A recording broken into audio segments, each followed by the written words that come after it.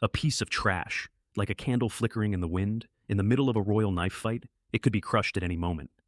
That was the first thing anybody said to me in my new life. Not hello, not congratulations.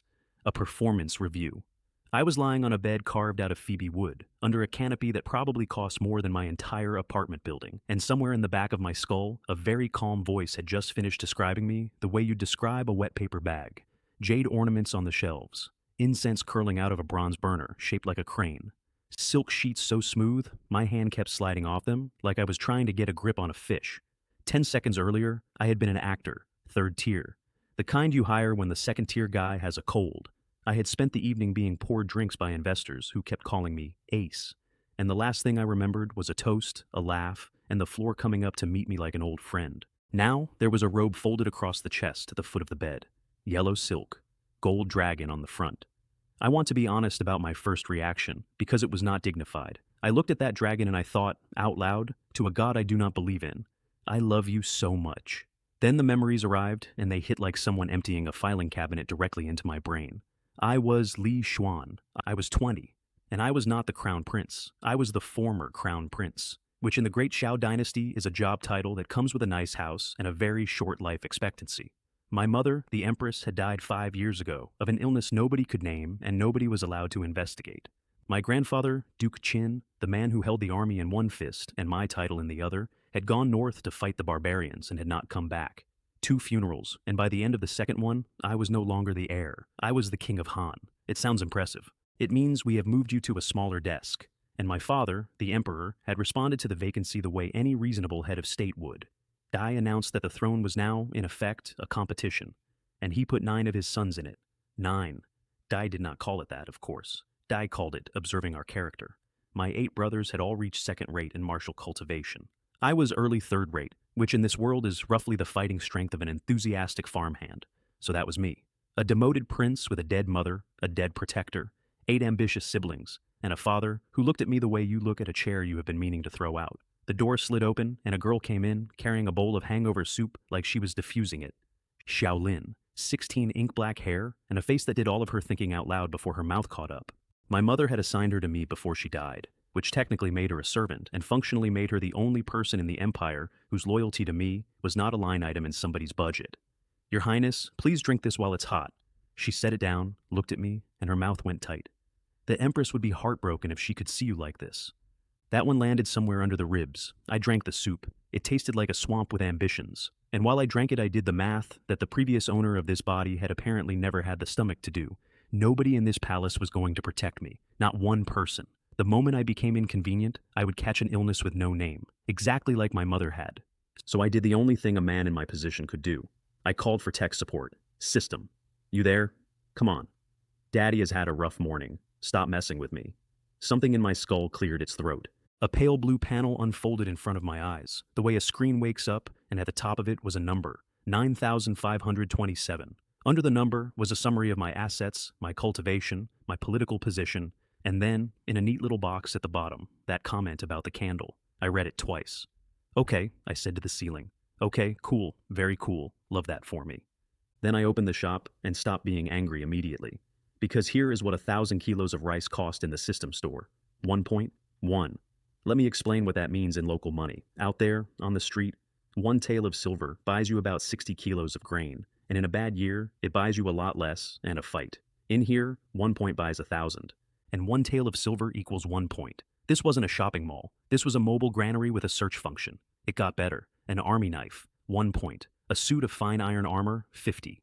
Which meant that, for 51 taels of silver, I could take a man off a farm and hand him back to the world fully armored, when the imperial treasury was budgeting 10 times that per soldier and still shipping them out in padded cloth. I sat there on a bed worth a village doing arithmetic, and outside my window, the Great Qing Dynasty sat surrounded on every side like a fat sheep in a room full of very patient wolves. Barbarians in the north, Great Guo in the northeast, 3 kingdoms out west, tribes to the south, pirates on the coast, and 9 princes inside, sharpening. System, I said. Is there a beginner's package? There was a pause. Then, request detected. Request detected. So you had it the whole time, and you were just going to sit on it unless I asked. Wonderful. Great start to the relationship. The package opened. 3 items and an organization. Item 1. A top-grade marrow cleansing pill. Shop value, 1 million points. 1 million taels of silver. You could raise and equip an army of 100,000 men for that, and I was about to swallow it like an aspirin. Item 2. An Innate Grandmaster upgrade card. Item 3. Immunity to all poisons, which, given how my mother died, I did not laugh at. And the organization, which I will get to because it deserves its own moment. I took the pill first.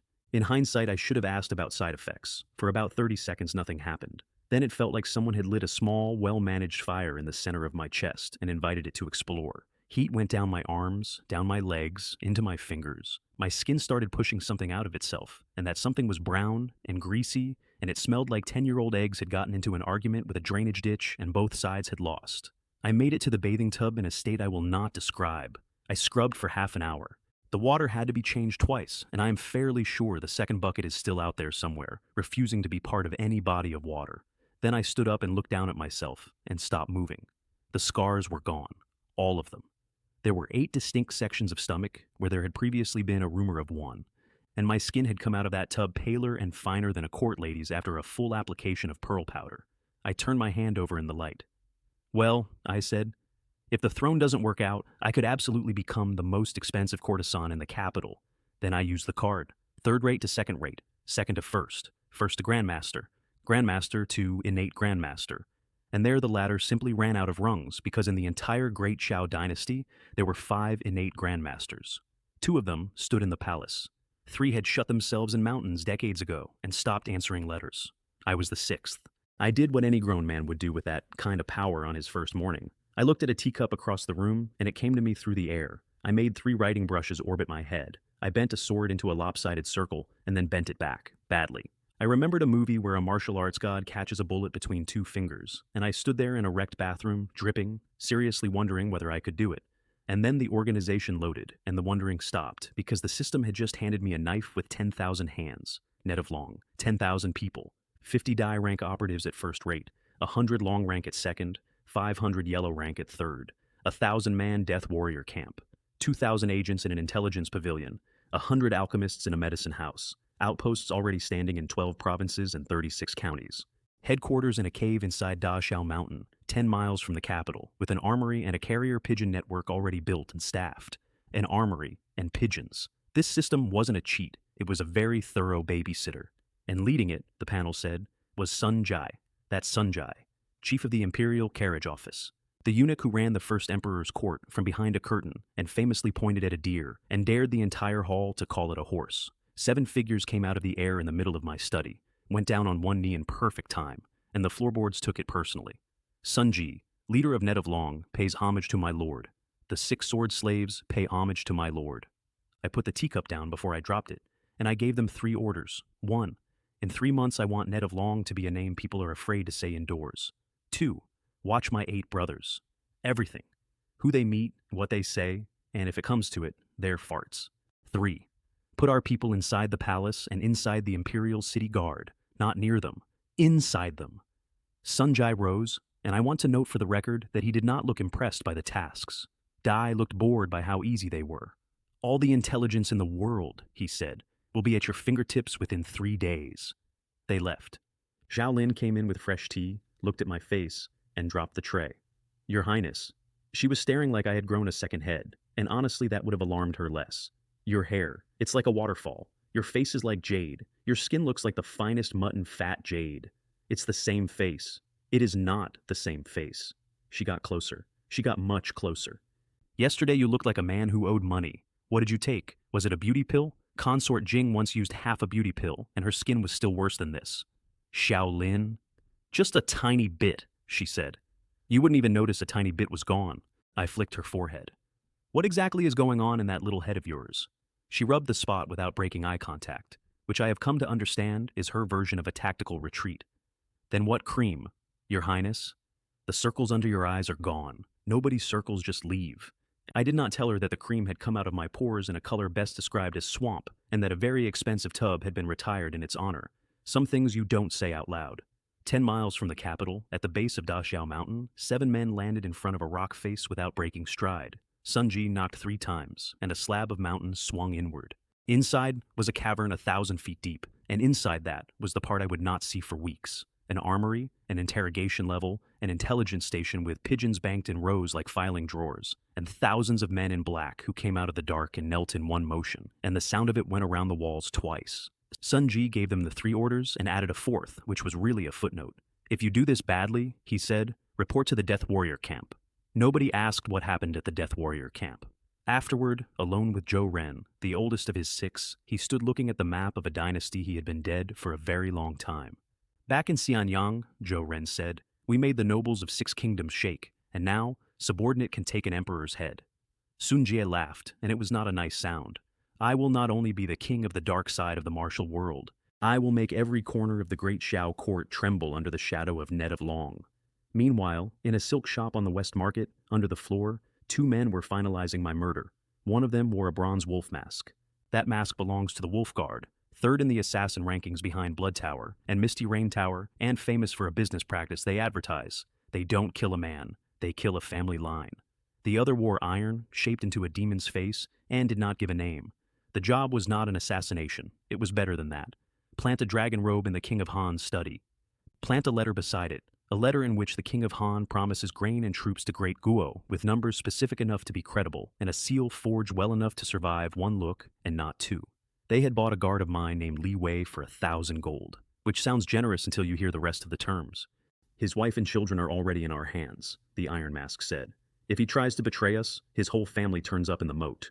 Signal, a bronze whistle, twice at 7:45. Hiding place, under the 3rd floor tile in my study. A pigeon went out with a red-stained ribbon on its leg, and the ribbon meant ready. Framing a prince for treason. In a dynasty where treason is a family-sized crime, it's efficient, I'll give them that. You don't need a knife if you can make the emperor hold it. The next morning I skipped court, not out of laziness. I wanted to see what my absence was worth, and the answer came back fast. Nothing. Shaolin nearly took the door off its frame. Your Highness, you can't just not go. They'll say you're being disrespectful. They'll say... They didn't say anything. That was the point. My father looked at the gap in the line where a prince should have been standing and asked, where is the King of Han? Nobody answered. Nobody had an answer to give, because nobody had thought about me hard enough to make one up. And the emperor said, if he didn't come, that's fine. 4 words. That's the whole eulogy for a crown prince. Down the line, my 2nd brother and my 3rd brother traded a look. Big brother probably knows he has no hope, one of them murmured, and the 7th sniffed something about etiquette. And then the Minister of Right stepped out of the ranks and asked the emperor to name a new heir, and every spine in that hall straightened at once like a row of dogs hearing a can open. My father said, this matter is not urgent. I need to observe more carefully. Which is the most expensive sentence in the empire. It means the competition is still running. It means 9 suns keep sharpening. That evening, at 7:45, a man in a wolf guard mask came up out of the dark of an abandoned temple with a sandalwood box under his arm. And Li Wei sent his shift partner away with a story about his stomach and blew a bronze whistle twice. I know the exact timing because I was standing behind a rockery in my own garden, watching it happen. I had felt him the moment he crossed my wall. Second rate. It's a strange thing, being able to feel a man's cultivation from across a courtyard. And stranger still, to realize that a week ago, he could have walked into my bedroom, killed me, and been home for a late dinner. Sun Jai appeared at my shoulder. My lord, rats have gotten into the mansion. What's the panic? I said. Let's see what this rat is up to first. So we watched him lift a floor tile I did not know was loose in a study I had been sitting in for 2 days and put a folded yellow robe underneath it. And 3 walls away, on a roof, Shadow Edge sat in a silver mask with his chin on his hand, watching the same thing and thinking, more or less, you little punk, you're trying this on me? They took the assassin outside the walls. They took Li Wei in the study. Dai hit the floor with his forehead already bleeding and told me everything before I asked. They had his wife, his children, his parents who were old. Dai said it fast and flat, the way you say a thing you have already argued with yourself about for 3 days. I let him finish. Then I said, the only part that mattered. You don't actually believe that once you've done their job, your family comes back safely. Do you? Dai stopped talking. That was the answer. I hit the table. I have fed you, housed you, and paid you better than the palace does, and this is how you pay me back. Dai didn't beg. I'll give him that much. Clean it up. Sun Jai's palm came down on the crown of his head, and it was quick, and then it was quiet, and then 2 men dragged him out, and I did not ask where. I want to say I felt something. What I actually felt was a very clear thought arriving on time. This is the job now. This is what the job is. Then I noticed the seam. There was fresh earth in the crack between 2 bricks near the wall. Nobody had put anything there tonight. I pried it up, and under it was a second hiding place, one my own household had never found, and inside that were the other two halves of the plan, the dragon robe and the letter. I read the letter. It was good work. It was very good work. Grain shipments, troop numbers, a promise, and a seal that would hold up in a hall full of frightened officials for exactly as long as it needed to. King of Han, Li Xuan. Secret agreement with Great Guo. Framing a man for treason is a capital offense, I said to nobody. Only my dear brothers would go to this much trouble.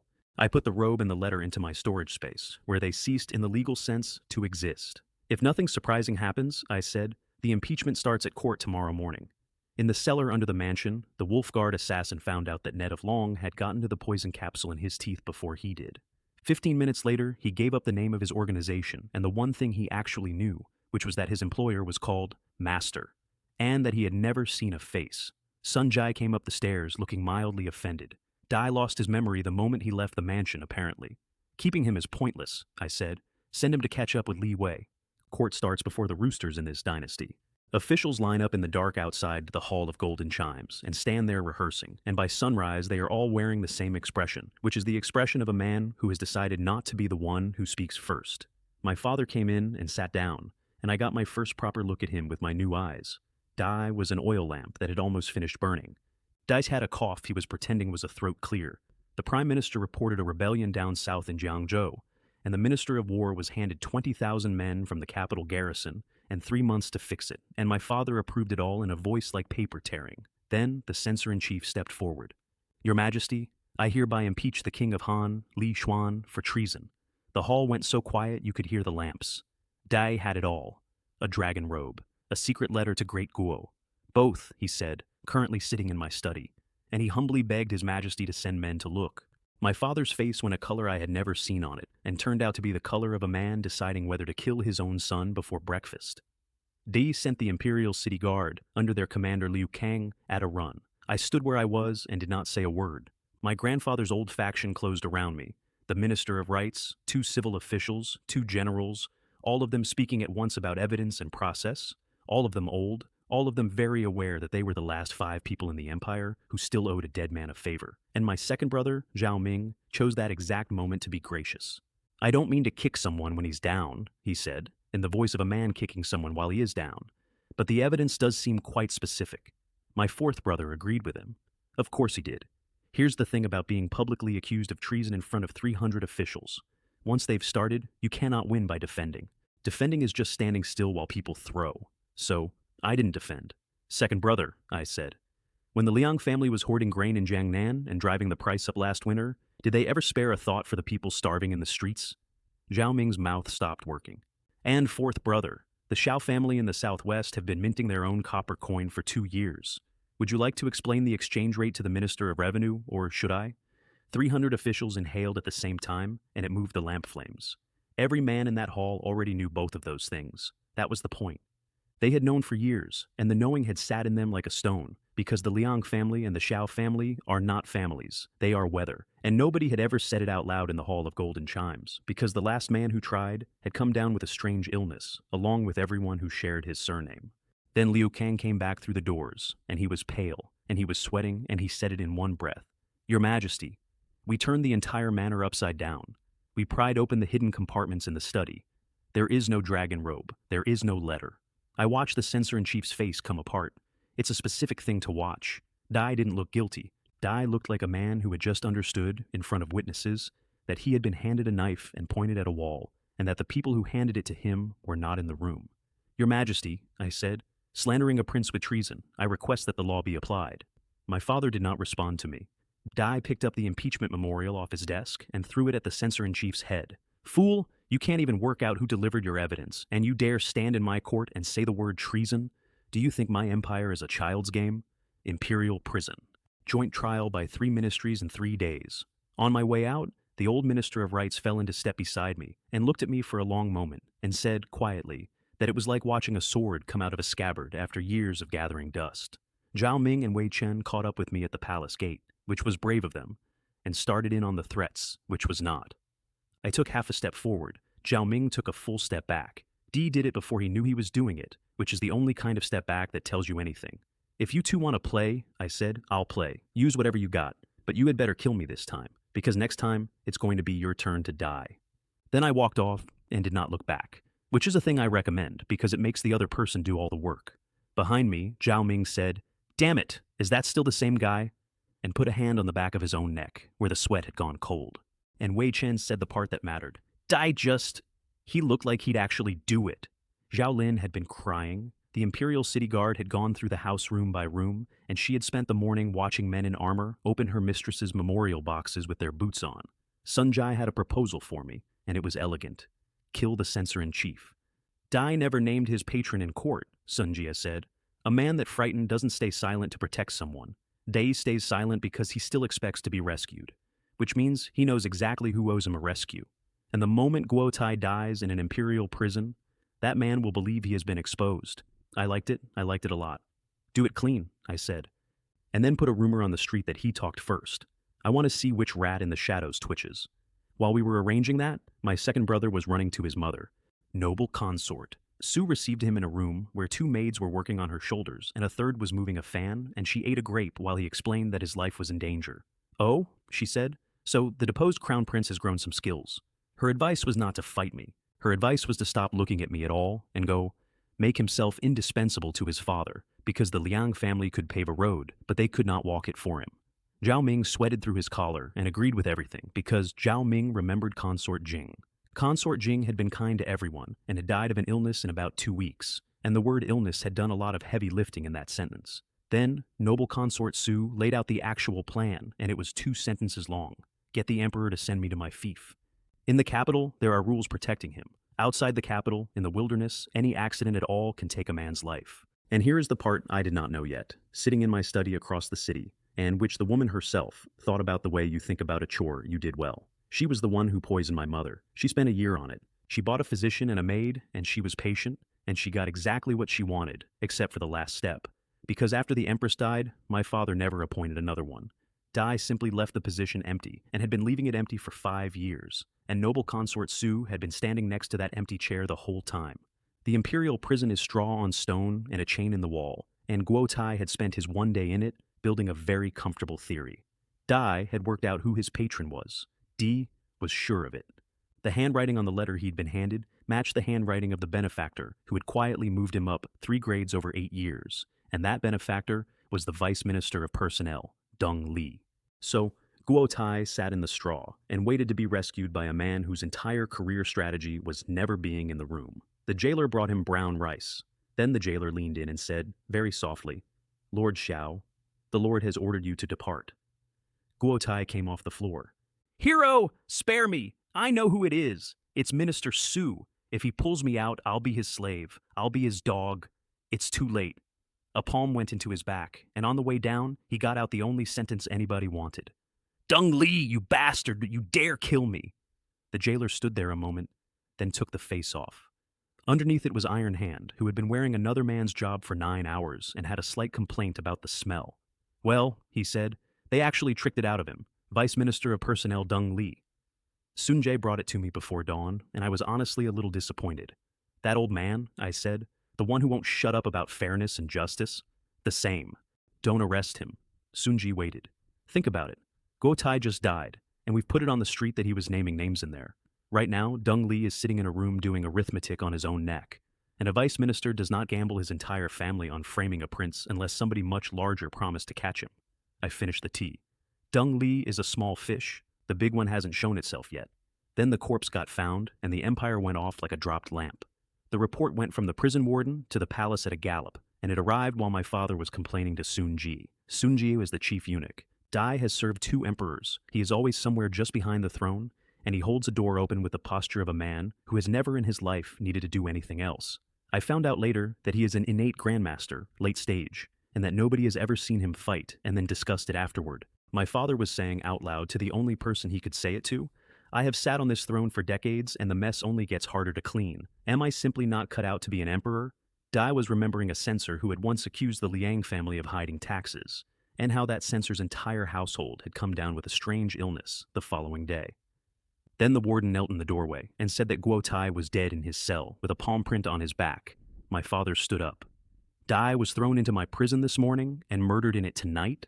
First they framed my son for treason, and then they kill the witness to keep him quiet. They are trying to grind my dignity into the floor. And he raised the dark guards.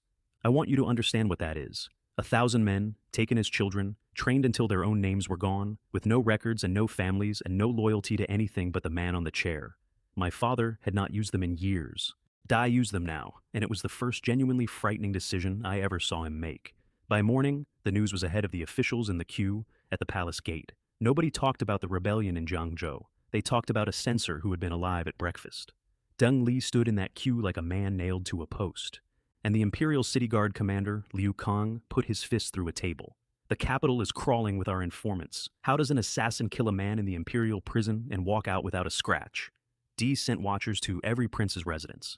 Dai also, for completeness, sent watchers to mine, which I appreciated, because it meant Ned of Long now had a list of every man in the city who was any good at watching.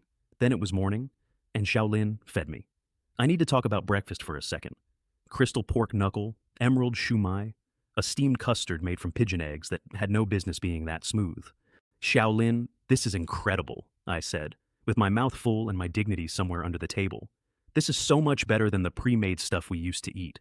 She frowned. What we used to eat? Nothing. Sunjai arrived and reported that the man selling candied haws on the corner had been replaced, and that the new one had a soldier's shoulders and kept glancing at my gate. Imperial City Guard. And while he was telling me that, my skull filled up with light. The weekly sign-in had refreshed, and I said yes. And the panel opened like a slot machine, paying out at the exact wrong moment in a conversation. 1,000 black armored iron cavalry. If that name doesn't do anything for you, it did plenty for me. That's Ma Chao's unit. That's the 3,500 men who went into 100,000 at Hulao Pass and came out the other side with the enemy commander in a sack. The panel filled in. Every man third rate. Horses armored to the fetlocks. Lances, horizontal blades, crossbows on the saddle. A wall of black iron that moves. There was exactly one problem, and it was a logistics problem, which is the most annoying kind. I had a courtyard. One warhorse takes 3 stalls. 1,000 armored riders appearing in my garden would be noticed by the tofu seller, the candied haw man, my neighbors, and every informant in the eastern half of the capital. And the resulting conversation with my father would be short. So I left them in the system. 1,000 mobile tanks, parked. Fine, I told the ceiling. We'll open the garage later. Instead, I went shopping because there was a much quieter weapon in that store, and its name was salt. 1 point buys 1,000 kilos of salt. Out on the street, a handful of coarse salt costs half an ounce of silver, and a pound of it is half a month of a farmer's food budget. The margin is not a percentage. The margin is a number with a lot of zeros, and I sat there and worked out that I could undercut every salt merchant in the empire by 90% and still be robbing the customer. Iron next. A hoe costs 2 taels out there. I could hand out hoes like flyers. Sunjai understood the shape of it before I finished the sentence, and improved it. We don't sell it ourselves, my lord. We move it through the merchant guilds and the river gangs, and we tell them it came off a foreign ship or out of a private mine. Using business to open the road does 2 things, my lord. It cleans Ned of Long's name in daylight, and it puts our people inside the guilds, the escort agencies, the granaries, every place where information sits down to rest. Dai looked genuinely happy for the first time since he'd arrived. Within a year, the entire world becomes Ned of Long's eyes and ears. Start with the river gangs in Jiangnan, I said. 2 days later, my father summoned the whole court to hear that he had decided, on reflection, to send me to my fief early. The woman who killed my mother had gone to him at night with a box of osmanthus candy, and he had looked at the box and said, "Unsolicited favors usually mean something. Stop circling." So she cried a little in the right places and said that poor Schwanner, me, had been slandered, that the capital was full of knives, and that the boy would be safer in his own land, far from all this. And behind her eyes, she was watching a fish being lifted out of the water. Dai agreed, which is how I ended up standing in front of a map of the Great Qing Dynasty, with my father saying, in a rare fit of generosity, that I could pick. I let my finger drift across Jiangnan first. Warm, wet, rice twice a year, silk, money. Every official in the hall leaned in slightly, the way people do at a card table. Then I moved my finger all the way north and pushed it into Zilian Commandery, which is the piece of the map where the ink runs out. The hall made a noise. Western Guo? My father actually sat forward. That place is nothing but war and chaos. It's the gate the barbarians come through, I said. I'd like to train troops there. That was the public version. The private version was 4 words long, and it was this. My father would be very far away. The Minister of Rights was outraged on my behalf. The Liang faction murmured that His Majesty was wise. which is what that faction murmurs when it can't believe its luck. Afterward, my father put a hand on my shoulder, and he meant it kindly, which somehow made it worse. Don't blame me for being ruthless. You're too soft-hearted and your abilities are ordinary. In a peaceful age, I would have given you the throne. I bowed. I said the correct things. And on the way down the steps, I thought very clearly. Look down on me all you want. Once I'm standing in Western Guo and my iron cavalry is riding back through this gate, we will find out together who deserved the chair. Then I went home and had to sell the idea to the only person whose opinion actually cost me anything. Xiao Lin, I leave for my fief in 3 days. Do you want to come? Ziliang Commandery. She said the name the way you'd say a diagnosis. That's the barbarian border. Sandstorms in spring, your ears freeze off in winter, and it's full of fugitives and bandits. Your Highness, that is not a place where humans live. It was my own choice. She stopped. She came over. She reached up and put the back of her hand against my forehead. Your Highness, are you running a fever? I removed the hand. She thought about it for approximately 1 second, and then squared up like a soldier. Fine, wherever your Highness goes, Xiao Lin goes. What are we afraid of? Bandits? And she ran off to pack, shouting back over her shoulder that she was absolutely bringing the Xuanbing silk quilt, and that I could complain about the weight of it in Western Guo when I was warm. Before I left, I wanted the man in the iron mask. The head of the wolf guard in the capital turned out to be living in the slums south of the market, in a shack, with dirt under his fingernails and straw sandals falling off his feet, boiling wild greens in a cracked pot. Which is, I have to admit, excellent tradecraft. Nobody has ever watched a beggar to see whether he was any good at killing people. Zhou Ren took the door off its hinges. You're the one I've been looking for. Brother? The man didn't even stand up. My house is shabby and dirty. You've got the wrong place. My Zhou Ren's palm came through the air like weather, and the beggar was not there when it arrived, which told both of them everything. A top-grade wolf guardian, Zhou Ren said, wasting himself on the beggar routine. Then my man closed a hand around his throat and sealed his internal energy in one motion, and the beggar's face went through several stages, and the last one was arithmetic. In my cellar, he looked up and saw a deposed prince standing over him and said the thing that everybody was going to keep saying to me for the next year. King Han, how could it be you? It's a good question. The answer is that a demoted prince now had a grandmaster standing behind his chair, and nobody in the capital had updated their notes. His name was Zhou Qin. I'm going to skip the part where he decided to talk, because the interesting thing isn't how a man breaks. The interesting thing is what falls out of him. The Wolf Guard's client was the Prince of Pacifying the South, Deng Wu. That name changed the temperature of the room. Deng Wu is the only man in my father's empire who holds a princedom without a drop of royal blood in him. 300,000 troops on the southern border, the tax revenue of 2 prefectures, estates in 8 more, a private army of 10,000 men that does not appear in any register. Di is a grandmaster himself, and he carries a long Tai greatsword that 2 normal men could not lift between them. Di is not a subject. Dai is a small country wearing a subject's hat. And his sister is Consort Lin, who is the mother of the 10th prince. So here was the plan I had almost been buried under. Kill me. Make it look like the 2nd and 4th princes did it. Let 9 sons tear each other apart in the confusion, and while the water is black, quietly float his nephew to the top. 4 birds, 1 stone. Somebody in the south is very good at his job. Zhu Qin also gave me 6 wolf guard positions inside the capital, the cellar under the Drunken Immortal Pavilion on the West Market, a dead forge in a northern alley, 4 more cease, and every one of them matched an address Ned of Long already had circled. Clear them, I said. Tonight, all 6. And the Prince of Pacifying the South? We don't touch him. Sun Jai raised an eyebrow, which from him is practically an argument. A man with 300,000 troops and a private army does not sleep in an empty house, I said. I would bet there's an innate grandmaster somewhere in that palace, and I am not spending my first month here finding out. We hand the evidence to the Imperial City Guard and let my father hold the knife. I put the confession down. I'll remember the debt, though. When the time is right, the Prince of Pacifying the South is going to find out what it costs to come at me. That night, 200 men of Ned of Long went out in 6 teams, 1 sword slave to each. My Zhou Ren took the temple at the foot of Dongshan, where they had crossbows on the roof, which lasted until he walked up the middle of the courtyard, batting the bolts out of the air, and stepped onto the roof beam among them. My wind dash came into the wine cellar of the Zuixian Lu through the dog gate and the drain, which he had opinions about, and cut his way to the back wall in under a minute. Is this all the Wolf Guard has? I heard you people were the kings of assassins. Did he get the job by talking? At the end of it, he looked at his blade and sighed. Damn it, you've dirtied my sword. Stoneclamp took the north alley with 2 swords and a policy. Trying to run? I'll break the leg first, then you can crawl. Iron Hand got the dead forge and had a wonderful time. Whoa, is he using a clothesline as a weapon? And when a man went past him for the door, what's the rush? The underworld isn't open for business yet. Dai finished by snapping a spiked club over his knee and handing back the pieces. Next time, find a blacksmith. Don't try to fool people with firewood. My shadow edge cleared a farmstead outside the wall and was frankly insulted by it. With this level of skill you came out here, go home and farm. My silent whisper took the warehouses at the riverport, quietly, because silent whisper does everything quietly. 1 hour, 6 locations, 210 wolf guard, none of mine.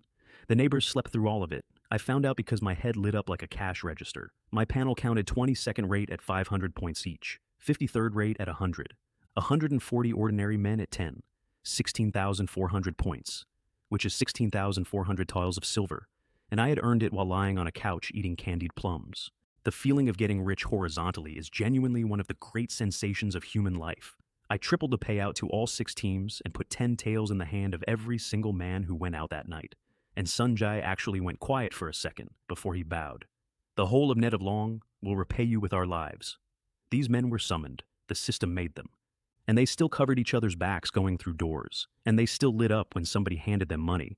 And I filed that away, because it mattered later in ways I didn't expect.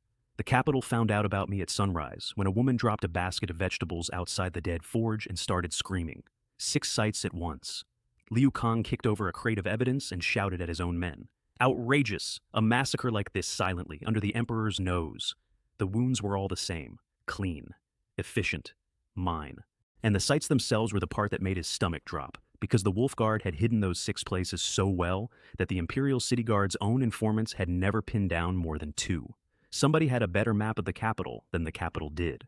Meanwhile, Deng Li, Vice Minister of Personnel, was working late. 2 of my shadows came over his wall without disturbing the bells on the eaves and lifted him out of his own study while the candle was still burning and his guards were still yawning at the gate. In a room he did not recognize, Sunji sat down across from him and was extremely polite. How long does Lord Lin intend to play dumb about instructing Guo Tai to frame the king of Han? Zhou Qin has already confessed. Deng Li talked for an hour. A clerk wrote all of it down. When it was finished, my Sunji patted him on the shoulder. Thank you for your hard work, Lord Lin. Then he made a small gesture with 2 fingers, and Deng Li understood the gesture about half a second too late. They put him back. That's the part I admire. They took him home and staged it properly, a suicide note in his own handwriting, written with the brush held loose to get the tremor right, and a few unnatural pauses added in, the places a frightened man's hand would stop. A rope over a beam, the knot adjusted, the toes just brushing the floor, a stool on its side, ink spilled across the desk. And in his hidden compartment, where I knew the Imperial City Guard would absolutely look, they left his confession and a forged letter tying him to the south. Let them fight among themselves, I said. They fought. A maid named Hua Lan dropped a wash basin in the doorway, and my work was found. Liu Kang came, found the note, then found the compartment, then found a strong box of correspondence and a ledger, and rode for the palace so fast his escort lost him twice. My father read the ledger and put a table over. Damn it, the Prince of Pacifying the South is too presumptuous. Is he planning a rebellion? And then he did something to Liu Kang that I would not wish on anyone. Dai looked at him and asked in a perfectly level voice, Li Xuan, tell me, should I kill the Prince of Pacifying the South right now? There is no correct answer to my father's question. Say yes, and you have advised the Emperor to start a civil war with 300,000 veterans on the southern border, while the north and west are already leaking. Say no, and you have told the Emperor to his face that he cannot punish a subject. Liu Kang put his forehead on the floor and stayed there. My father sat back down, and the fight went out of him all at once. I possess a vast empire, he said, and I cannot touch one prince. What a pathetic job this is. His order came out flat. Dig out every Wolf Guard cell in the country. Every official on that ledger goes under the knife, and the Prince of Pacifying the South gets to run around a little longer. Liu Kang walked out of the palace with his back soaked through. Dai walked straight into the second problem, because my men had left something behind in those 6 cellars, not a message, a calling card, small iron badges cast in the shape of a spider's web. Net of Long, a runner told him. That's what they're calling it. Liu Kang stared. Net of Long? What organization is that? Dee kicked his own chair out from under the desk. The Wolf Guard aren't even cleaned out yet, and now there's a Net of Long. Is the world turning upside down? For the next week, the Imperial City Guard went door to door through the tea houses I grew up near, holding up an iron spider's web and asking, with increasing desperation, whether anybody had seen this sign. Nobody had. That was the whole point of the sign. My courtyard, meanwhile, had become a shipping company. 12 carts, Shaolin with a list as long as her arm and both hands on her hips. Uncle Zhao, 2 more sacks of grain. We could hit heavy rain on the road. Min, find His Highness's fox fur cloak. It's freezing in Ziliang. Don't let him catch cold. My carpenters were under the wagons, reinforcing the beds, muttering that the road would break an axle on the first mountain. There were crates labeled cotton clothing, crates labeled medicinal herbs, crates labeled strong liquor, and 10 entire carts of nothing but horse fodder. I pointed out that I had a storage space. Shaolin said that a storage space had never once packed a quilt properly in its life, and kept working. While she packed, somebody bought my death. The people my stepmother hired are first in the rankings, and they have a motto, which tells you what kind of people write mottos. Those who witness the mist and the rain will die. Misty Rain Tower was founded 100 years ago by a swordsman with a blood feud and no relatives left to feed. 4 messengers, wind, rain, thunder, lightning, 4 halls. Green bamboo does the killing, red maple does the intelligence, secret ice does the poison, crimson flame does the mechanisms, silver masks at the bottom, gold above that, and purple gold at the top, of which there are never more than 5 alive at once.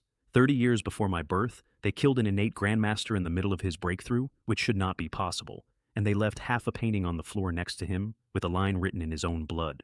Misty rain leaves no trace.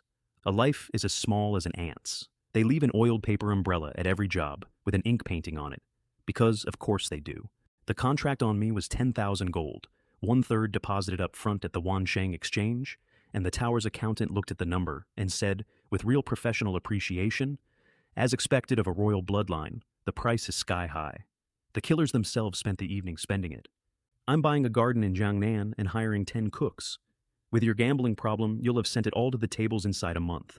And their gray-masked third brother, who wanted a bigger cut of me because his mother in the village was ill, right up until his team leader said, if you mention the casino one more time, you're the bait on the next job. I left the capital at dawn with 20 carts and 100 guards, eating millet porridge out of a bowl in my lap with 2 meat buns balanced on my knee, which is not how princes are supposed to depart, and is exactly how I wanted to do it. 1 carriage came after us. Wenhua is 10 years old. 2 buns in her hair, a pearl pin she is very proud of, and eyes like black grapes that have been soaked in water. She is my sister.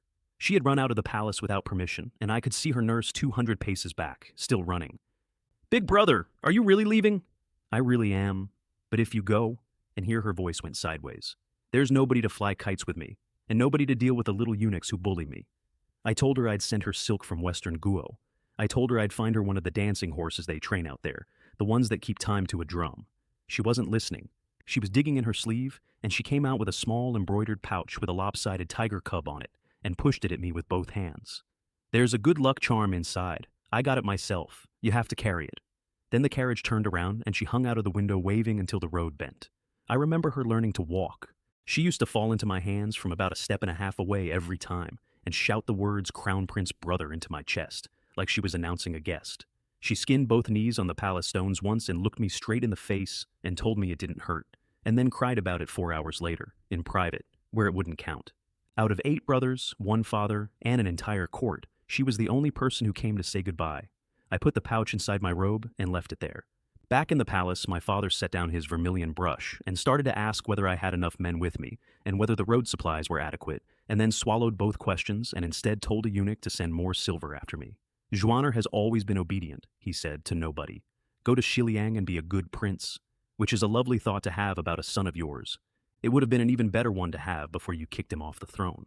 2 courtyards away, my stepmother sat in front of a bronze mirror and asked whether it had been done cleanly. It had. The contract on me had been paid through a chain of beggars outside the city walls. There was nothing to follow. As long as Li Xuan dies on the road, she said, adjusting a pin, let's see what those old fools who keep shouting about firstborn succession have left to shout with.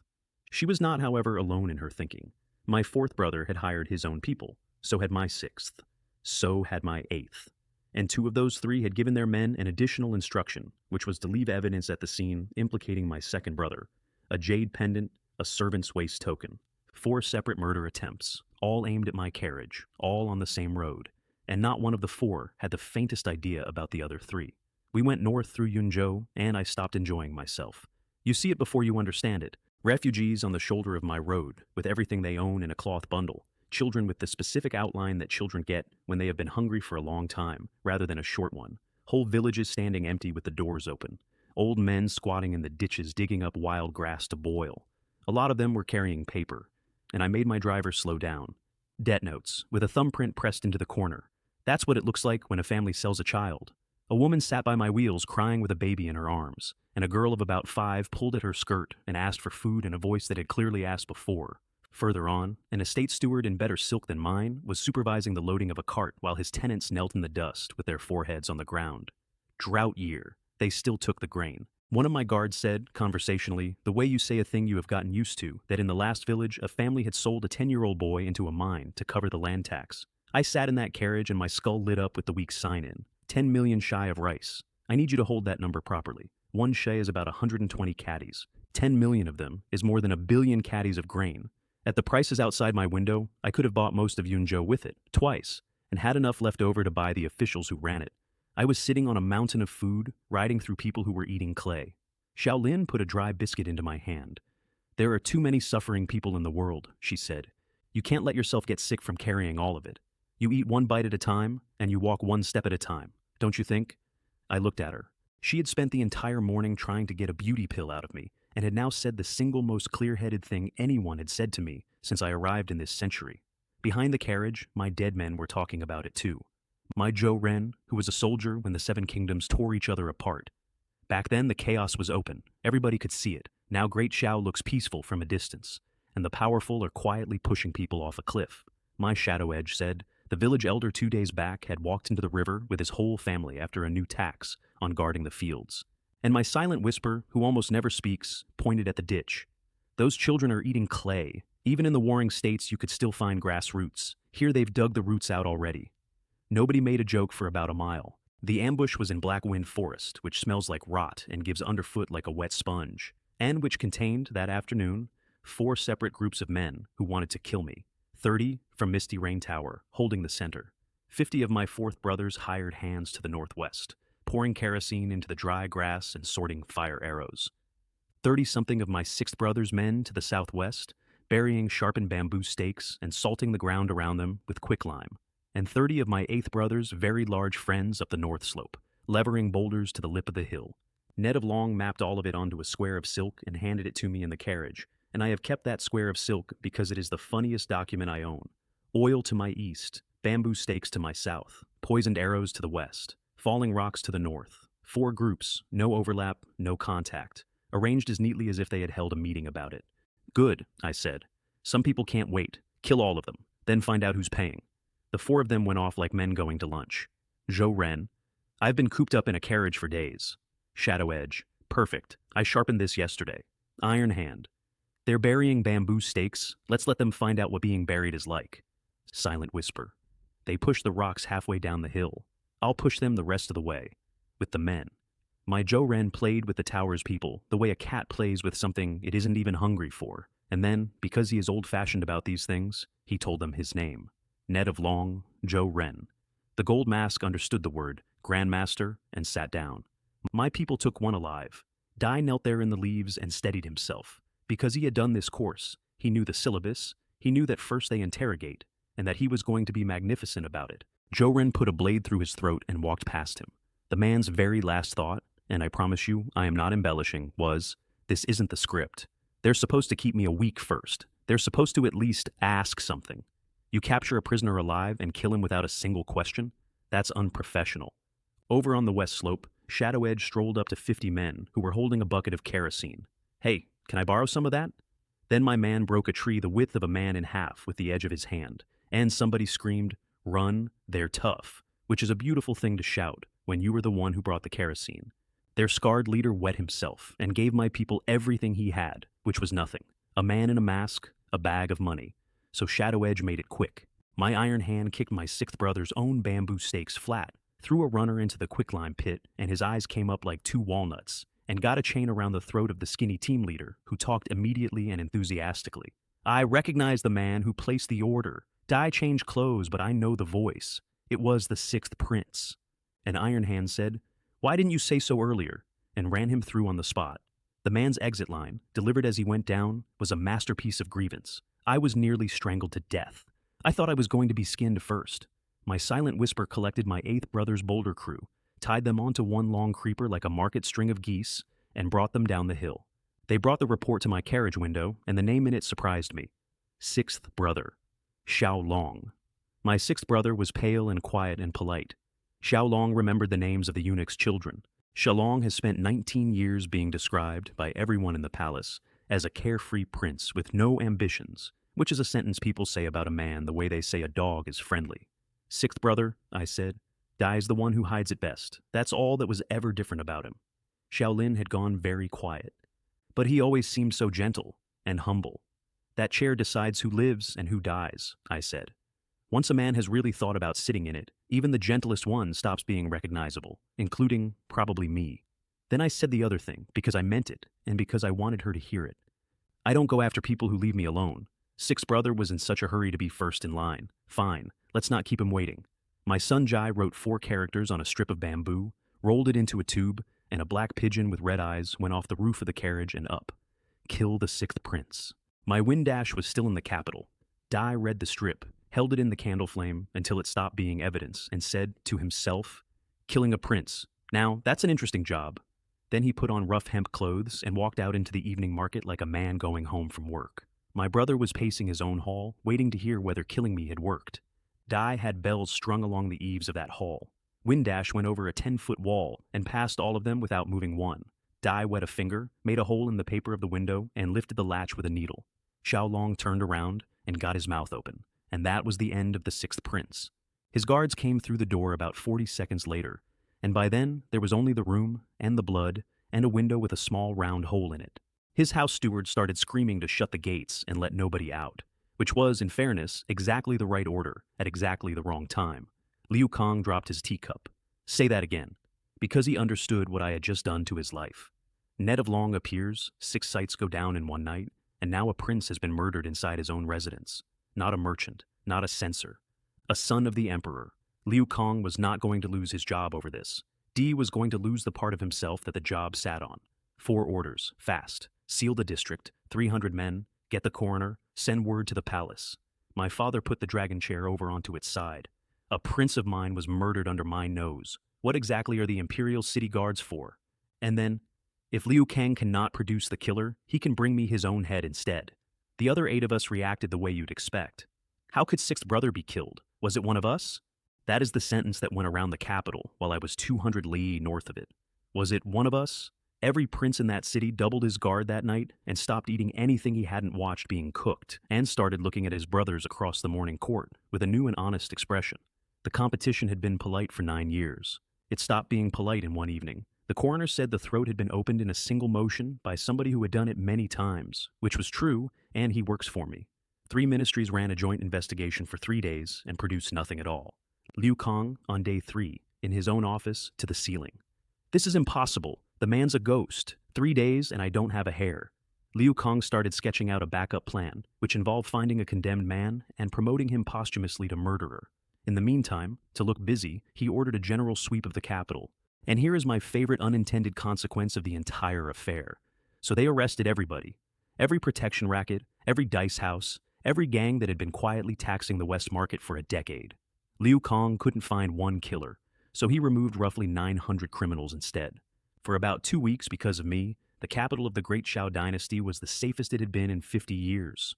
Merchants left their shutters open, children played in the alleys after dark, old women walked home from the night market alone. And in the cells under the yamen, 900 professional thieves lay in the dark howling about me about the injustice of it. That bastard Liu Kang! Dai can't catch the real one, so he uses US as a punching bag. Somewhere south of all that, in a room with a view of a lake, the person who had contracted to kill me crushed a teacup in one hand. 30 of his people were dead in a forest, every wound made by one man, one grandmaster. The king of Han, he said, has someone like that standing next to him. Dai gave 2 orders. Put every agent we have onto Li Xuan and find out what he actually is. And then he gave the other one, which was about business, because reputation is the only inventory an assassin's guild carries. If we lose that many people and do nothing, what does the martial world think of us? So he sent me a message instead of a killer, which I have to admit was stylish. If you can survive 3 attempts by Misty Rain Tower, I will personally end all contracts against you. In 100 years, nobody had ever survived there 3. I read it in a carriage in the middle of nowhere. And I want to be honest about my reaction. I was flattered. It's a strange thing to be told you have been upgraded from errand to project. Then we crossed into Yuzhou, and I got my first look at what my father had actually given me. Yuzhou, which I now owned a corner of, is the northernmost of the 12 provinces and the largest. Black earth, short summers, rivers that freeze solid, and bandits on every road that isn't watched, which is most of them. And my Ziliang commandery sits at the top of it, like a rag somebody dropped on the way out. It's on the barbarian border. The horsemen come through it every autumn for food and for people. There is technically a law in Ziliang commandery, and the local expression for it is that if you have a knife in your hand and money in your pocket, you can walk down the middle of the street. Shaolin looked out of the window at all of it and said flatly, "What treasure trove? It's dirt and mountains." I was looking at the same view and trying not to laugh out loud, because I could see something she couldn't. Black earth. Miles and miles of my black earth, the kind that grows anything you put in it, sitting completely unused because in this century, nobody has seeds that survive a northern winter. I have a store with a search function. I'm rich. I'm so rich it's rude. The men currently administering my new home had a different plan for me. My prefect, He Yuan, was fat and turned a jade ring on his thumb while he talked. Prefectural assistant Ma Rui does the arithmetic for him. Between them, they have spent 10 years milking Ziliang, a partnership with the local landlords, a surcharge on everything that moves, and a long habit of collecting the garrison's pay and forgetting to distribute it. Dai's just a deposed crown prince, He Yuan said when he heard I was coming. If he doesn't want to cooperate, I'll make sure he never has one peaceful day in Ziliang. I had one more sign-in on the road, and it was the one that decided how the next month went. 2,000 Han elite soldiers. I read the panel twice. Triple-layered armor, iron helm, a crossbow rated at 12 Dawn, and a training standard that assumes a 100-day march carrying half your own body weight. Halberd, Han sword, crossbow, 30 bolts. The panel called them the peak of infantry in the cold weapon era, and for once the panel was underselling it. That gave me 1,000 heavy cavalry and 2,000 of the best foot soldiers who ever lived against a Western Guo garrison of 3,000 men who had not been paid in 8 months and had never in their lives stood in a straight line. I did the arithmetic in the carriage and said it out loud, mostly to hear how it sounded. When we get to Western Guo City, step 1 is taking the prefect's mansion. I should mention that one of my earlier sign-ins had given me 10,000 iron hose, and that at the time, I had complained about it at some length. Hold on to that, it comes back. 2 days out from Western Guo City, somebody decided to rob me. The Black Tiger stronghold sat up in the Black Wind Mountains on my road, with 3,000 men and about 100 horses, which makes it one of the 5 biggest bandit operations in Yuzhou. Their chief is called Hu Feng, and he has a scar that runs from his eye to his chin. And he is first rate, which for a bandit is unusual because he used to belong to a sect and was thrown out of it. Dasi also had a second job, which nobody in Yuzhou knew about. My bandit worked for the Black Lotus cult.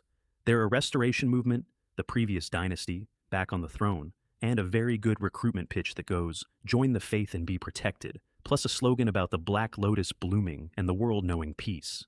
They shipped him grain and good iron weapons, and he shipped them a percentage, and none of that survived meeting my column. At that moment, he had a problem, which he was explaining to his officers 2 days before he met me in a hall full of gnawed bones and broken jars. If we don't make money soon, the men will start eating each other. Then a runner came in with the good news. 20 or 30 carts, 100 soldiers, coming up the North Road. His fourth chief, who was the only one in that room with a functioning brain, asked whether it might be a trap. His second chief laughed at him. "Do you know what kind of men the Ziliang commandery garrison are? Useless. All of them. Completely useless." Which was, at that exact moment, 100% accurate. Hu Feng took 1,600 men down the mountain, and on the way they made plans. A new knife. A night in a decent brothel. One of them said that if he got gold, he'd buy a woman and take her home. And I mention it only because 40 minutes later, he did not have any of those problems anymore. My scouts told me all of it while I was eating. "Well," I said, "since we run into each other, let's do the people a favor." I summoned the 1,000 black armored iron cavalry directly onto the ridge in front of us, which was the first time I'd used them, and it was worth the wait. I also sent the 2,000 Han elite soldiers around the long way to go and take the stronghold, because there is no reason to fight a bandit army twice. Down in the ambush, the bandits heard something and looked at the sky. "Is that thunder?" "The sky's clear, you idiot." "Then what?" "Hooves. That's hooves. That's hundreds of." And around the bend came a wall of black iron, men in full plate, horses in full plate, lances down, moving. "Man and horse both armored," somebody said, in the flat voice people use right before they die. "That's heavy cavalry." Hu Feng actually screamed the question out loud. "How can there be heavy cavalry here?" There is no answer to that question that helps you. Heavy cavalry against 1,600 bandits in open ground is not a battle. It is a demonstration with casualties. It took about as long as it takes to eat a bowl of noodles. 1,600 bandits, 0 losses on my side. Hu Feng went into the trees on foot, where horses can't follow, and got out with his life, which he would spend badly. My point total rolled up past 40,000. And then the 1,000 riders came down off the ridge toward my column at a canter, and my 100 palace guards nearly had a collective heart failure. They drew, every one of them. One of the officers said, out loud, "One charge and we're gone." And he was right. I pulled the carriage curtain back. "Relax, they're ours."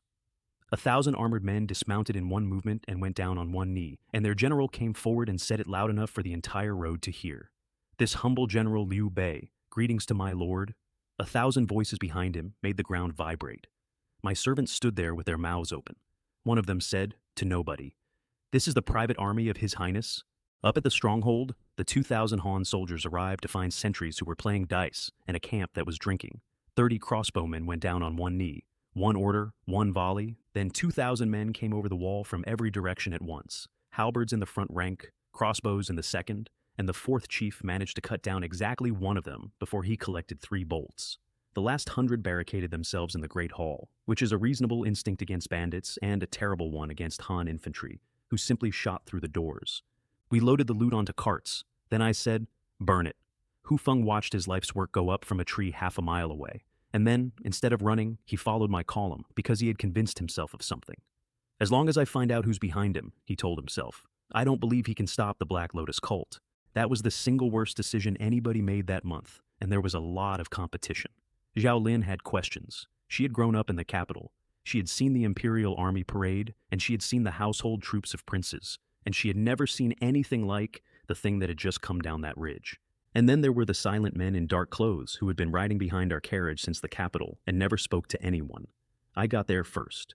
"You're wondering where the black armored iron cavalry came from, and who Sun Ji and the others are." She nodded once. "These are my most loyal people. Remember this, Xiaolin. Anyone in this world might betray you. They never will." I let that sit. Did you really think all those years I spent in the Eastern Palace as Crown Prince were wasted? These are my bottom lines. It's a good lie. It has the shape of a true thing. And the beautiful part is that it explains everything I will ever do in front of her without me having to explain anything again. Prefect He Yuan came out to the city gate to greet me with his officials arranged behind him, and I watched his face change while he counted. Dai had been expecting a few hundred household guards, because that is what a disgraced vassal king travels with. "My goodness," he said to his assistant, out of the side of his mouth. "Several thousand? This lineup is too luxurious. Other vassal kings are lucky to have a few hundred." They all knelt, and I let them kneel. I sat in the carriage and looked at the city wall for a while. I looked at the gate towers. I got out slowly. I adjusted a sleeve. He Yuan's forehead went down into the dust of his own road and stayed there, and somewhere behind that forehead a fat man was saying, "Is the king of Han keeping me here on purpose?" Yes. Obviously. It was the cheapest thing I would do all week. "Guards," I said. "Seize Prefect He Yuan." D came up off the ground like a landed carp. "On what authority? I am a prefect appointed by the imperial court. This is rebellion. An official of the imperial court." I looked at him. "I think you're a parasite. Ziliang Commandery is my fief. Here, I call the shots." Ned of Long had a file on him. More than 10 deaths were in it, and none of them had ever been anything but an accident on paper. "Where is Garrison Commander Sun Quan?" Ma Rui, the prefectural assistant, said that Commander Liang had unfortunately caught a chill and was in bed. "Ah, well, since he's unwell, I'll go and see him personally." Ma Rui started sweating, and the entire row of officials behind him started sweating, because everybody in that city knew that Sun Quan caught a chill the way other men take a holiday. In the command tent, he had his robe open, a bowl of wine in his hand, a serving girl kneeling to pour, and 3 officers laughing at his jokes. "That king of Han," he was saying, "is a fallen prince. No soldiers, no power, nothing. Having soldiers is what makes you a real boss." Then his own guard fell through the tent flap and told him the camp had been taken. Sun Quan came out with a knife. "Who the hell dares to walk into my military camp?" Zhou Ren hit him with one palm, and he went into the tent pole and did not get up quickly.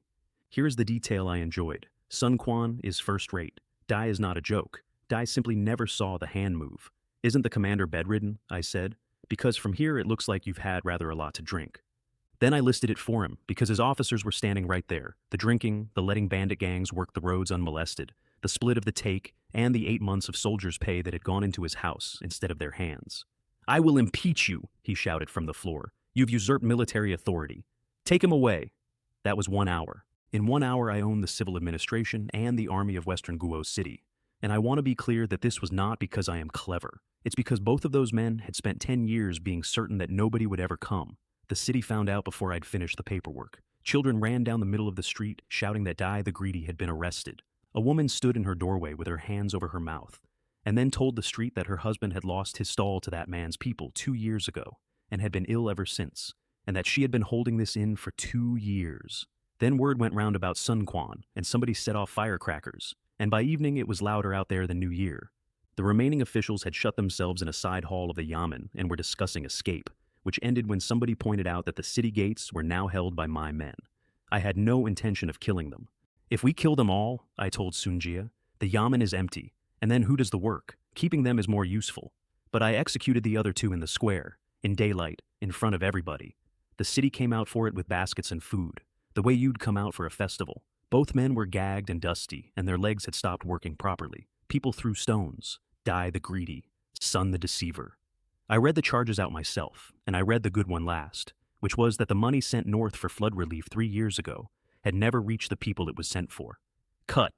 2 strokes, and the square made a noise I had not heard before, and would spend the rest of my life trying to earn again. Long live the King of Han. I saw grown men in that crowd crying, and not one of them was crying about the dead. Zhou Ren brought me the inventory of their houses that evening and read it out with a completely straight face. 10,000 toils of gold, 1,040,000 toils of silver, over 200 antiques, 27 land deeds, 15 houses. How, Zhou Ren said, does a prefect and a garrison commander in the poorest commandery in the north accumulate that? Patiently. That's how. Over 10 years, from people who had nothing. I gathered the surviving officials and gave them the offer, which was not an offer. Hand back what you took. Write down what you did. Do both by tomorrow evening, and you keep your position, your salary, and your neck. The fates of He Yuan and Sun Quan are available for inspection in the square. Every man in that room went down on his knees, and by the following night, my treasury had gained another 300,000 toils of other people's guilt. I made Ma Rui acting prefect, because a man who has just watched his boss die and has written his own confession in his own hand is the most obedient administrator in the world. Then I posted new law on the walls. Brawling, extortion, shaking down a shop, caning and exile, anything serious, execution on the spot by the officer who catches you. And every gang in Ziliang Commandery has 1 day to disband. After 1 day, you are not a criminal. You are a traitor, and traitors are handled by the army. A literate man read it aloud to a crowd at the West Wall, and a skeptic in the back said what skeptics always say. It's a face project. What new official doesn't shout a few slogans? And a man beside him said, this one executed the prefect and the garrison commander before lunch. What exactly do you think he won't dare? The gang bosses held a meeting in a warehouse that night. The small ones went home and dissolved their crews before dawn. The big ones talked about waiting it out, disband, and then, what do my 300 brothers drink? And the meeting broke up in an argument. Ned of Long had the minutes of that argument on my desk in the morning. Some people don't learn, I said, until they see the coffin.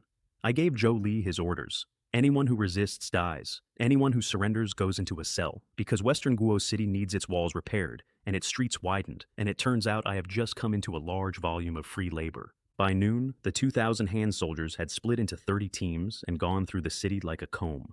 At the small knife bow, Scarred Wolf got his cleaver up and caught a spear in the chest for the effort. 30-odd gangs, 200 dead, 2,000 in irons and roped together in a line down the main street, while the citizens of Western Guo City threw rotten vegetables at them and applauded, some of them by name. The heads of the bosses went up over the gates, which I would like to say I found distasteful, and which I ordered myself.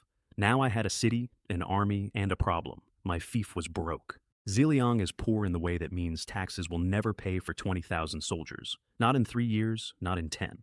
But I had a store that sold salt at 1,000 kilos to the point, and what I did not have was a way to move it without every merchant in the north asking where it came from. 3 families in that city already had the answer: Zhao, Wei, and Lin. Between them, they held every piece of good farmland inside the walls, the silk shops, the grain warehouses, the exchange houses, and branches in 4 neighboring prefectures. So, I invited them to dinner. Old Wang Lei, near 60, stroked his beard when the invitation arrived and said, "This is not discussing development together. This is a trap." Zhao Yun hit his table with it. And Li Guang, who is the youngest and much the fastest, said, "Of course we're going. Anyone who refuses that invitation may not see the sun tomorrow." I spent the first half hour of that dinner talking about local customs, the harvest, and the weather. It is remarkable what half an hour of small talk does to three men who came expecting a knife. By the end of it, Zhao Yun had stopped drinking, and Wang Lei's hand was flat on the table to keep it still.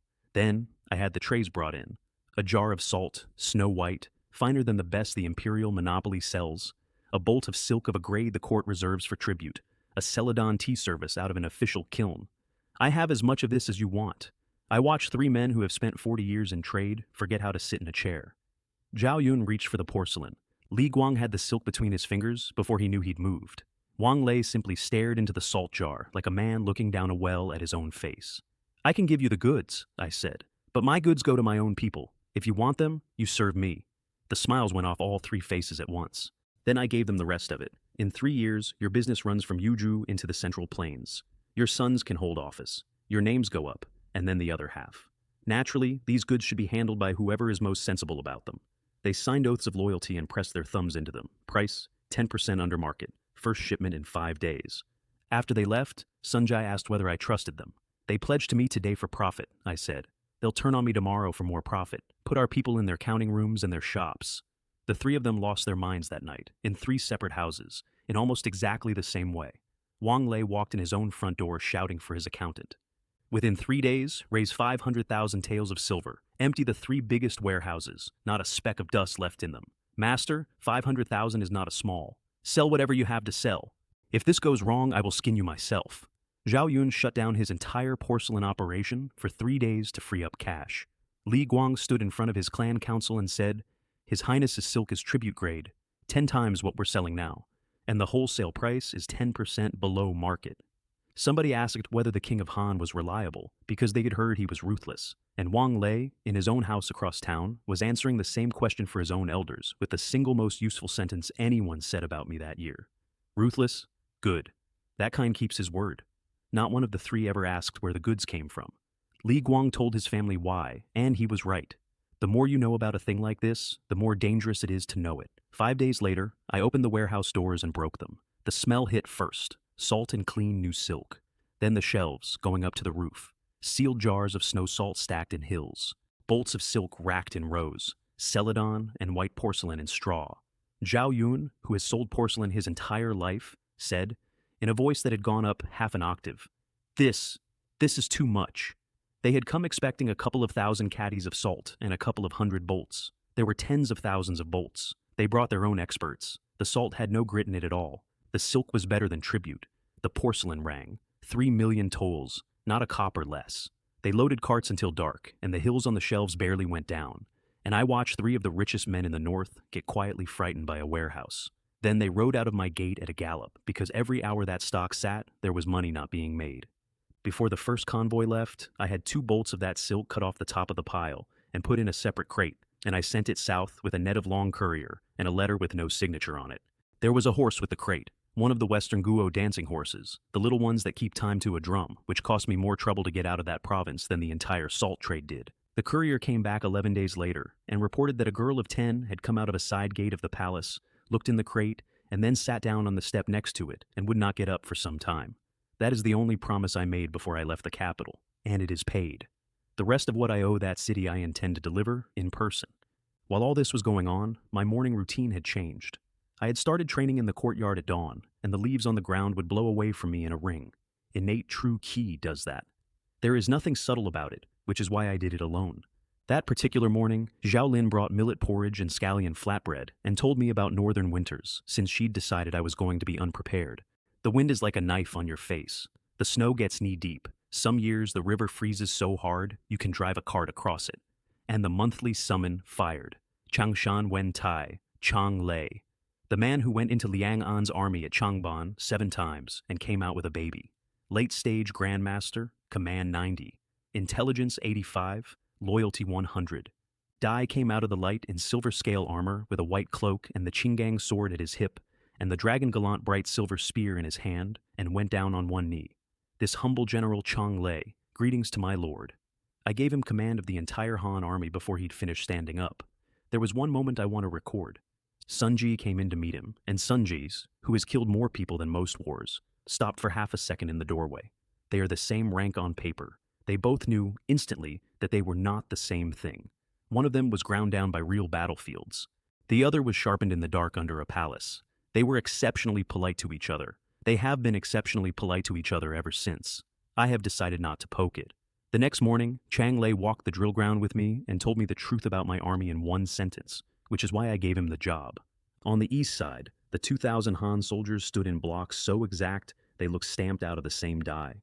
On the west side, the 1,300 survivors of the old city garrison stood in a line that wandered, wiped their faces, shifted their weight, and talked. The foundation isn't bad, Chang Lei said. It simply hasn't been refined. Liu Bei gave me the numbers. 3,200 on the books. 1,300 fit to keep after we removed the ones who were too old, too sick, or too imaginary. Then he gave me the other number, and he had trouble getting it out. My lord, they have not been paid for 3 months. I put my cup down.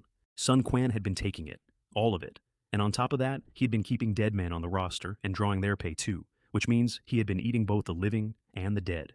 Dai stole soldiers' pay, I said, and I heard my own voice go somewhere I didn't like. No wonder the city guard is useless. You cannot ask a starving man to die for you. Pay it, I said, all of it, today, to the last copper. And then I gave Chang Lei the rest of it, because if I was going to do this, I was going to do it properly. The Han army goes to 20,000 men, 3 taels of silver a month, room and board, meat at every meal, as much as they can eat. Liu Bei actually questioned it. My lord, isn't that too generous? It isn't generous, I said. If you want a man to spend his life for you, he had better be fed and clothed first. Everything else is a speech. They brought the pay chests out onto the drill ground and opened them there, in the open, in front of everyone, which was Chang Lei's idea and was worth more than the money.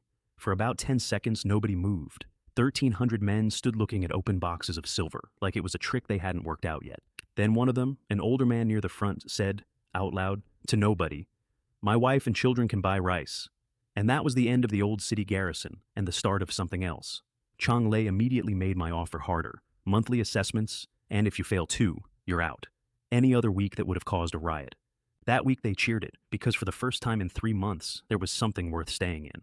The recruiting queue went round the block by the second day. 3 taels a month, I heard. My neighbor's second boy signed on yesterday. Dai came home and said the braised pork in the mess hall smells so good it could steal your soul. I took anybody. Farmers, drifters, beggars off my streets, refugees who had walked in from Yunzhou with nothing. No background check beyond 2 things. Nothing outstanding with the law, and a body that worked. For the poor teenagers and the displaced standing in my yard, this was not a recruitment drive. It was the only door anybody had ever held open for them, which meant I now needed to feed 20,000 men. And this is where the store stopped being a curiosity and started being a weapon. Silk, 5 points a bolt. Salt, 1 point per 1,000 kilos. Porcelain, 1 point. Pork, 1 point per 100 kilos. I had 400,000 points. I spent 200,000 of them on pork. 20 million kilos of pork. That is meat every day for 20,000 men, for 6 months.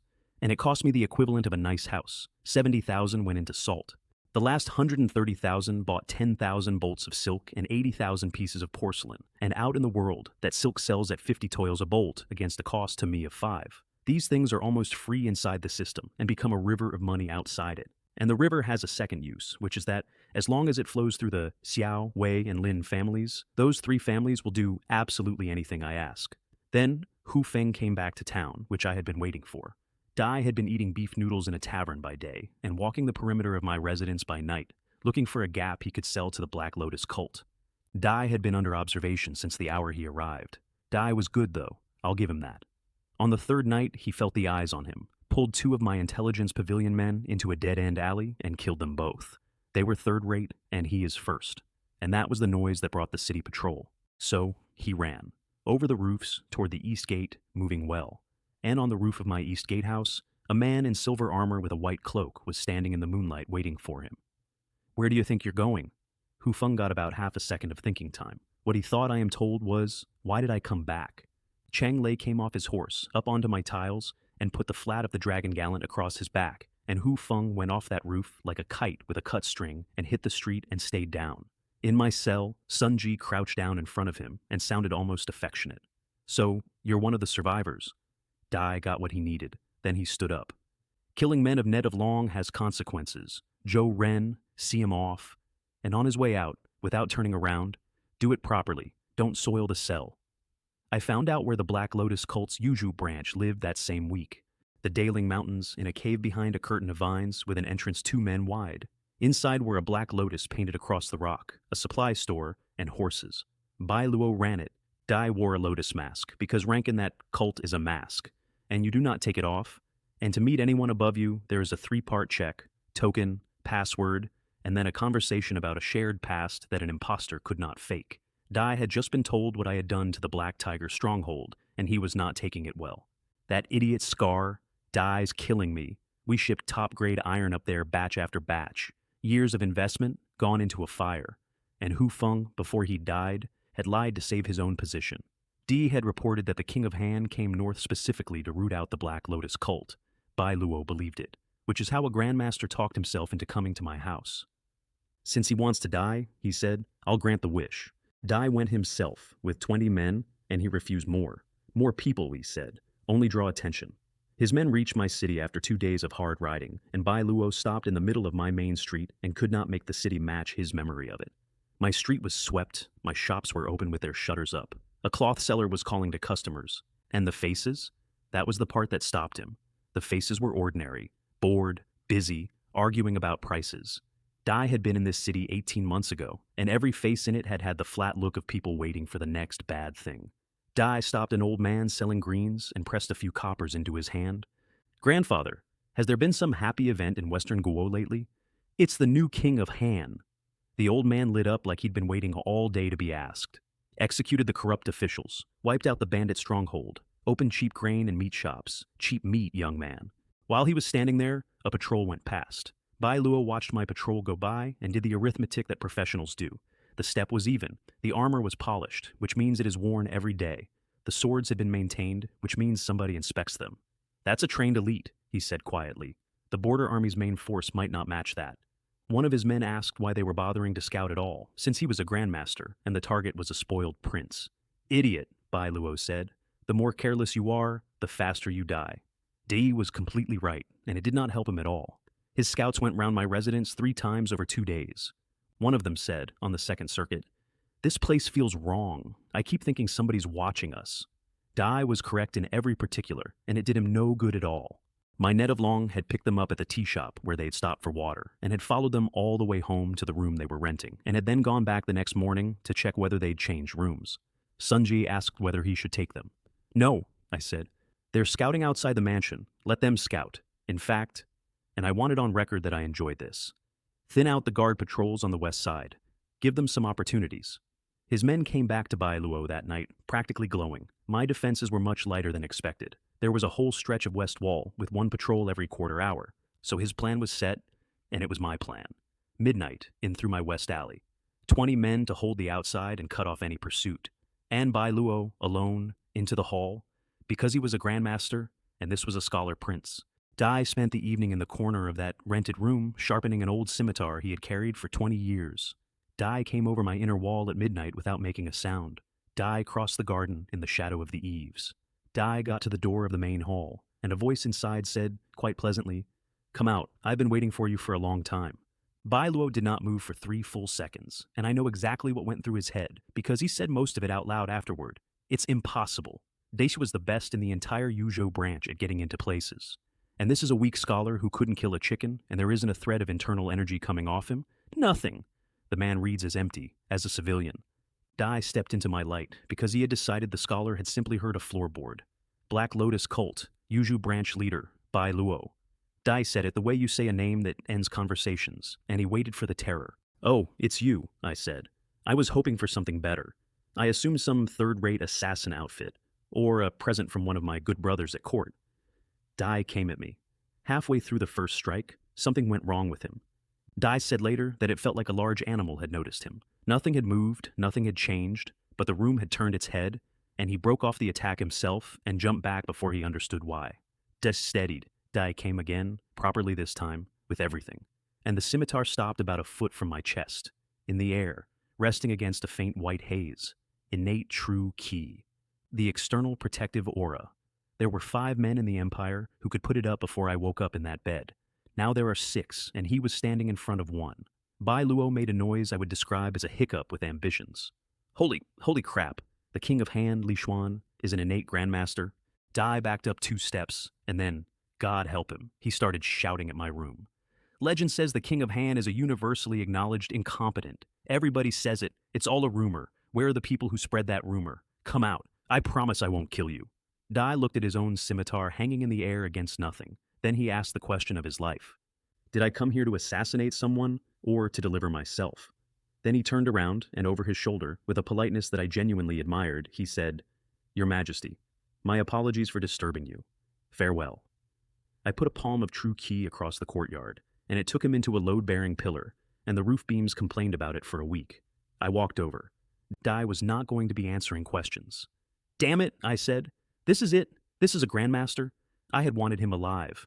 Dai was the branch leader. He had a whole network in his head, and I had hit him about 40% harder than the situation required because I had never done it before and had no idea what my own hand was worth. 10,000 points arrived, which was some consolation. At least my trash was useful. Outside, his 20 men were caught between the alley wall and 200 of mine. 10 died, and 10 went into the cellar. The first one refused to talk. My men walked him out through a door, and there was a sound, and then there wasn't. The second one talked before any of my people had finished sitting down. 3 cult safe houses in the city and the headquarters cave in the Daling Mountains, with 200 and some men in it. I noticed that night that Iron Hand, who is himself a professional killer and not a squeamish man, did not like standing near Zhou Ren while Zhou Ren worked and had found a reason to be in the corridor. Zhou Ren and Iron Hand, I said, 200 men. Go and take the mountain, and send the addresses to every net of long outpost in Yuzhou tonight. If we're doing this, we do all of it. Meanwhile, the drill ground had turned into something I like to stand and look at.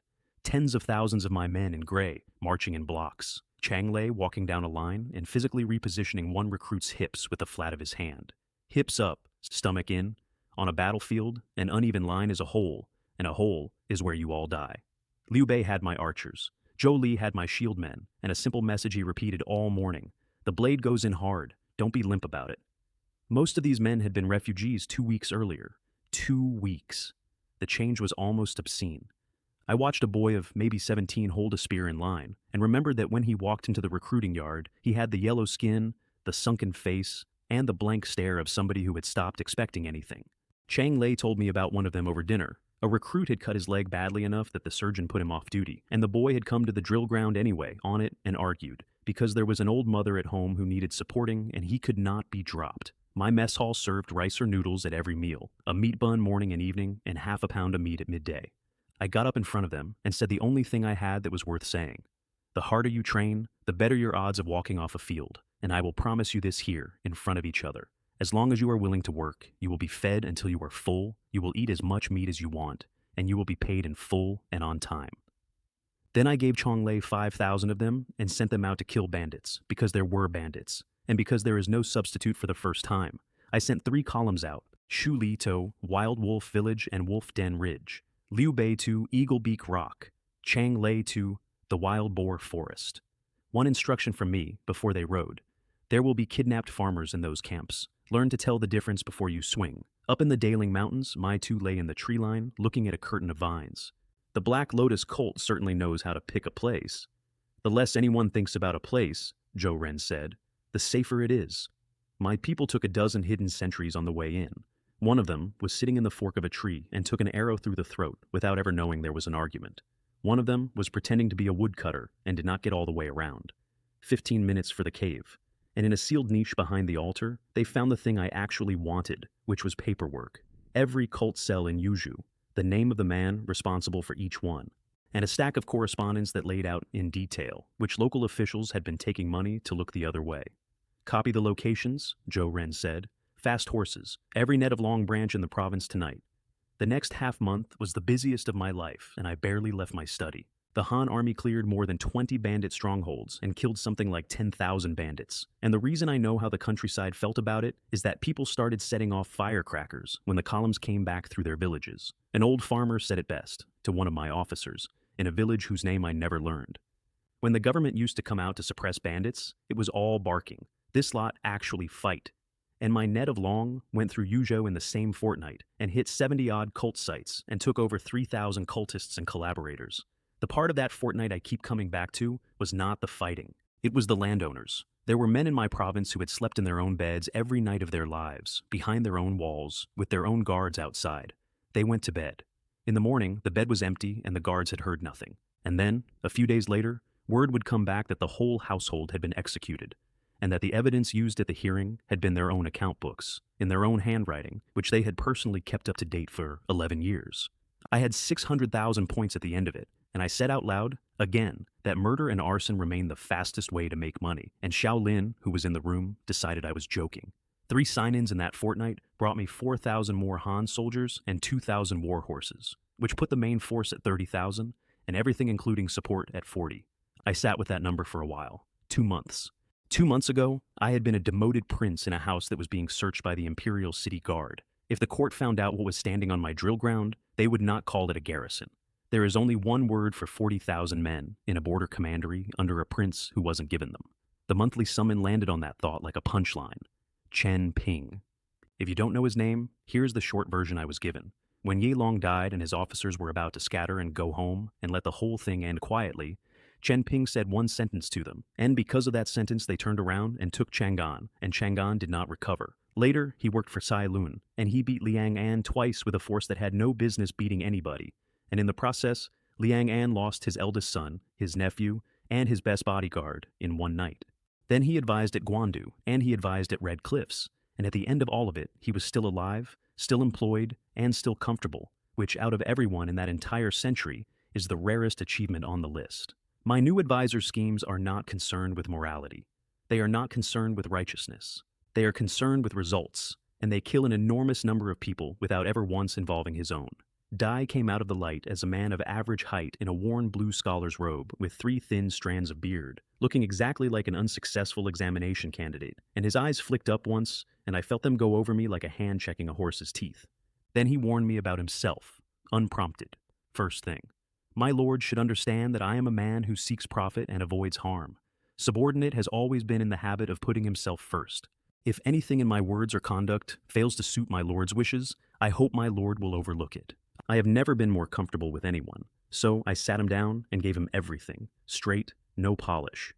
Deposed, exiled, 40,000 men in a border commandery that the court thinks is a rubbish heap. The question on the table is whether I sit here quietly and grow, or whether I move. Chen Ping did not think about it. Dai answered before I finished. Move, now, now. If we wait, the court eventually learns the true strength of my lord. The moment it does, it becomes wary, and a wary court issues an edict reducing the power of the princes. Then everything you have built has to be defended in a position of your father's choosing, rather than yours. Dai stroked the 3 sad strands of beard. In rebellion, the initiative is everything. Whoever moves second is only ever answering. I hit the table. They're going to rebel sooner or later. Might as well be sooner. Up in the provincial capital, Xu Zhu, prefect of all Yuzhou, and nominally my superior, was having a very bad month for reasons he could not put in a report. Officials in 7 or 8 of his counties had been killed by my people in a fortnight. Every single time, when the house was searched, evidence turned up linking the dead man to the Black Lotus cult. It's like standing with a knife at your throat, he told his advisor, and not knowing whose hand is on it. The advisor said the obvious thing about me, quietly. Could it be the king of Han's people? And here is why Shuji was helpless. And it is the funniest structural joke in the whole affair. A newly arrived vassal king had publicly executed an imperial prefect in a public square. Me. In daylight, that is a memorial to the throne. That is a special courier at a gallop. Zhuji never sent it. Dai never sent it because he had been receiving gifts from my dead prefect He Yuan for 6 years, and any investigation of He Yuan's death would begin by reading He Yuan's accounts. So he did the thing that men in his position always do to men in mine.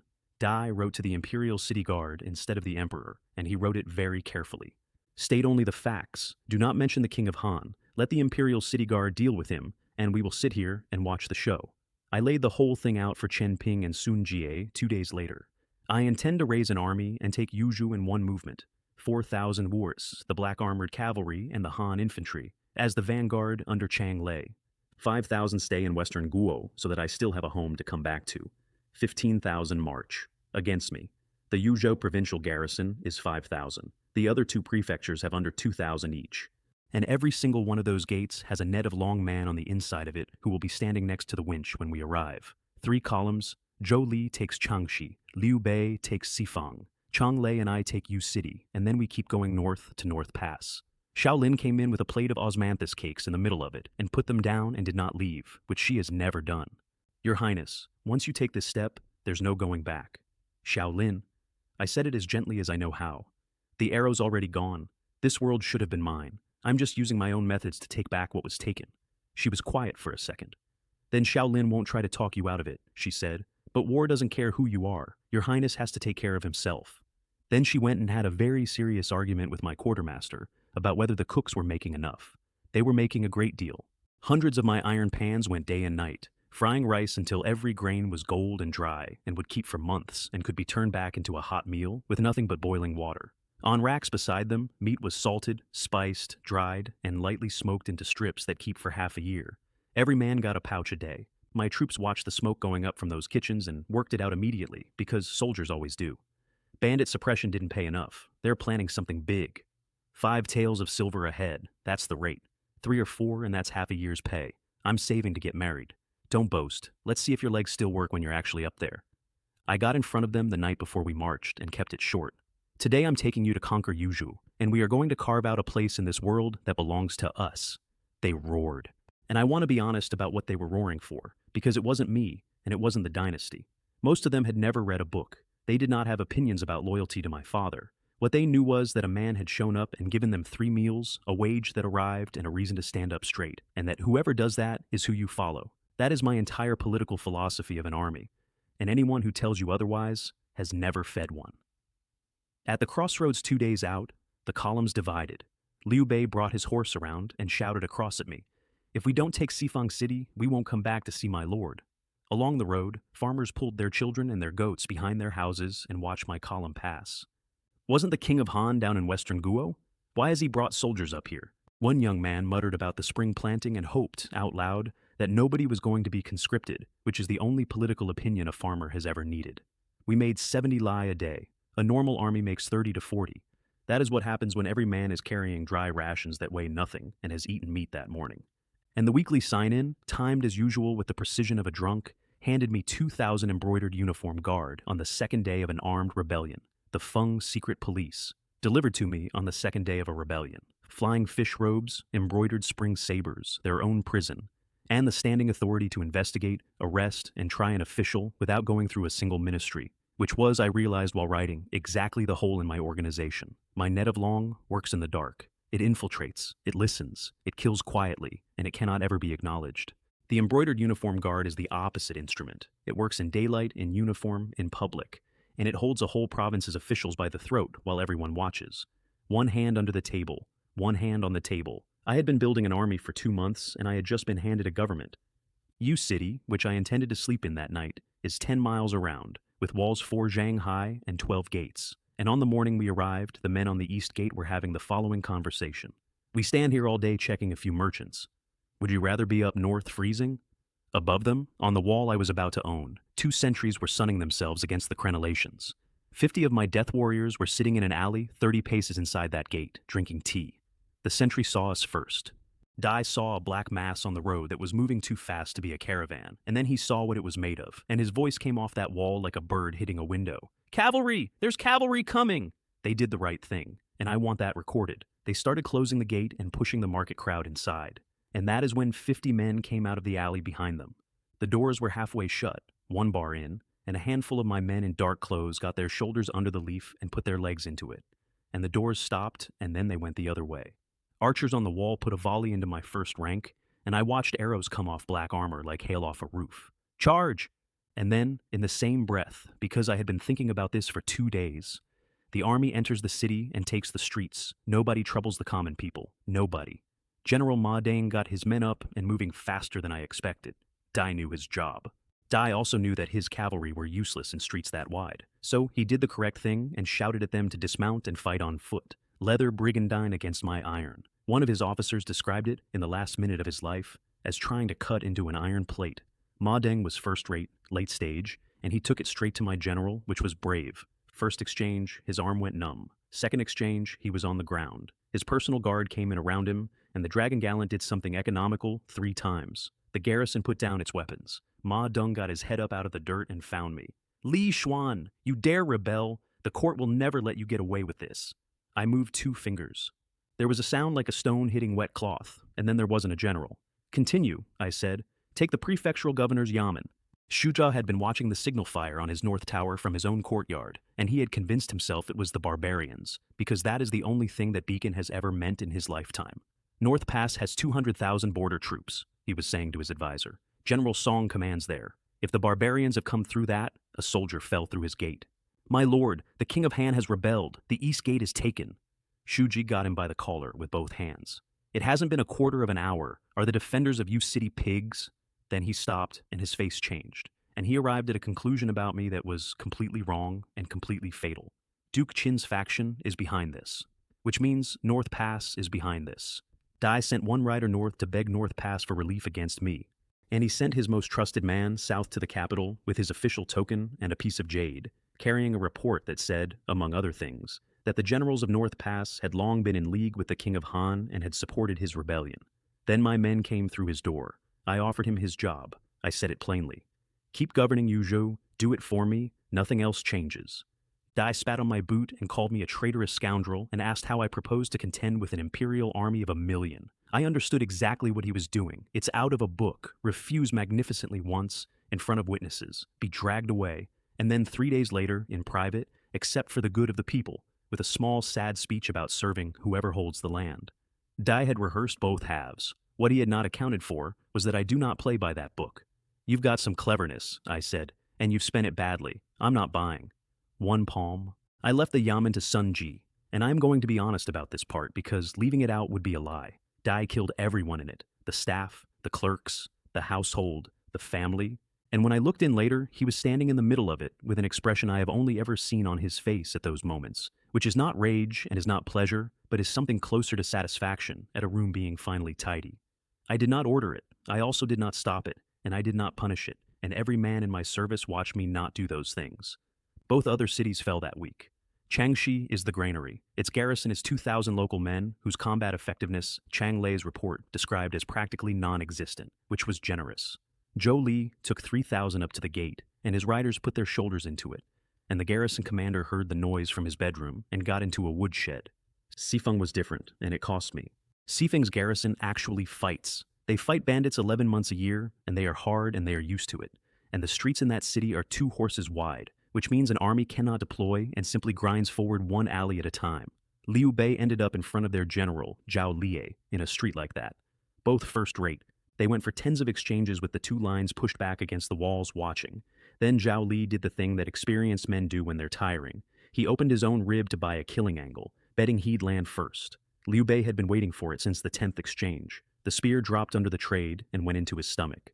Sifeng broke after that, and Liu Bei's first order in the captured city was that anyone who used the confusion to loot would be executed on the spot. Di came to me afterward with a face like a closed door. We won. We also lost a lot of brothers. Here is the thing that changed Yuzhou, and it was not any of the fighting. The morning after Sifeng fell, the citizens came out of their houses expecting the usual, and found my soldiers on their hands and knees scrubbing blood off the paving stones, because Chang Lei had ordered it and had not explained why. By midday the shops were open. I stood in a doorway and listened to a woman say to another woman, "This Han army seems different from the armies we've had before." And the second one said, "They don't stare. Have you noticed? They don't stare at anything." That night Chen Ping congratulated me, and Chang Lei reminded me, quietly, that there were still 200,000 border troops at North Pass, and that everything we had just done was worth nothing if they marched. I sent a proclamation to every county in the province. I have raised an army only to clean the treacherous officials out of the court. Anyone willing to submit is pardoned. And the sign-in gave me the least glamorous and most useful thing I ever received. 1,000 civil officials, accountants, judicial clerks, men who understand crop rotation and irrigation, men who understand trade routes and post stations. Absolute loyalty, and nothing else remarkable about any of them. I had spent 2 months learning that taking a city takes an afternoon and running one takes forever. Those 1,000 men were worth more than the black armored cavalry, and I would have traded 3 of those bandit strongholds for them without blinking. Then I took 5,000 cavalry north to North Pass to have a conversation with 200,000 men. Chang Lei rode next to me for about an hour before he said it. "My lord, there are close to 200,000 border troops in North Pass. Is 5,000 not optimistic?" "Don't worry," I said. "I have a way." Here was the way, and no more than 5 people alive knew it. General Guo Jian, who commands North Pass, was my grandfather's adopted son. Duke Qin pulled him out of a pile of corpses after a border raid when he was 9 years old, fed him, trained him, and gave him a name because he did not have one. Every male of my grandfather's own blood died in the wars. Guo Jian is the only thing the Duke left standing. North Pass, by the way, is not a city. It is a system. A main fortress and a dozen satellite forts connected underground, sitting across the only mouth in that range wide enough to bring an army through. It has held the barbarians off my family, and my grandfather built half of it. Zhuji's messenger got there before I did, fell off his horse at the gate, and walked into the middle of an argument. 6 generals were shouting at once. Their pay had been cut 30%. There would be no winter clothing issue this year, and the eunuch supervisor the court had installed over them was stealing what was left and answering every complaint with the phrase, "the emperor's will." "We risk our lives out here," one of them was saying, "holding the door for the whole empire, and we are repaid with suspicion." Then the messenger said that the king of Han had rebelled and Yu City had already fallen. Guo Jian went very still, and inside his head 2 men started arguing, and he told me about it later, drunk. And it is the best account of a decision I have ever heard. The white one said, "You are a general of the Great Shao. You eat the emperor's grain. Li Xuan's rebellion is a heinous crime, and your duty is obvious." The black one said, "Your duty is to protect everything Duke Qin left behind. If not for the Duke, you would have died in a mass grave at 9. And look at how the court has treated the Duke's faction. They deposed his grandson without a second thought, and then squeezed him until he had to rebel." White. Public duty is public duty. Private debt is private. Black. Do you honestly believe that marching out to suppress this rebellion earns you their trust? Dream on. If Li Xuan fails, you are next on the list, because you are the last piece of the Duke's faction with an army. White. This is treason. Black. This is a debt. Enough, Guo Jian said out loud in a room full of people. All of you shut up. And then he stood there with 200,000 men behind him and their families behind them and understood that whichever way he moved, he could not move back. While he was standing in that room, I was riding north through country that hurt to look at. Miles of black earth on both sides of the road, and every acre of it under weeds as high as a man. That soil will grow anything. Nobody has anything that survives the winter, so nobody plants, so it sits there being the richest farmland in the empire and producing thistles. What a waste, I said to nobody, and Chen Ping made a note without being asked. Then a net of Long Rider came up the column at a gallop with a token, a piece of jade, and a letter. Zhuji's trusted man had stopped for the night at an inn on the south road. The inn was one of ours. Dai had been very careful all day, and then he had slept. I read the letter twice, and the second time I laughed out loud, because Zhu had done a thing that only a clever coward does. Dai had needed his warning to be urgent enough to protect himself, so he had strengthened it. The generals of North Pass have long been in league with the King of Han and have supported his rebellion. Well, I said, somebody's given us a hand. We met on open ground a day later. Guo Jian came out with his officers, and I watched the moment his eyes reached the front rank of my column and stopped.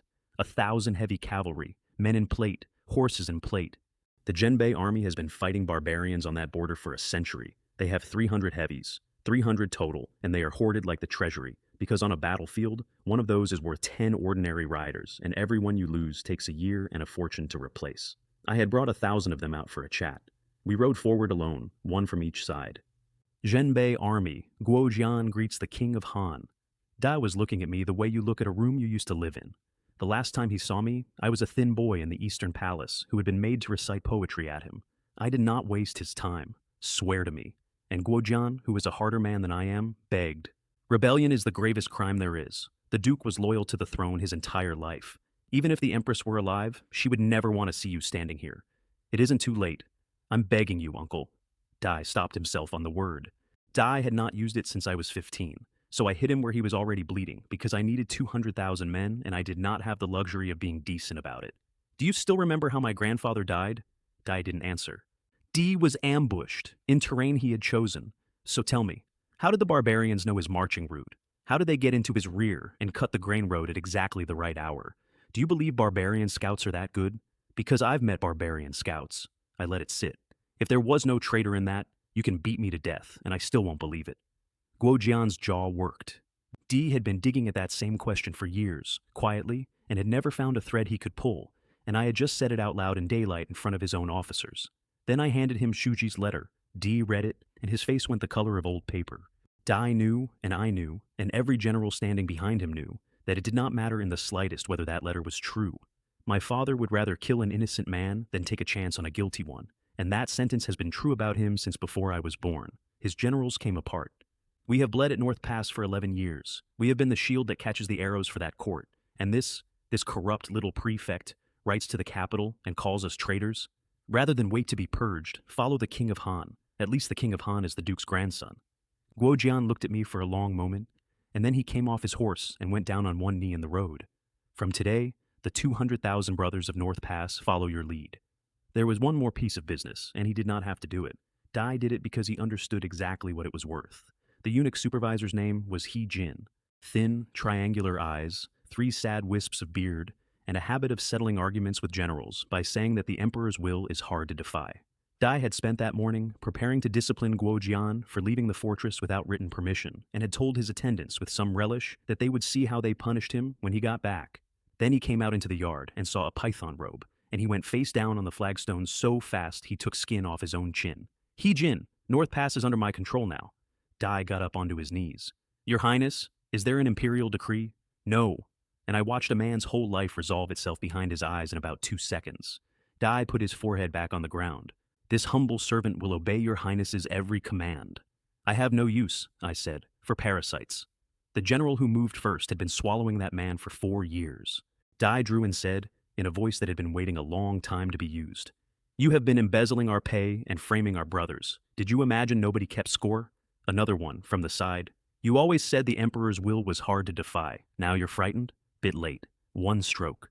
Guojian had just burned every bridge he owned in front of 200,000 witnesses, and neither of us ever needed to discuss the terms of his loyalty again. Then he took me inside, and I found out what North Pass actually is. Behind that wall there are not only soldiers, there are 100,000 civilians. Military families, generation after generation, descended from the men who came north with my grandfather and never went home. They farm and they garrison. The same man does both. There is a market inside my wall. Blacksmiths, fortune tellers, children playing on a corner between 2 fortresses. This, Guojian said, is the real foundation of North Pass. Dai walked me through the rest of it. The main fortress connects to the water supply by a hidden passage. Every satellite fort of mine has its own granary and its own armory, so that losing one loses you a fort and nothing else. 3 months of siege, minimum, with the gates shut. The Duke supervised all of it personally. Then his generals asked me for money, and I have never respected a room more. One of them stood up and said it without a shred of embarrassment.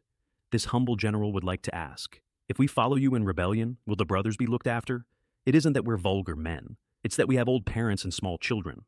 I laughed, because any problem a man will state that plainly is a problem I can solve with a number. Your pay is 4 taels a month. From today it is 6. On campaign it doubles. The bounty for a confirmed kill doubles. Meat at every meal. White rice, no limit. Padded coats in winter. Full compensation for the wounded, and 10 times compensation to the family of any man who dies. There was a silence while several generals did arithmetic, and then one of them said the number out loud without meaning to. 200,000 men. The pay alone is 1,200,000 taels a month. Another one, quietly. Where does he get that kind of money? For scale, the entire annual revenue of the Great Qing Dynasty is about 100 million taels, so I finished it. Also, the court owes you 3 months back pay. I'll settle it. Tomorrow morning, have every soldier on the drill ground. They went down on one knee together, and in the morning, I brought carts, dozens of them, and when the first lids came up, the sun came off that silver, and the whole front rank flinched. I heard a man near the front say, I have never seen this much money in my life, and I filed the sound of it away, because that is the most efficient thing I have ever bought. There is nothing subtle about what I did with those carts. Opening a chest of silver in front of hungry men. It is the crudest possible instrument. It also works on absolutely everybody, every single time, and anyone who tells you they would be above it has never had a mother who needed medicine. Guojian stood next to me watching them and said, I haven't seen them like this in years. What the court owes them, I said. I'll pay back a piece at a time, and not only in money. Then he briefed me on the neighbors, and I want you to have these numbers because everything that happens later comes out of them. There are 3 barbarian tribes, and I would be dealing with all 3 of them inside a season. The Wanyan, who hold the royal court, with 300,000 fighters. The Girj, with 240,000. The Baimur, with 200,000. Add the small tribes, and the grassland can put close to 1 million men on horses, because among the barbarians, every herdsman is a soldier the day he is told to be. Against my 20,000 suits of iron, they have leather armor and bone-handled knives. They cannot make good iron in quantity. They have no siege engines worth the name, and the three great tribes hate each other only slightly less than they hate us. That is the entire reason North Pass has held for 100 years. I took 100,000 men off that wall and left the rest, and pointed them at Qingzhou and Liaozhou because the imperial army was already forming up in the south, and I wanted 3 provinces before it arrived. The sign-in that week finally paid the debt I'd been carrying since the road through Yunzhou. 10 million caddies of improved seed. I read the panel twice. 2.5 tons per acre on good land, over 1.5 on bad. Grows in saline soil, in mountain terraces, in half-drained marsh. Doesn't care about drought and doesn't care about flood. 2 harvests a year, resistant to blight. And it breeds true. Plant what you saved and get the same crop again, forever, with no degeneration. I sat there working out what that sentence was actually worth. I sat there and looked at that panel for a long time. That is not an improved seed. That is the end of famine in the north, sitting in my storage space, waiting for someone to hand it out. Back in U City, Chenping reported that order was restored, shops were open, and grain had gone out to the poor. Then he told me the province's officials needed purging, and that the confiscations would fund the army for a year. Then he immediately argued against his own proposal, which is why I like him. If we clear them out, my lord, the offices are empty. A province does not run on enthusiasm. I'll assign you 1,000 civil officials. Dai looked at me for slightly too long. Dai has never once asked me where anything comes from, and that week I got the instrument to do it with.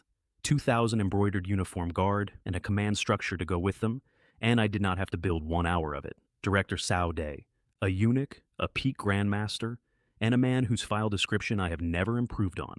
Meticulous in his thinking and ruthless in his methods, and 4 commanders under him in flying fish robes with embroidered spring sabers at their hips.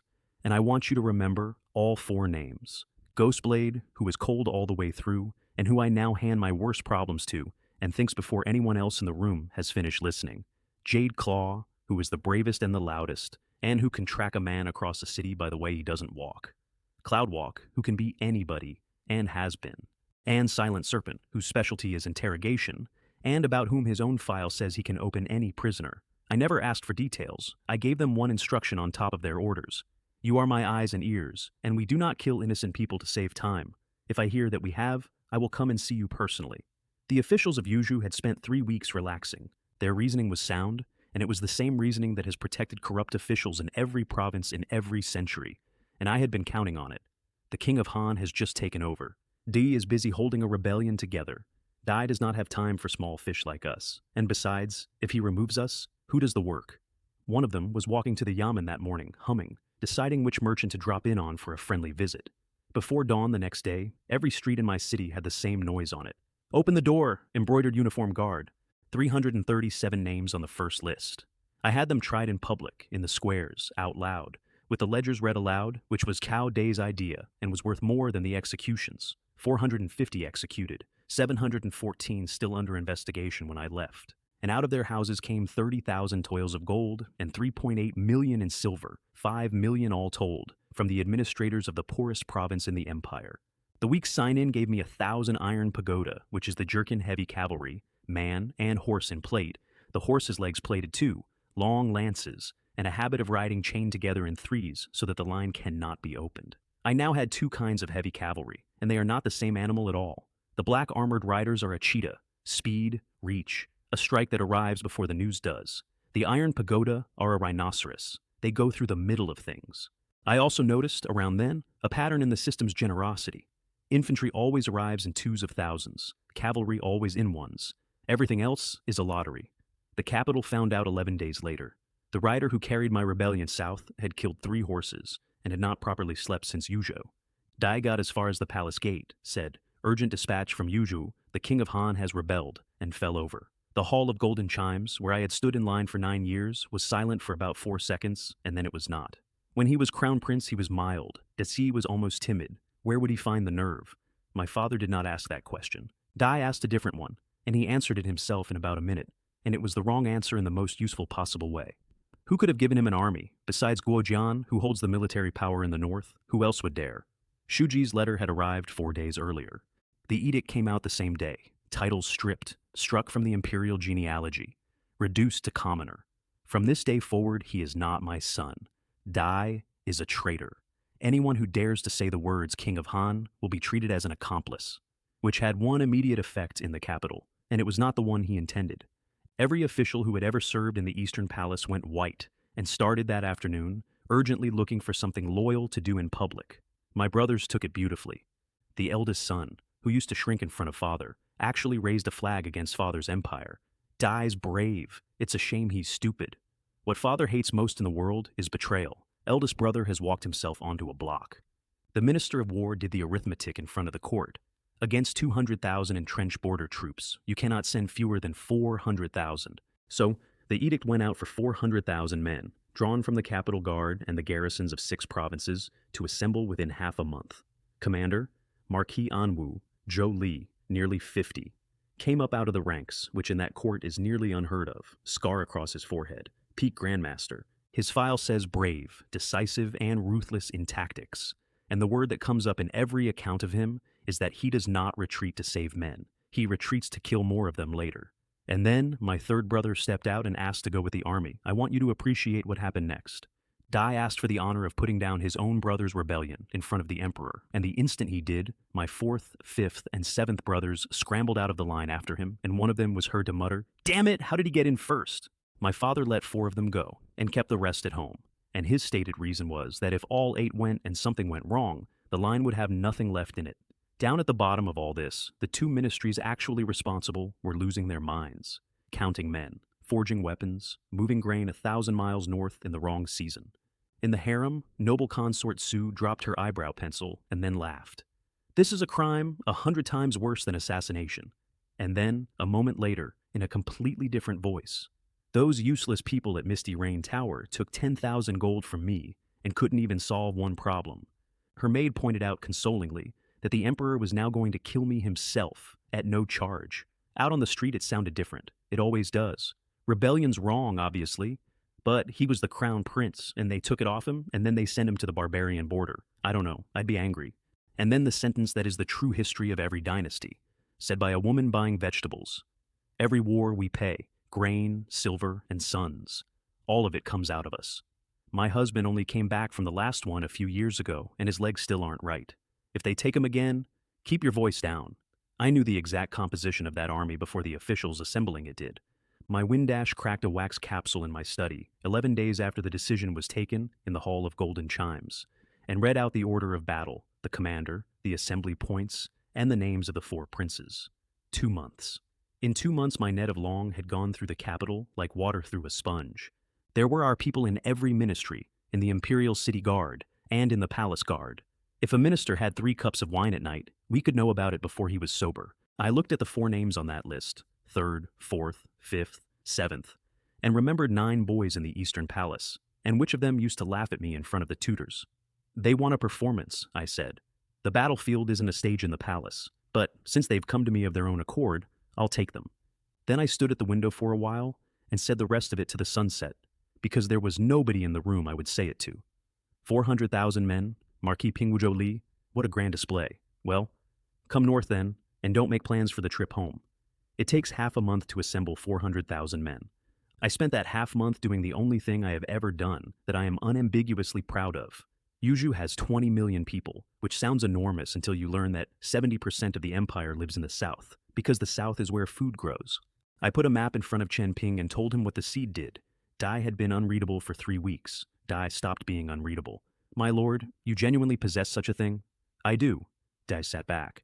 Then this is worth more than 10 cities. So, we issued the reclamation order, and I want to state the terms exactly because the terms are the whole thing. Any man who breaks new ground keeps that ground. The government supplies the tools and the seed at no cost. You pay 30% in tax and everything else is yours. And if a family sends a man to the army, that family receives 2 mu of good land outright and pays nothing at all for 3 years. The tools, incidentally, came out of my storage space, where 10,000 iron hoes had been sitting since the day the system gave them to me, and I complained about it out loud for a full minute. I told you they'd come back. Here is why that decree worked, and it has nothing to do with generosity. Since the beginning of this world, land has belonged to powerful families. A farmer does not own land.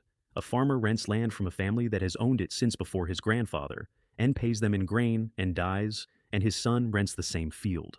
For an ordinary man to own a piece of earth with his own name on it is not difficult. It is not done. The entire province was mine, every acre, so I gave it away.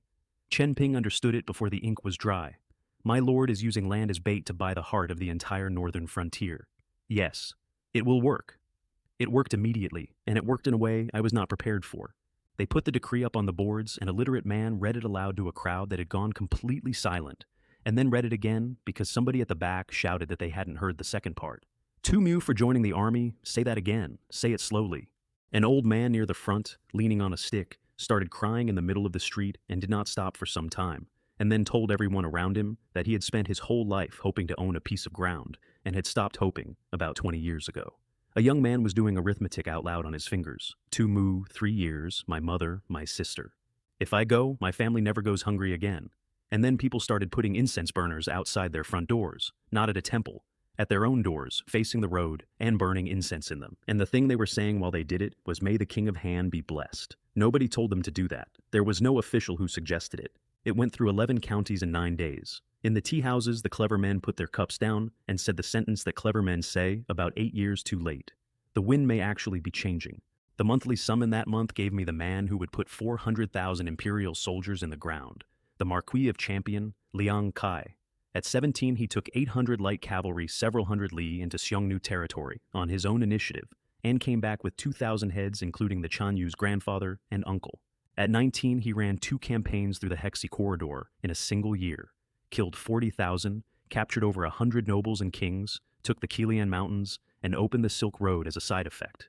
At 22, at Mobei, he went more than 2,000 li across a desert nobody thought an army could cross, killed 70,000, and performed the sacrifice to heaven on Mount Langjutsu, which no Han general had ever done, and none ever did again.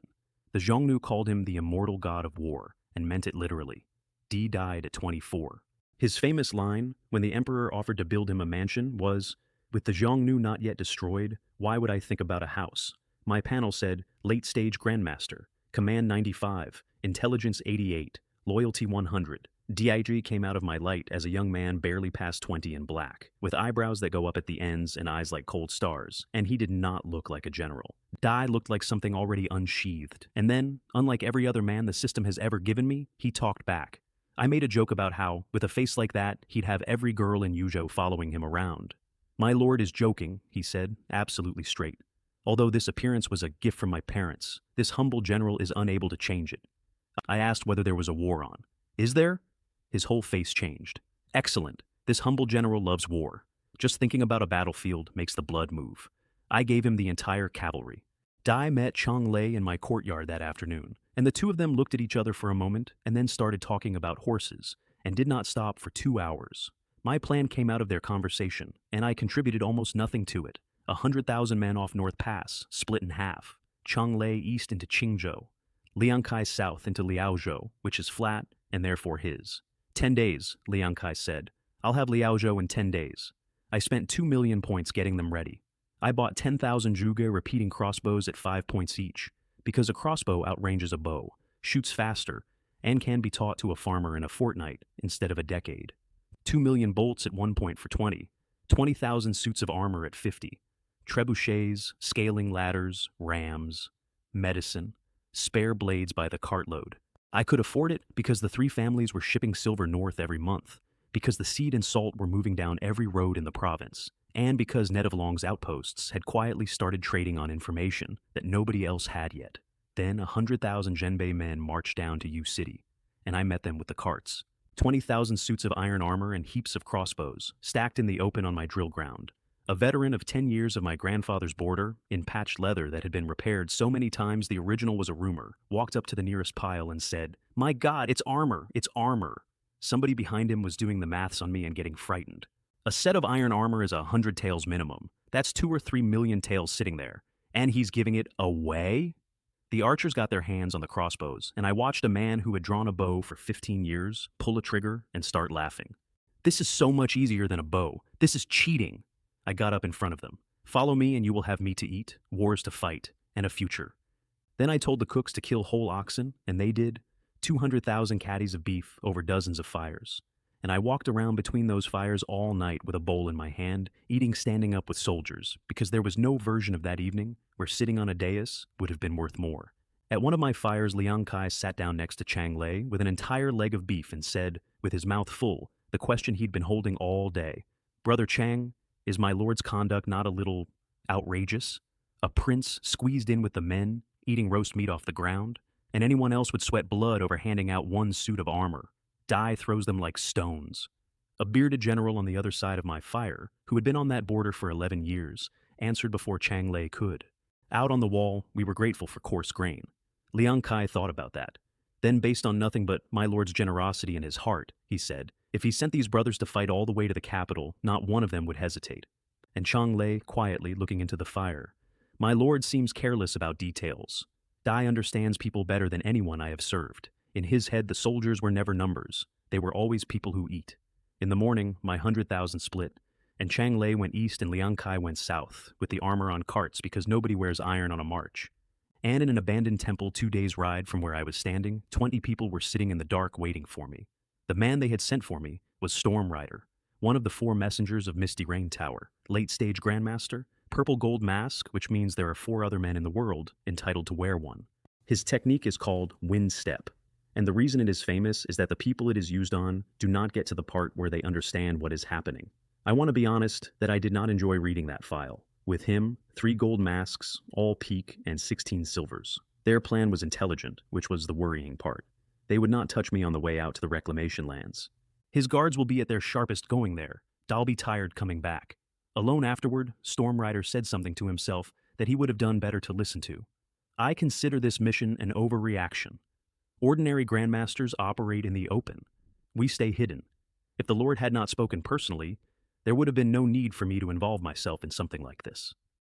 Dai flicked a dry branch off the floor with 2 fingers, and it went into the temple's clay wall up to the middle, like an arrow. That was the man walking toward my carriage. And in the capital, in a courtyard full of parked carriages, my second brother was having the best month of his life. They were queuing at his gate, every official who had ever been attached to my eastern palace, arriving one after another to pledge himself, because their old patron was now legally a traitor, and they needed a new roof before the rain started. Zhao Ming stood at his own window, watching them arrive, and said to his steward, Dai gave up a perfectly good position as King of Han to go and raise a flag, and look what it's got me. Then he asked, in a much lower voice, about the physicians. The steward said that the physicians' faces did a particular thing when they took the emperor's pulse. So? Zhao Ming turned back to the window. The old man doesn't have long, 6 months maybe.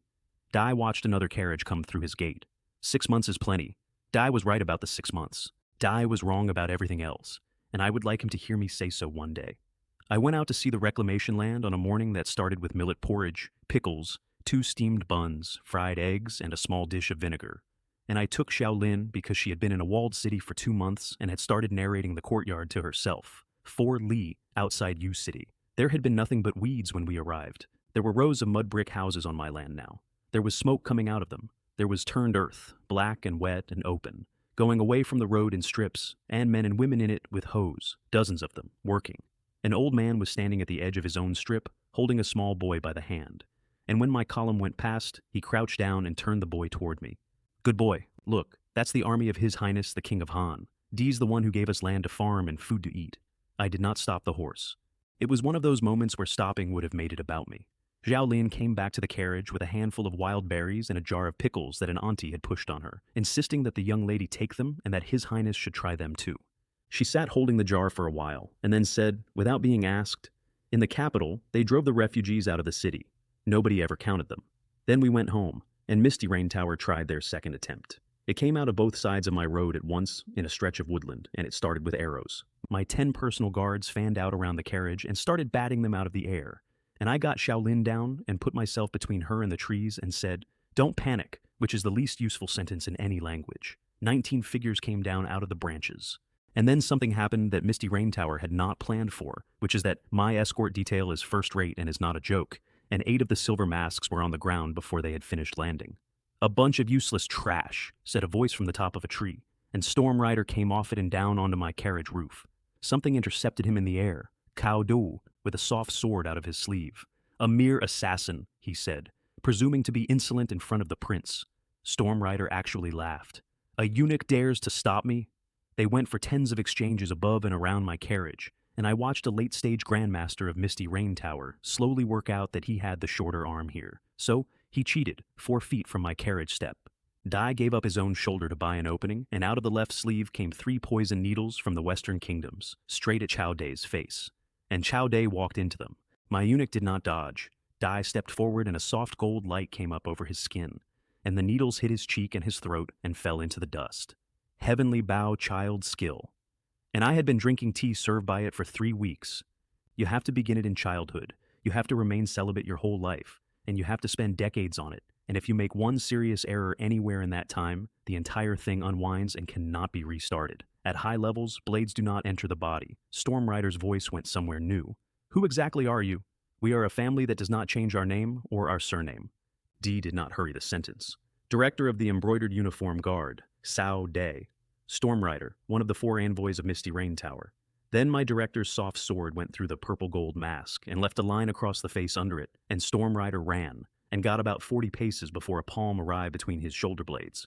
Spare the dog's life, I called from the carriage. Take all of them. I want the location of the tower's headquarters. Zhao Lin was staring at Chao Dai with an expression I will remember for a long time. She had been serving that man tea for 3 weeks, a soft-spoken, careful old eunuch who apologized when he came through a door. Your Highness, she said in a very small voice, how many more people like that are standing around you? The following morning, the sign-in gave me 1,000 peregrine falcons, 200 miles an hour in a stoop, trained by my system before it ever reached my hand. They do not fly away, they find their own route, and they come back. I tried it out in my study like a child with a new toy. Fly to the window.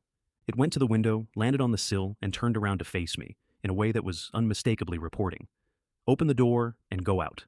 And it reached up with 1 foot, worked the latch, pushed the door with its head, and left. It was back before I had finished being offended. Downstairs in the cellar, my 2 intelligence services were having a turf war over a prisoner. Zhou Ren had been working on Storm Rider for an hour in my cellar, and had gotten a name out of him, Yun Fei, and nothing else. Sun Jai stood watching with a face like closing weather, because Ned of Long had been hunting for that headquarters for years. Then the door opened. Leader Lin. Chao Dai, pleasant as ever. It seems your method isn't working terribly well. Perhaps the Embroidered Uniform Guard might try? I want to note that Sun Ji has ordered the deaths of thousands of people without changing expression, and that this sentence made a muscle move in his jaw. Ned of Long has its own methods. Of course. Cao Dai looked at the ceiling. It's only that my lord is waiting for an answer. And if this Storm Rider stubbornly refuses to speak, and my lord should later ask which of us, then Silent Serpent came in, and I will describe what he did as briefly as I can, because the point is not the method. Dai opened a case of needles and instruments, and I watched him take out 1 needle. 1. And he touched it to a point on the man's arm, the way a physician checks a pulse. Nothing bled, nothing broke. There was not a mark on him at the end of it. Half a stick of my incense later, Storm Rider said, I'll talk. Stop. I'll talk. Sun Ji watched the whole thing with his eyes narrowed, and later said the only critical thing he has ever said to me about a colleague, which was that a man who leaves no blood is worse to be in a room with than a man who leaves a great deal. Here is the truth about my 2 services, and I decided that night to leave it exactly as it was. Ned of Long works in the dark, Embroidered Uniform Guard works in daylight. They are 2 blades held in the same hand, and they will spend the rest of their existence competing for my attention. That is not a flaw in the arrangement, that is the arrangement. The headquarters of the people who had been trying to kill me since spring is in Fuzhou, in Ping'an Prefecture, behind a cloth merchant's shop with the surname Lin. That is deep Jiangnan. Rich, wet, coastal, the gate of the sea trade, and, as the local saying goes, a place where fish and dragons mingle. Go yourself, I told Sun Ji. Take it out at the root. Dai bowed, and I have never seen a man leave a room faster. Meanwhile, my 2 generals were taking 2 provinces in 2 completely different ways, and the contrast was so clean it was almost rude. I gave Liang Kai 50,000 men and 4 targets, 3 prefectures and the provincial capital, Liao City. Dai sent 10,000 to each prefecture and kept 20,000. Then he took 3,000 light cavalry and rode 400 li ahead of all of it, and did not ask me first. His second-in-command tried carefully to raise the matter of the 20,000 men garrisoning my next city. The garrison is large, Liang Kai said, and it is spread across 4 gates. What they can actually put in one place within an hour is under 3,000, and the prefect is a coward who is frightened of dying, so he is almost certainly drinking in his own house right now. But if, there is no if. On a battlefield there is no foolproof plan. This general's cavalry does not exist to besiege cities slowly, it exists to tear holes. They stripped my banners and their insignia and went over the mountain trail at night. Dai was right about the prefect, by the way, and I have the man's own testimony for it. Lin Wei was drinking with his garrison general, and the two of them had worked out a very comfortable strategy. 40,000 with the militia, stones and arrows for 3 months. I think Li Xuan is simply impatient for a quick success. We hold Liao City for a month or two. By then, the imperial cavalry will have flattened Yuzhou without us lifting a finger. Then let's treat it as a show, said the prefect, and watch Li Xuan walk into the trap. Changlei, 400 li east, was doing the opposite. Qingzhou has 40,000 in the provincial capital, and over 10,000 in each of 3 prefectures, and every general I have ever met would have split his force to match. Changlei put all 50,000 into one fist and went straight at the capital. We are not besieging Qingcheng in order to take Qingcheng, he told his officers. We besiege it so that the 3 prefectures send their relief columns out onto open ground, where we destroy them one at a time. When their field army no longer exists, Qingcheng is not a fortress. It is a building. His generals came out of that briefing muttering to each other. I'd heard Shu Chu was the fiercest fighter under the King of Han. D is also, said another one. Apparently, the cleverest man here. Liao City fell in 2 hours. There was fog that morning, thick enough that my scouts could see 10 paces. Liang Kai's scouts came back and reported that the sentries were dozing, and that the south gate was already open, because it was market day and there were farmers with handcarts queued up outside it. The gate guards were running a small business that would shortly become mine. They had an abacus on a stool, and they were charging an entry fee, which the court has explicitly forbidden twice, and which every gate in the north collects anyway. Come on, pay up and get in. We haven't got all day. And out of the fog came a sound they had all heard before, and never once from that direction. The officer on that wall did the right thing again. Evacuate the crowd, close the gates, and 2 soldiers put their shoulders to the leaf. Liang Kai threw a spear from 200 meters. My general's spear went through the man pushing the gate and carried him with it, and pinned what was left of him to the ground a long way back, and the gate stopped. Then he threw 2 more. The archers on that wall never got a full draw, because my Zhuge crossbows do not care about fog and do not care about crenellations. 3,000 of my riders went into a city of 40,000 defenders and had all of it in 2 hours. General Tao Feng was in his camp when my war started. His men were yawning around the breakfast cauldrons, complaining that the wine last night had smelled wonderful and that none of it had come their way. Then a runner arrived, and Tao Feng took him by the collar and shouted the question that every commander in this story eventually shouts. Are the gate defenders eating for free? Then he did the one genuinely competent thing anyone in Liao City did against me that day. Dai turned his own men around with money. Kill their commander, and it's 1,000 taels of silver. 1,000 taels, to a soldier's family, is several mu of land and a house. It is the difference between your children being tenants and your children being people. And I watched the report of it come in and understood exactly why the panic in that camp turned into greed in about 90 seconds. Liang Kai got off his horse. Everybody down! Fight on foot!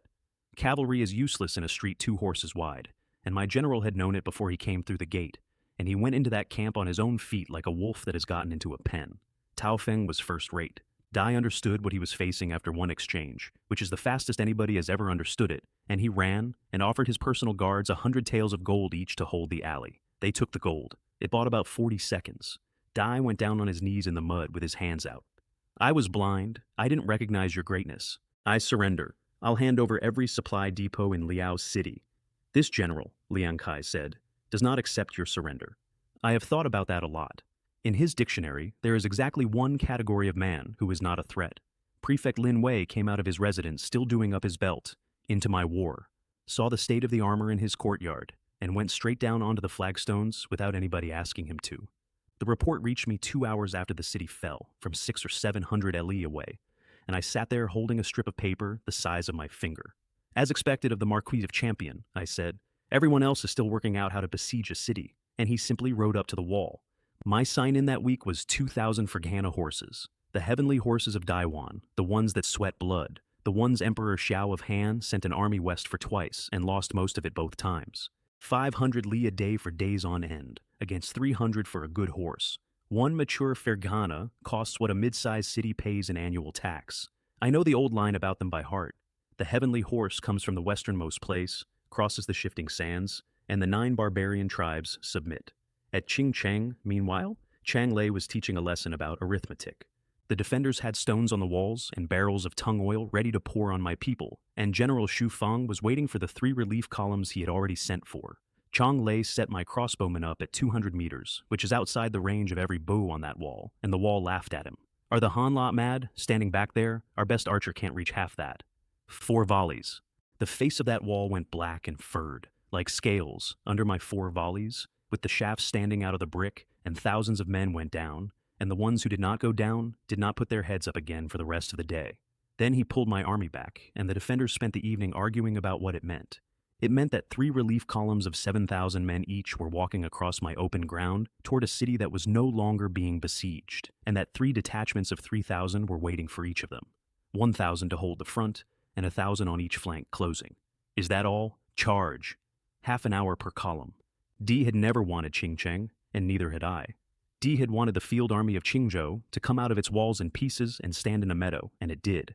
Qingcheng itself went 4 days later, my rams and ladders under a continuous crossbow curtain, so that any man who leaned out to drop a stone was hit before the stone left his hands. The militia, who had been farmers a week earlier, pressed themselves into the lee of the parapet and would not move for any amount of shouting. Shufang cut his way toward a side gate with a first-rate strength and killed a lot of my men doing it. Shufang was hit in the back by a thrown silver spear that carried him a long way and put him against a wall. Dai died without ever seeing which of my generals had thrown it. Chang Lei rode up at a walk and pulled the spear out and did not say anything. After that, the rest of both provinces surrendered to me without a fight, not out of fear. Their officials came out of their gates with my registers already boxed, and in 3 separate towns, the townspeople came out with tea and flatbread, because word had run ahead of us for 2 months. The King of Han cuts taxes by 30%, repairs the canals, and hands out a seed that grows twice a year. 3 provinces of mine, close to a quarter of the Great Qing Dynasty, held by a man who, 8 weeks earlier, had been handed a rag on a map and told to be grateful. I wanted Xiao province next, and Chen Ping talked me out of it in under a minute. Xiao is where the imperial main force sits facing Great Guo. Take it and you have 2 fronts and the barbarians at your back. My lord, do not bite off more than the jaw can close. And then Chowday came in with the report I had been waiting a month for. 400,000 men had crossed into the north and would be on the Liaozhou border in 10 days. Finally, I said, after all this stalling, it's here. Zhou Li's baggage train stretched for miles, and my 4 brothers rode near the front in armor with gilt scrollwork on it, with jade at the saddle and carved handles on their riding crops. It was less like an army coming to kill me, and more like a hunting party with an unusually large number of servants. So he has 200,000 border troops, one of my brothers was saying. We have 350,000 fighting men and a supply line that doesn't stop. We simply wear him down. By the time we reach Liaozhou, he'll have run. Zhou Li heard all of it and said nothing, and thought, more or less, what I would have thought. As expected of pampered princes, they treat a war like a hunting trip. Do they imagine 400,000 men are made of iron?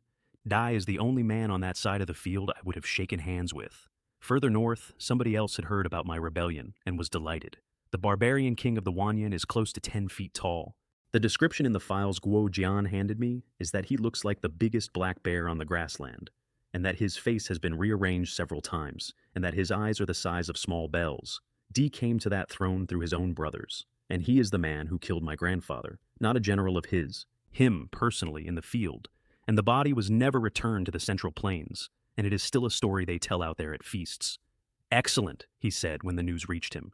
This is heaven helping us. Once North Pass opens, all the land in the northern half of Great Xiao, all the grain, and all the people become ours. His court took it up immediately.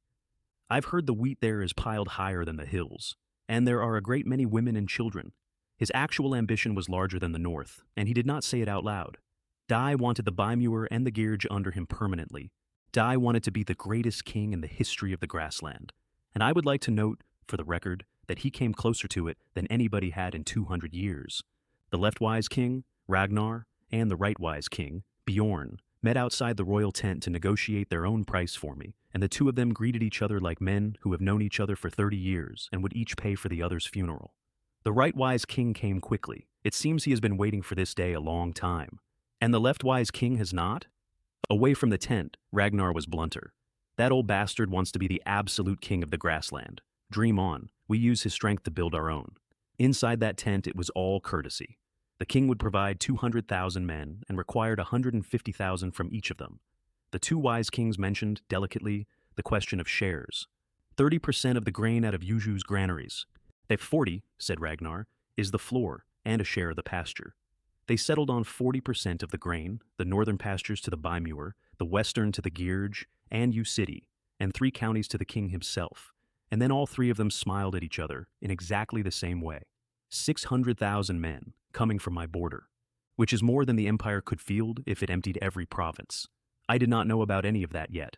I was on the Liaonan Plain, choosing where to stand. It is flat, with grass to the waist, the Yinma River closing my west and low hills on my east. It is the single best place in the north to line up two armies and find out. 80,000 of mine against 400,000. Zhou Li's scouts reported that I had come out to meet him in the open, and he actually sat back in the saddle.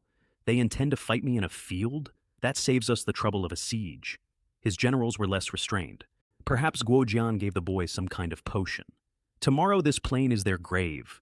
Here is the accounting that neither he nor my brothers did, and that Chang Lei and Liang Kai did over a map the night before. I had 7,000 cavalry, 2,000 heavy, to be used as a battering ram and nothing else, and 5,000 light with Juga crossbows on the saddle. I had 10,000 heavy infantry, 5,000 Han elite soldiers holding my center, and 5,000 of the best northerners on either side of them. Nearly 20,000 of my men in iron against an army whose infantry wear leather and padded cloth. Zhou Li had 3,000 men in proper armor out of 50,000 in his first wave, and 10,000 crossbows with about 30% more reach than anything they could shoot back. In an age of cold steel, my whole war is decided by two things: what the men are made of and what I have put on them. Everything else is arrangement, and I had bought both of mine. I stood on a raised platform that morning and looked at 400,000 men in the grass, and I want to be honest about what it felt like. There is no smoke. There is no noise yet. There is a mass on the earth out to the edge of sight, and it presses on you in a way older than anything I have words for. And I had a very clear thought, standing there, which closed a door in my head that I had left open for 2 months. I am an innate grandmaster. On that field, it means almost nothing. Put me in the middle of that, and I will kill 300 men, and then a spear will find me from a direction I am not looking in, because there is always another rank behind the rank in front of you, and a man's arms end. I cannot solve 400,000 people by being strong. You solve them with logistics and geometry and other people's discipline. Zhou Li opened with 50,000 infantry. My 4 princes wanted to lead it, and Zhou Li refused them so flatly that one of them sulked for 2 days. On a battlefield, he said, one does not underestimate the enemy, which is the last correct thing anybody on that side said. Their 50,000 came forward at my line at a walk that turned into a jog. At 200 paces, 10,000 of my windlasses clicked at the same time. The front rank of my father's army heard it and did not react, because at 200 paces, nothing can hurt you, and a couple of them were still laughing when the sky went dark. Shields! Get the shields up! 40 or 50,000 of my bolts came down on them in one weather system. Their shields went up too late, and it did not matter much anyway, because a Zhuge bolt at that range goes through a wooden shield and through the arm holding it. Zhou Li did the right thing against me instantly. Charge! Close with them! Get inside the arrows, and they're useless. So 50,000 men ran the last 200 paces to get at 10,000 of mine, and hit the wall. I have watched that moment on the reports a dozen times, and it still does not look real. 10,000 heavy infantry held 50,000. Shao spears came off my armor with a flat dull sound, like knocking on a door. Han halberds went through leather, and the man inside it in the same motion. My 4 brothers watched it from a rise, and one of them said, the thing that I would eventually have carved somewhere: how is their vanguard this good? Our men went in, and it was like running into a wall. And look at that armor. The finish, the pattern, that's not standard Great Shao issue. Where does the eldest get that much iron? And another one, slowly. What exactly has he been doing out here? Zhou Li sent 10,000 cavalry wide around the flank to get at my crossbowmen, which was the correct move, and the one Liang Kai had been waiting for since dawn. Dai split my cavalry. 4,000 left with him, 3,000 right with Liu Bei. Light cavalry that shoots at the gallop is a thing my father's army had heard about and had never had to stand in front of. My riders went across their front at speed, put bolts into them without stopping, wheeled, and did it again. And a hole opened in the Shao formation the way a seam opens. Then 2,000 heavies went into the hole. Liang Kai went into it first, which I had specifically told him not to do. My general came out the other side and turned around and went back in, and somewhere in the middle of the second pass, 3 grandmasters and more than a dozen first rates closed on him at once. Boy, one of them shouted, however good you are, 2 fists don't beat 4 hands. We'll wear you down. Dai parried the man on his left, put my spear through the breastplate of the one on his right, took 2 more out of their saddles with the shaft, and laughed at them. Wear me down with this? Let me show you what it looks like when someone is actually strong. The survivors worked out, about 4 exchanges later, that my general had not yet been trying, and one of them attempted to disengage. Is that all? That's not even enough to warm me up. Come on, 300 more rounds. Dai killed all 3. Zhou Li went the color of a bruise. An army is raised for 1,000 days and used on one, and I have just lost 3 generals I picked myself. Zhou Li ordered the recall, and that is when my general did the thing that ended the first day. Di forbade my men to chase the retreating cavalry. No pursuit, none, stay off them, and instead swung 2,000 heavies into the flank of the withdrawing infantry, who had their backs to him and were walking. Of the 50,000 men who went out that morning, a few thousand came back to camp. The evening report from Chang Lei in his flat reading voice. My losses, 4,502, of whom 2,120 dead. Theirs, 41,300 dead, 13,300 prisoners, 2,000 horses taken. 10,000 heavy infantry held off 50,000, I said, mostly to hear it, and 7,000 cavalry routed 10,000. I ordered meat that night and doubled the compensation to the families of the dead on the spot, in front of the officers, so that it would be down the line by morning. We do not let our brothers bleed and then let their families weep as well. Not again. In the imperial camp, 4 princes sat in a tent and did not eat. The ground was covered. I have never seen anything like that in my life. When I used to watch the operas in the capital, I thought a war was a general waving a sword and the enemy running. And the 7th quietly. From now on, whoever wants to volunteer can volunteer. I don't. Zhou Li hit the table and told my brothers to shut up, and then went and stood outside for a while. And then, Liang Kai did not let them sleep. His briefing to my raiders was 4 sentences long, and I have kept it. No lights. Any man of mine who strikes a flint goes under military law. Kerosene on any tent you pass. Wrap the hooves. In, fire, out. And we are going there to cause trouble, not to fight. You do not engage. You do not pursue. 7 times the night, from 7 different directions, and I did not go out with them, which I regret. Zhou Li put out the fire on the east side of his camp, and my men lit the west. Dai sent cavalry after them, and the cavalry rode into empty grass and came back an hour later, having achieved a long ride. My men found it hilarious, and the word that went round the Han camp for it was walking the dog. Let them chase it. It tires the dog out. By dawn, my father's army had lost 5,300 more men, 2,800 killed, 1,500 burned or trampled in their own camp in the dark, 1,000 simply gone, along with 130 carts of grain, 2,000 tents, and the sheds holding their spare arrows and armor. The only reason it was not worse for them is that they pitch with gaps between tents, and there was no wind. Zhou Li had the chevaux de frise dragged out around the whole perimeter, did not sleep, and announced at first light that at noon he would take the entire army, 300,000 men, and remove my camp from the earth. They came at my camp at noon, in a wave that took 20 minutes to finish arriving, and I stood on my platform and counted it. 100,000 infantry and 30,000 archers straight up my middle, 100,000 around each flank. 20,000 cavalry held back to catch us when we broke. The archery duel lasted about 4 exchanges, and then Zhou Li discovered something I had bought 2 months earlier that made him say a sentence I would pay money to have heard. My crossbowmen were carrying small shields. Mine can, because a crossbow does not need 2 hands to hold at tension. You span it, you hook it, and then you have a hand free forever. An archer cannot do that. An archer needs both arms for the whole time he is useful to anybody, which is why archers in this world stand in the open behind a line of other men and a hope. Holy, archers can carry shields, one of his officers said. You can do that? This is against the rules, said another one, and he meant it.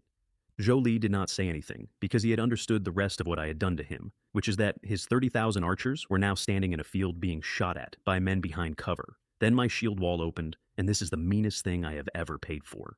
That was my general's idea, and it is the meanest thing on that entire field. A shield wall stops spears, so the wall parted in sections and let armored swordsmen through, and a spearman at sword distance is a man holding a long stick with a heavy end. Widen the breach! I could hear individual voices from where I was standing, and I have not got rid of them since. That's the part nobody tells you about a battle of that size. It is not a roar, it is thousands of separate men saying things. Their armor's too thick, we can't cut them. Is that it? You came all this way to die? A boy in my father's colors being shoved forward from behind, getting his spear up, and going down under a shield boss. Help! I don't want to die! Useless! Hold the line! The army's behind us. Running is certain death. And then an arrow took that centurion in the throat, and he did not finish the sentence. Behind their lines, their own enforcement detachments were cutting men down for retreating, which is a thing armies do and which has never once worked. And then 200,000 men closed around 30,000 of mine, and Zhou Li had what he wanted. My 30,000 formed a circle, and I stood on a platform and watched them do it. My shields locked all the way round, spears out through the gaps like the spines of something that eats birds, crossbows and swordsmen inside. Any army in the world facing those odds would have come apart, and I had been counting on them believing that. That was the entire assumption the imperial plan rested on. My general took 6,000 riders into their flank in a wedge, and 20,000 imperial cavalry came out to meet him, with 5 grandmaster generals at the head of it. 1,000 pieces of gold for the head of the Han general, 1 against 5. The first of them took his spear through the throat.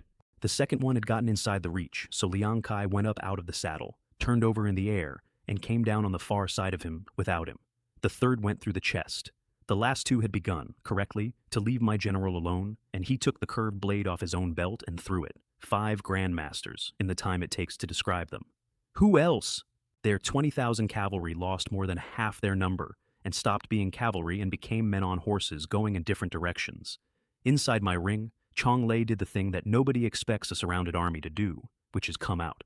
Infantry, follow me and cut our way through.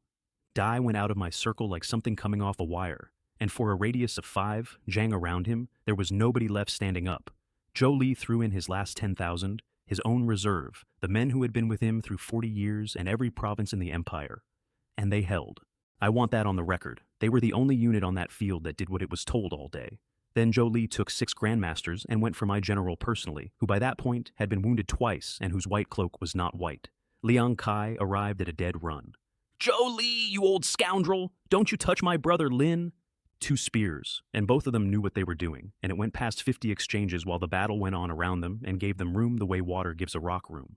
Old man, Chang Lei said, somewhere in the middle of it, your marksmanship isn't bad. You're just a little too violent about it. Zhou Li was nearly 60. That is the whole of it. His breathing went first, then the sweat came into his eyes, and Chang Lei is 30 and had been eating meat every day for a month. The end of my war with the imperial army came off a feint. A light thrust at the left shoulder that had to be parried. And while it was being parried, Chang Lei turned his horse, and the horse came up on its hind legs, and out of the turn came a spear thrust backward over his own shoulder that went in under the ribs and came out the other side. Marquis Anwu, Zhou Li, 40 years a soldier, died in my grass on the Liaonan Plain, and Chang Lei did not stop to look at him. Dai shouted immediately at the top of his voice in the direction of the largest number of people. Sun Ming is dead! Those who surrender will not be killed. Zhou Li's guard came at my general, screaming their commander's title, and I am told he killed dozens of them and did not enjoy it. Liang Kai finished the last grandmaster, and 400,000 men came apart at the seams in front of me in about 20 minutes, because that is what happens, and anybody who tells you otherwise has read too much poetry. The commander's dead. What are we doing this for? My own crossbowmen dropped their crossbows, picked swords up off the ground, and ran forward to start taking prisoners before somebody else got them. My 4 brothers watched Zhou Li go down from a rise and made a decision together without discussing it.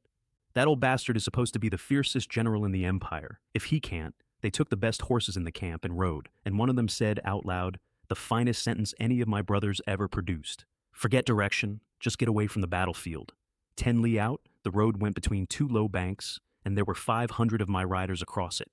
I had left the platform 2 hours earlier and gone the long way around. My 4 dear brothers, I said, in all this chaos, where exactly are you headed? Their nerve came back for about 4 seconds, the way it does. We are princes. Father will never let you. Their guards moved to cover them, and 4 grandmasters took them off into the tree line, which was well done, and which I had counted on, because I had already taken a deer track across the shoulder of the hill, and I was standing in the road on the other side with 50 men when they came out of it. My brothers actually cheered. Has he gone mad? Those 4 are grandmasters personally assigned by Father. Watch him get torn apart. The first of them came down at me with a 2-handed sword. I put my palm out. A hand of true kisi the size of a cart came off it, crushed the sword like something soft, and put him through a tree. The tree came down in 2 pieces. Dai was still alive on the ground, which surprised me, and what he said was, Great Grandmaster, you're a Great Grandmaster? I clapped, twice, slowly. Not bad. It actually stopped 1 palm, more durable than I expected. And behind me, 4 princes of the Great Qing Dynasty were making noises like a henhouse. The eldest is an innate grandmaster. They said he was a failure. They said he couldn't hold internal energy. I killed the other 3 with the simplest movements I know. A straight thrust, a downward cut, a block. No technique at all. There was nothing in any of it that a competent third-rate couldn't name, and every one of them carried the pressure of an innate grandmaster behind it, and against that, form as decoration. There was no blood on me anywhere. I checked afterward in a stream. That bothered me more than I expected. Then I turned around and looked at my 4 brothers on their knees in the road. Brother, I was wrong. I was wrong. I have elderly parents to support, and young children. No, I'm not even married yet. The fifth one was slapping his own face, hard, repeatedly, which I had never seen a man do. And the seventh, I'm still young. I don't understand anything. They corrupted me. So I went down the line and gave each of them theirs, by name, because I had been carrying them for 9 years and I wanted them out of my hands. Third brother, in the imperial garden, in front of every official at court and their families, you called me a useless crown prince who occupies a position and does nothing. Fourth brother, you paid 2 of my servants to put filth in my well, and my maids were sick for half a month. I caught both of them at the time. I didn't say anything. Fifth brother, you are the one everybody calls kind. And every month for 6 years, you told father that I lacked ambition and was obsessed with useless studies. And seventh brother, Dai was 19, so young and the most poisonous of all of you. You are the one who put the rumors about my mother into the palace. They had stopped talking. Did you think I didn't know? I knew all of it. I simply had to swallow it then. Every one of you wanted me dead, and today you're going to find out what that tastes like. And the last thing, because it is true, and because I wanted to hear myself say it. Nobody made you be born royal. There is no kinship in a royal family. Be ordinary next time. Be a good person. 4 strokes. It took less time than the sentence had. Then I told my men to buy 4 fine Nanmu coffins, put them in, and send them to the capital with an escort. They're princes. They should have some dignity about it. I got back on my horse. Consider it their elder brother seeing them off. That is 5 of my 9 brothers now. The 6th in his own hall in the capital, and these 4 in a road in Liaozhou. That leaves the 2nd, the 8th, the 9th, and the 10th, all of whom stayed home. They got out of it today. There is always tomorrow. On the slope above the field, with the crows already circling and the prisoners being walked past in columns, my 2 generals had a conversation that I have thought about more than any battle report. Liang Kai wiped his own face clean with the back of his wrist. That was awesome. I have not had a fight that satisfying since I stopped being alive. Chang Lei put the butt of his spear in the dirt and leaned on it. The Xiao army lost 400,000 men. This one battle is enough to make the dynasty bleed from the root. You know, Liang Kai said, it's only in places like this that a man understands what living is. Rank, money, houses. None of it comes close to going through a line of theirs. Perhaps we were made for it. After we're done with the Jiao, let's go north and have a proper go at the grassland. That'll be real fun. All right, Chang Lei said. Then we'll stand together again. They got their wish inside of a month, and I paid for it, and it was not fun at all. 600,000 barbarians came out of the north while the blood was still drying on the Liaonan Plain. 200,000 horse, 400,000 foot. Black wolf banners of the Wanyan, white eagles of the Baimur, and behind those the snakes and bears and tigers of every small tribe on the grassland. All of them called in at once for the first time in 2 generations. 1,000 head of cattle and sheep to the man who first gets over that wall, the barbarian king told them, and 100 slaves. The Zhenbei patrol saw them come up over the horizon, and there is no way to describe what that looks like except that the horizon moved. North Pass had 100,000 men. I had taken the other 100,000 south. Guojian stood in his command post and did not raise his voice once. What is there to panic about? These walls are strong. We hold with everything in the city, including the civilians. Then he gave them the number that mattered, and it was mine. Grain, arrows, timber, oil, rolling stone, 6 months of it, all of it shipped up there by me over the previous 8 weeks, for no reason except that Chen Ping had said, once in passing, that a fortress with a full granary is worth 3 fortresses. Then he wrote a note the length of a finger and put it on a falcon. North Pass is in imminent danger. We urgently need help. It reached me in a camp full of men still celebrating, and the celebration stopped in 1 row at a time as the news went outward from my tent. My northern generals were on their feet before I had finished reading. Their families are inside that wall. North Pass is not a posting to them. It is the place their grandfathers are buried. We could hold the pass, I said, and if we hold the pass, we are standing still while they choose where to burn. And if we go out into the grass and fight them properly, 200,000 horsemen will simply wrap around us, because there is nothing out there to lean on. I put my hand flat on the map, well north of everything. So I'm going to their royal court. Chang Lei got it instantly. Besiege Yan to rescue Lin. Liang Kai lit up like a lamp. Excellent, I'm very good at this. I did exactly this to the Xiongnu. 1,000 li on light cavalry, straight into their court. The arrangement. Chang Lei takes the main force north to North Pass at best speed and holds. I take 8,000 of the best cavalry we have, with 3 horses to a man, 1 for the fighting, 1 to change onto, 1 for the load, which is how you move 250 kilometers in a day for days on end, and we had 20,000 captured imperial horses to make it possible. And the last piece, which nobody in either army knew, and which made all of it work. I am a mobile supply depot with a pulse. We took no baggage train, none at all. The Gobi nearly killed us anyway. There is a sandstorm out there that arrived at the head of the column and swallowed all 8,000 of us in about 90 seconds, and I sat on a horse in the middle of it in a brown, roaring dark and could not see my own hands. At night, the ground pulls the heat out of a horse's hooves. In the day, the lips split. This is exactly why the barbarian tribes have never once come south by this route. It would be suicide. I put out hundreds of barrels of clean water every evening from a storage space nobody could see into, and I want to be honest about how absurd it was. I could have let 8,000 men bathe every day for a month. That is why the cavalry I brought were every one of them summoned. There was nobody in that column who would ever tell anybody anything. Somewhere in the middle of that desert, I checked the panel and found 3,021,000 points, most of it from the Liaonan Plain, and almost all of it in units of 10, because 98% of what died on that field were ordinary men. Guojian's falcon found me in the sand. I still do not entirely understand how. Your Highness may rest assured. The Zhenbei army is prepared to fight to the death and will hold the city with everything it has, not 1 inch. I read it twice. My grandfather put that man in that job over the objections of the entire court, and half of them said it was sentiment about a boy he'd found in a heap of bodies. The monthly summon came through on the 5th day in the desert, and the panel actually made me laugh out loud into a scarf. The flying general, Zhou Tai. Among men, Zhou Tai. Among horses, red hair. Dai held the pass at Hulao against Guo Fan and Han Qing and Guo Tai at the same time and did not lose. Peak Grandmaster. Command 92, Intelligence 80, Loyalty 100. Dai came out of the light already mounted on a red horse, close to 10 feet of man. 3-pronged purple gold crown, a red Sichuan robe with 100 flowers on it, chainmail with a beast's face on the chest, a lion's head at the belt, and the halberd across the saddlebow. Dai is a head taller than Liang Kai, who is not a small man, and the two of them looked at each other with obvious professional interest. I have long heard General Kai's name, Zhou Tai said, a raid on the Xiongnu royal court, and famous in a single battle. Truly, heroes come out of the young. And I noticed something I had suspected for 2 months and now confirmed. Every man my system has ever given me arrives at Peak Grandmaster and stops there. Not one of them has come out innate. Whatever that machine is, it has drawn a line 1 step below me, deliberately, and it has never once crossed it.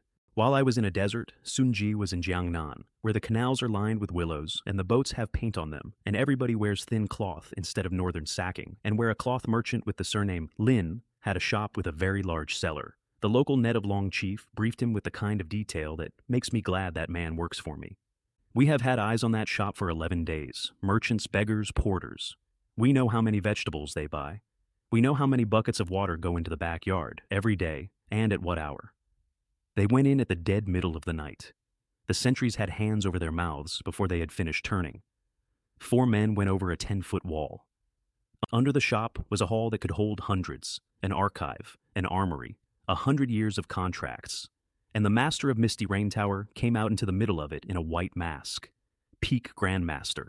Sunjai's equal, exactly. Whoever found the headquarters of Misty Rain Tower is capable. I want to see the face of the man who walks into my den. They fought with completely different tools. Sunjai has poison, needles, and a throwing dagger, and she fights with open hands, and it went long enough that both of them started talking. Ned of Long, she said, I have no quarrel with you. Why would I move against you? You touch someone you should not have. A pause. The king of Han. The dagger took the mask off her face. Underneath it was a woman, and by Sunjai's report, she was one of the most beautiful women he has ever seen, and he stood there for a full second, saying so out loud like an idiot. I never expected the master of Misty Rain Tower, who has stirred up storms for 20 years, to be a woman. She went out through a door in the floor that nobody had found in 11 days of watching, and the last thing she said on the way through it was, I will remember this. Her 2 old bodyguards, both late stage, did not get out. Every branch of Misty Rain Tower in the Empire was hid inside my 3 days, because the archive under that floor listed all of them. An organization that had been first in the assassin rankings for a century stopped existing over one of my weekends, and I was in a desert at the time, and Sun Ji's closing instruction to his own people was to circulate a portrait of that face to every outpost we have.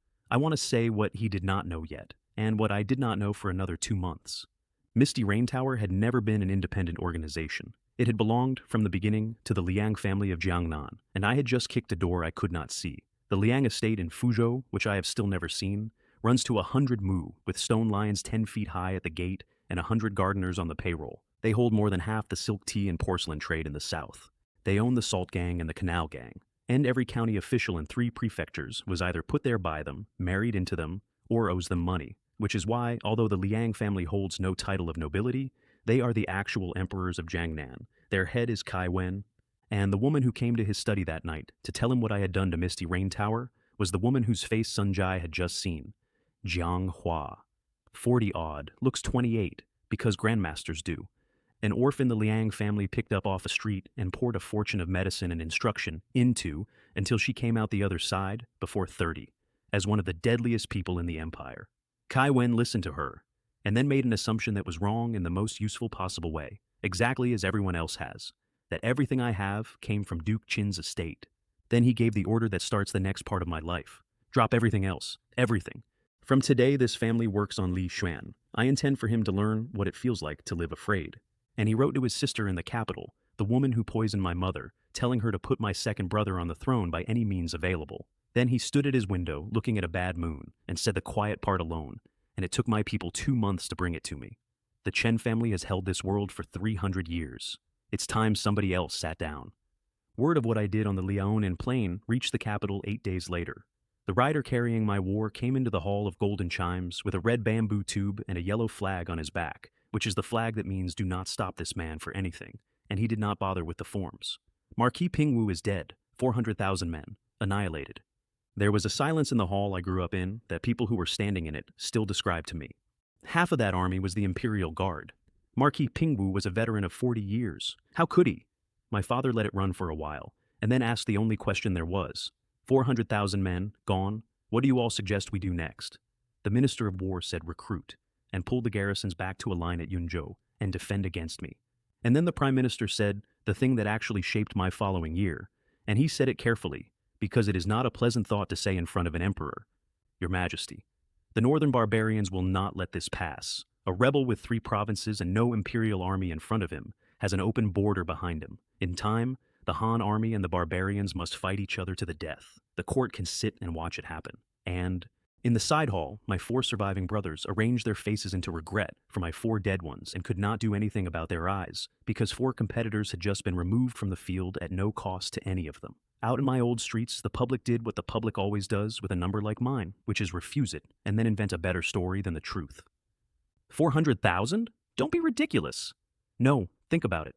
What if it was an act the whole time, playing the pig to eat the tiger, letting the other princes and his majesty relax? The former crown prince is patient. D swallowed all that injustice for years and never showed a crack. Within a week, the whole capital was telling each other about me, with enormous satisfaction, about the prince who pretended to be a pig in order to eat a tiger. And I would like it noted that I did nothing to earn this and have never corrected it. Noble consort Su threw a jade cup at a wall.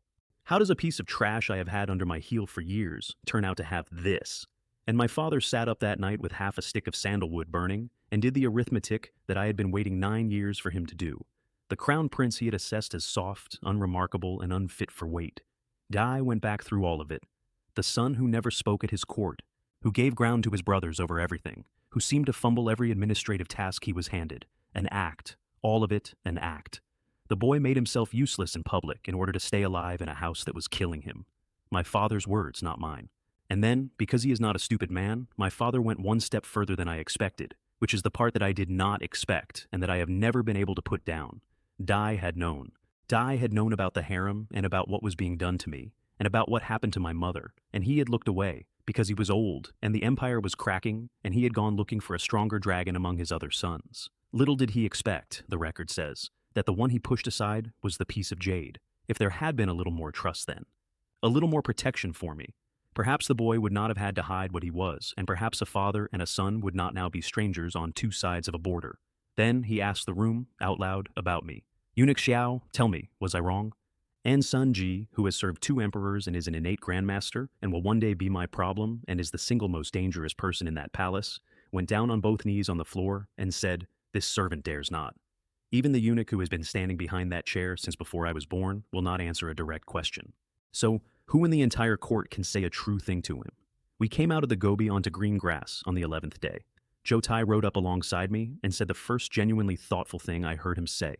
The desert is dangerous, but nobody can hide in it. This grass goes to the edge of the world in every direction. From here on, we're the ones who can be walked up on. So I ran 10 scout parties and captured sheepskins, with dust rubbed into their faces, and the story, if they were stopped, was that they had been driving stock to trade for salt and had gotten lost, which is the only story anybody on a grassland ever believes.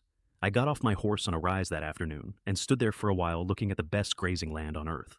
One day, I said, I'm going to build a horse farm here, 1,000,000 good horses, and the Iron Cavalry of Han will ride to the four corners of the world on them. My Zhou Tai, who is not sentimental, said, And not only this grassland, I said, mostly to myself. I want all of it. I intend to build the largest empire that has ever existed. The sign-in that morning had given me 1,000 tiger and leopard cavalry, which is the household cavalry of Cao Dai, into which no man below the rank of centurion was ever admitted, and which killed Shui Chang, killed the Wu Huan chieftain Korg, ran Guo Fan down at Changban, and broke Sun Yu, which gave me 3 elite cavalry regiments of 1,000 each, and they are 3 different tools. The black armored are a cheetah, the iron pagoda are a rhinoceros. The tiger and leopard will do either job and complain about neither. And every one of them came out of my machine, which means that not one of the 8,000 men riding into the heart of the barbarian nation with me was capable of selling me. That is not a small thing, and I did not build it, I was handed it. I have read enough of this dynasty's history to know that every rebellion before mine died of the same disease, and it was never the enemy. 600 leagues south of us, it was the 7th day at North Pass. Ladders on my wall, arrows coming over in flights thick enough to change the light. The order that went around my wall on the 7th day was not a tactic. It was this. If your blade goes dull, stab with the spear. If the spear breaks, use your fists. That was my order, relayed by a man who had never met me. If you can't do that, use your teeth. My men with arrows through their arms wrapped the arm in cloth and kept fighting. Men of mine too hurt to stand, got hold of barbarians who had reached the top and took them back over the parapet with them, which is a decision each of them made individually, and there were a great many of them. By the end of that 7th day, the smell over my fortress was blood and burnt oil and molten metal all mixed together, and it went into the stone and stayed there for a month. The barbarians came at my wall like tide, one wave off it and the next one already arriving. Guo Jian's numbers, in his own report, in his own flat hand, 100,000 regulars plus 50,000 townsmen conscripted, of whom the townsmen can carry things and nothing else. 30 to 40,000 casualties in 7 days. 4 to 500,000 still down there. Guo Jian stood on my wall in armor that had gone from gray to brown, and he did not run and he did not shout, because he had worked out the one thing that actually mattered. If the man on the wall shows a crack, the wall goes. One of my generals came to him at midday with blood in his eyebrows and asked to rotate his men out and said, "More than half of them are down." Approved. 3rd Battalion relieves you. Get down there, bandage, and count heads. An hour later, a lieutenant came up and told him the reserve was down to 2 battalions. Guo Jian said, "Those 2 do not move unless the city has fallen and I am dead," which meant that certain stretches of that wall now had no relief coming, ever, and every man on them knew it. And the lieutenant's face went gray, and he saluted and went and told them. Down below my wall, the barbarian king was having his own 7th day. 7 days, 7 days, this many men, and you cannot take one broken town? His generals looked at their boots and thought about mine. 70,000, we have lost more than 70,000 warriors. And off to one side, out of his line of sight, the left and right wise kings were doing their own arithmetic, and it was worse than his. 13,000 of mine, Ragnar said. 8 of mine. 21,000 out of 70. 30% of the losses off 2 tribes and their tribes were not 30% of that army. Neither of them said the obvious thing out loud, because the king was standing 40 paces away. And the only reason they did not fully believe it was that the king's own Wanyan had lost 10,000 of their own, and no man bleeds himself that much for a trick. North Pass is a hard nut, Ragnar said. And if we lose here, Bjorn said, our 20,000 died for nothing, and my elders will not receive me. Then the sun went down, and the barbarians pulled back, and every man on my wall who was still standing sat down where he was. A boy with an arrow through his forearm sat with his back against the parapet, not touching it, and said, to nobody, I survived. 2,000 more of them hadn't. Gao Jian walked down the line, and at the end of it, there was a battle flag that had been shot to ribbons, and he reached up and straightened it, and stood there for a second with his hand on the pole. 400 li north of him, my own scouts came back at sunset with barbarian herdsmen roped behind their saddles, and those herdsmen were staring at 8,000 armored cavalry with the expression of men looking at something that cannot be there. Where did this army come from? They are 300 li from their own royal court. Nothing hostile has stood on this grass in living memory, and the only explanation they could build, standing there, was that we had come up through the southern Gobi, which they know for a fact is a death zone that even the great caravans will not enter. They were right, and it did not help them either. My lord, the scout captain went down on one knee. We have the royal court. Onan River Valley, 400 li north. Water, grass, a large river running through it. 400 li, a day and a half. Separate the herdsmen, keep the ones who know the road as guides. The army moves tonight. Every Han banner came down. Every polished surface got a black cloth over it. From half a mile away, we were a dark mass of men and horses on a grassland, with no markings. And any herder who saw us would assume tribal cavalry riding into the court for the muster. Zhou Tai found that funny for 2 full days. If it were me, he said, riding beside me under the moon, I would never have imagined anyone would dare do this. That's the whole trick, I said. The less we hide, the less anyone wonders. Nobody suspects a thing that cannot happen. Liang Kai, on the other side, grinning at the dark. When we ride into the royal court, half of them will still think we're theirs. Behind us, Chang Lei had brought 70,000 men back from Liaozhou at a speed that broke 200 horses and had stopped 40 leagues, short of North Pass, to think. They have hundreds of thousands. We have 70,000. We do not fight them in the open outside that wall. We cannot afford to lose this army. The only cover anywhere near North Pass is a run of low-wooded hills to the west. So, through the hills at night, hit at dawn, tear one hole, and run for the west gate. Dai put it on a pigeon. We are 40 li out. We arrive tomorrow. Guo Jian read that strip of paper and hit the parapet with his fist, and his officers saw him smile for the first time in 9 days. They're here. They're here. 70,000 fresh men buys 10 days. And beyond that, he knew what I had gone north to do, and he knew that when it landed, the men outside his wall would have to go home. Dai called in every officer above colonel, and the room came apart when he told them. We're saved. The brothers who died didn't die for nothing. Orders. Shu Chu, 3,000 cavalry into the West Barbican, ready to come out the instant the signal goes up. Everyone else holds, especially east and south, because the moment the west lights up, the king will push everywhere else. They went through the hills that night with linen wrapped around every hoof, the whole army moving like one long animal through the trees, and stopped 8 li short at first light. Chang Lei lay on a ridge and looked at the barbarian west camp, tents like gray mushrooms out to the limit of my general's sight, cook smoke going up straight in the still air, men walking to the water carts with buckets. 15 minutes, he said, then we go. The barbarian west camp was at breakfast when my army arrived, their cooks with their sleeves rolled, turning meat in iron pots the size of bathtubs. Men carrying wooden steamers between the tents. Soldiers sitting on the ground, rubbing shoulders that had been holding a ladder yesterday. One of their centurions kicked the boot of a man who had fallen asleep sitting up. Move, we're back on that wall after we eat. Under 100,000 men held that side of my fortress, because the king had decided the west approach was too narrow to be worth reinforcing, and under 10,000 of them were mounted. My general came out of the tree line first, on the white horse, half a length ahead of 2,000 cavalry, with tens of thousands of infantry coming out of the hills behind them in blocks. Gorgon kicked his own tent flap open with a bowl of my enemy's breakfast still in his hand. Useless, useless. They're already at the door. Gorgon had 3,000 personal guard cavalry that could be in the saddle inside 5 minutes, and everything else in that camp needed half an hour, and he did the only correct thing available. He threw his own 3,000 away to buy the half hour. On the wall, the lookout came up onto his toes and screamed, "They've moved! The reinforcements are moving!" And my west gate opened, and Shu Chu's 3,000 came out of it, the way water comes through a broken dam.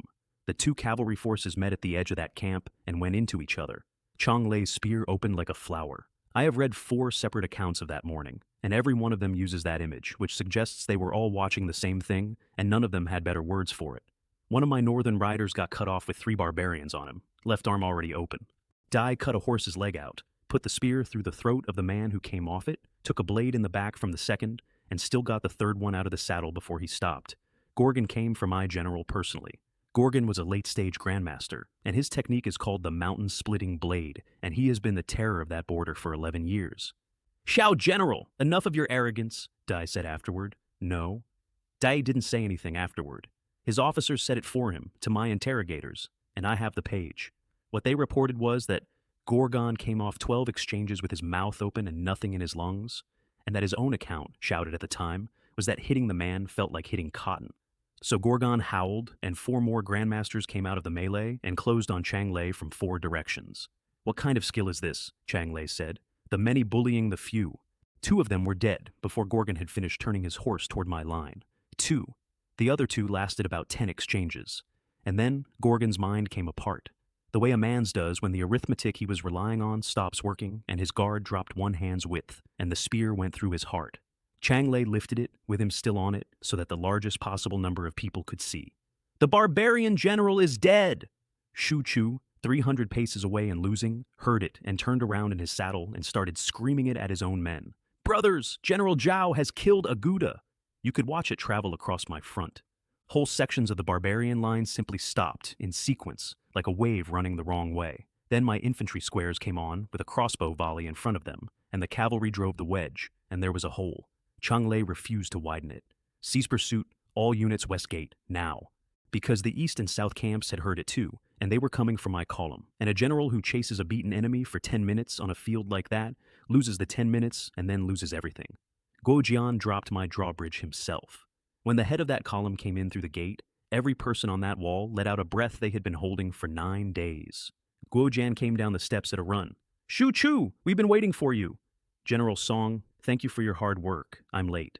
Behind them, in my gateway, 70,000 men who had marched 400 li and a garrison that had been on a wall for a week were finding each other, and there were a lot of men brushing dust off other men's shoulders and not managing to finish sentences. "I'm back. North Pass is still here. Is your family, are they?" Guojian walked Chang Lei to the command post and gave him the state of it on the way, in the tone of a man reading a shopping list.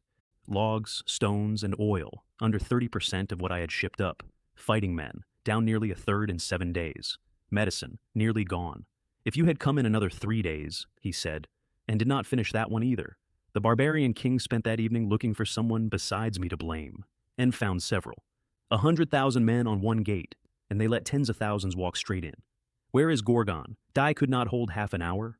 His strategist gave those generals a way out first, which is the mark of a professional. Nobody expected the Liaozhou force back within days, and that is not a failure of courage but of intelligence.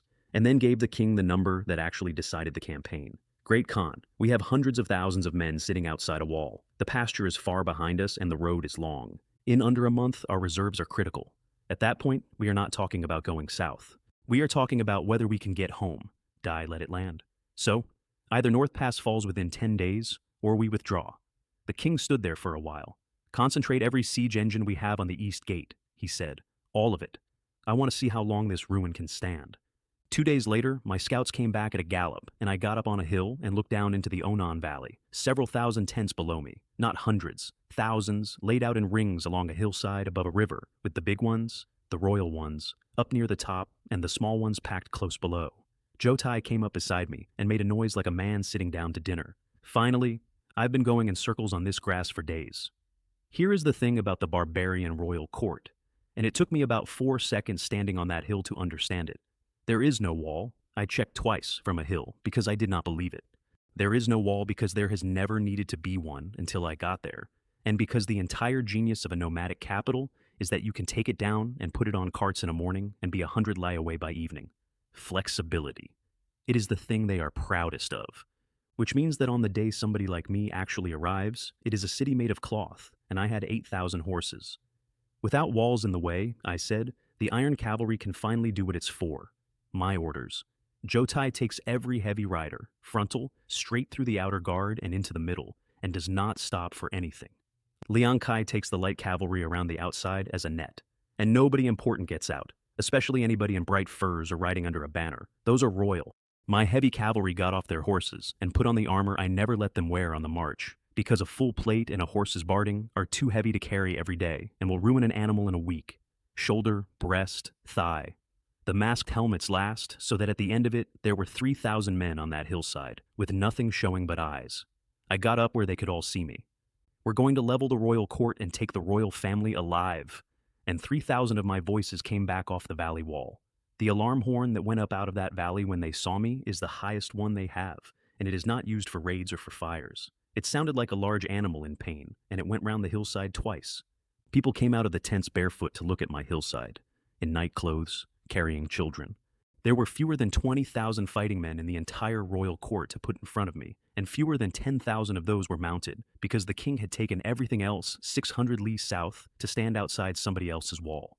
An old man came out leaning on a stick and stood looking up the slope at 3,000 armored riders coming down it, and asked the question that everybody there was asking. How did they get here? Did they fall out of the sky? Nobody could answer him. Nothing hostile had stood on that grass since before their grandfathers, and now I was standing on it. Up at the top, the queen was already moving, and she was the only person in that valley doing anything useful. Pack the valuables. The seals, the documents. Southeast to the Blackstone tribe, and go now. Jotai came down that hill half a length ahead of his own front rank with the halberd angled at the sky. "Barbarian dog! Get ready to die!" The first rider my general reached went backward more than 20 meters, leather armor and man together, folded, and took a dozen others down when he landed. Their sabers came off my plate and left shallow white scratches on armor I had bought at 50 points a suit. 50. A single lance at the charge went through 4 men, and the 5th stopped it. 10,000 Royal Cavalry stopped being a formation in one pass of mine. 1. Somewhere in the middle of it, a barbarian grandmaster in black bear skin armor came at Jotai with a giant axe and took a full swing at his head. Jotai did not lift an eyelid. Dai parried, reversed the halberd, and put the shaft into the man's chest, and everybody within 30 feet heard the sound it made, and the grandmaster went through 2 tents and stopped. That was the moment the court broke, and I had not yet come down off the hill. A grandmaster is the strongest man most of those people had ever seen with their own eyes. Dai is the man they send for when a tiger takes a child. "Is that even a man?" somebody screamed. "That's not a man. That's a beast in a human shape out of hell." Jotai turned red hair toward the golden tent at the top of the slope and pointed the halberd at it. "The barbarian king's kennel! Somebody's come to pull it down!" Up at that tent, the royal family were mounting up on the east side, and they could see him coming. A small prince got behind the queen and held on to her coat. What is that?" The queen's hand on her staff was not steady. I have that from 3 separate witnesses, and I believe all of them. She turned to an old man standing beside her in animal skins, white-haired, slightly bent, who had been standing beside her all morning, without saying anything.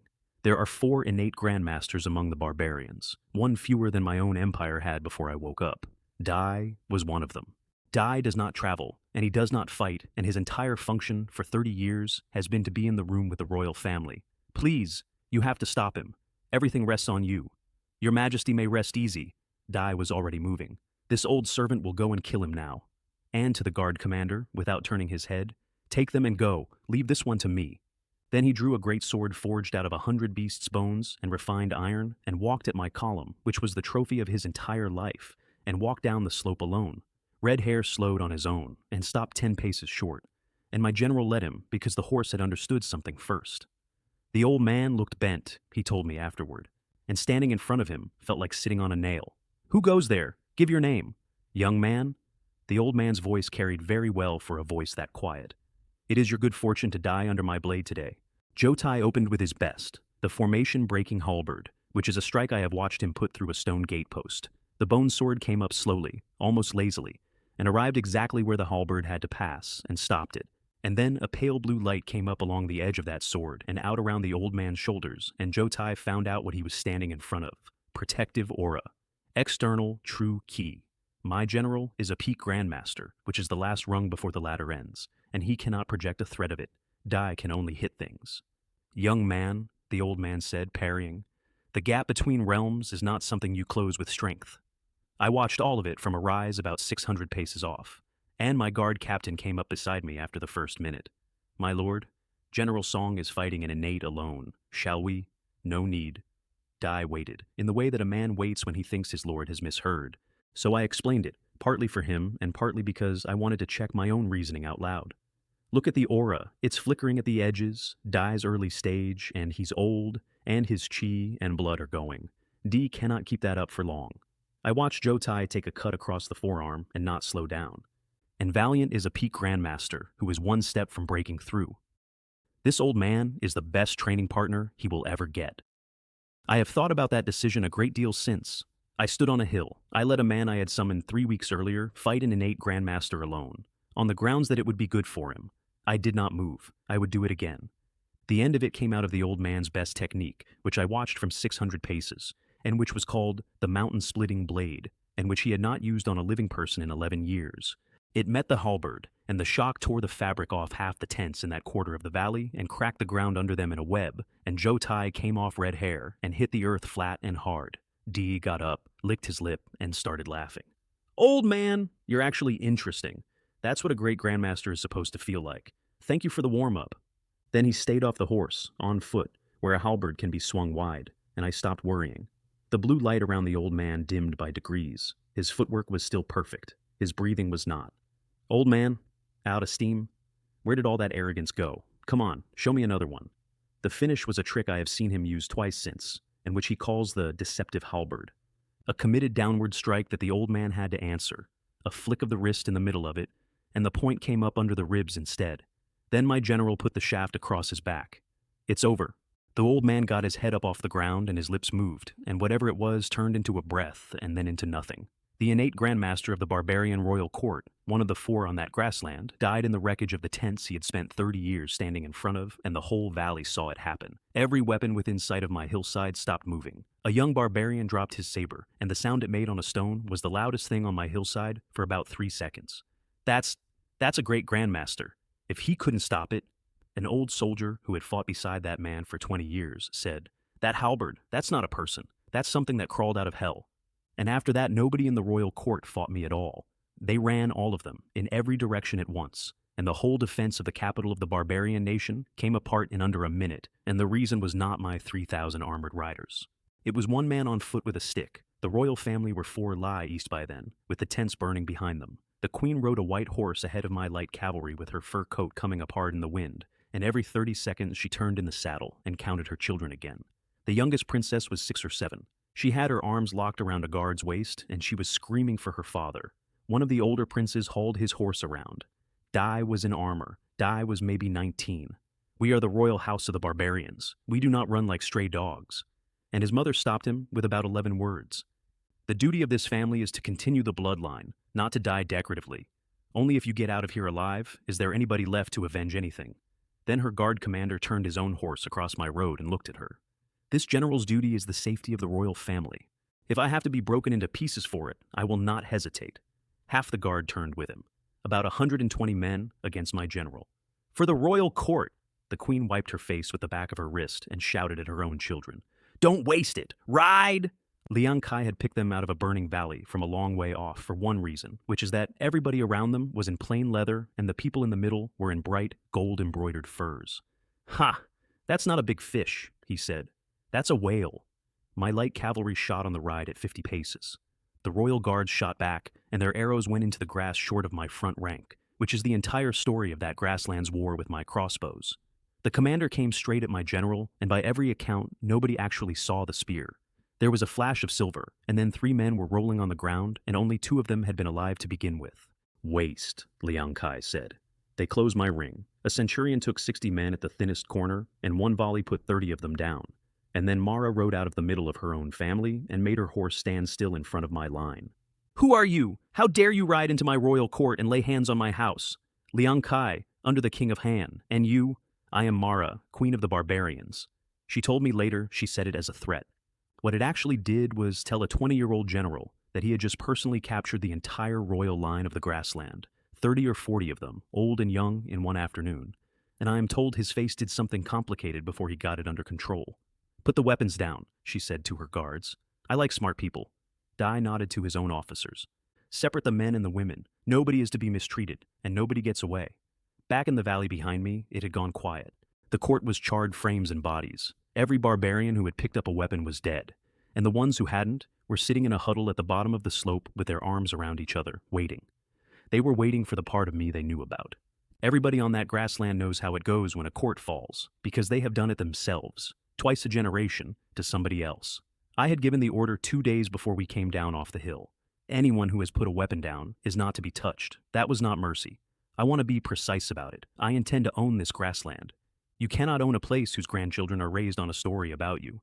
My men piled the loot in the middle of the court until it was a hill. Zhou Tai rode in around then with his armor black instead of dark red, and his eyes still bright, and gave me his report. Chickens and dogs, pathetic, although the old man was interesting. Dai shrugged. Dai was old. The guarded barbarians would not look at him. One of them was crying quietly with his face turned into a fold of the tent behind him. They had watched him kill their court's innate grandmaster, and then wipe the halberd on the grass. Then, Liang Kai came in with the family. "My lord, all of them. Not one got away." "Then we have a card," I said. "If the barbarian king won't withdraw, his entire house can be my permanent guests in Yuzhou." They brought them up, 40-odd of them, in furs of every color, men, women, and children, all of them frightened, most of them insulted. Mara walked at the front. She was tied and she was covered in dust, and she was doing an extraordinary job of walking like a woman entering a room. She is maybe 27 or 28, honey-colored skin, a high nose, hard, clean features, and a dark red fur coat with gold worked into the hem.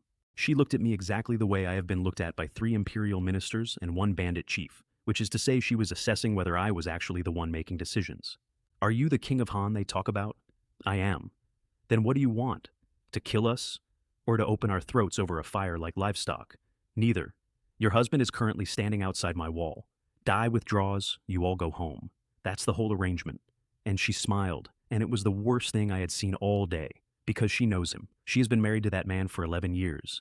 Dai is ambitious, and he is stubborn, and his entire life has been the pursuit of one more thing, and she stood there in front of me and worked out in public that her children were not worth as much to him as North Pass.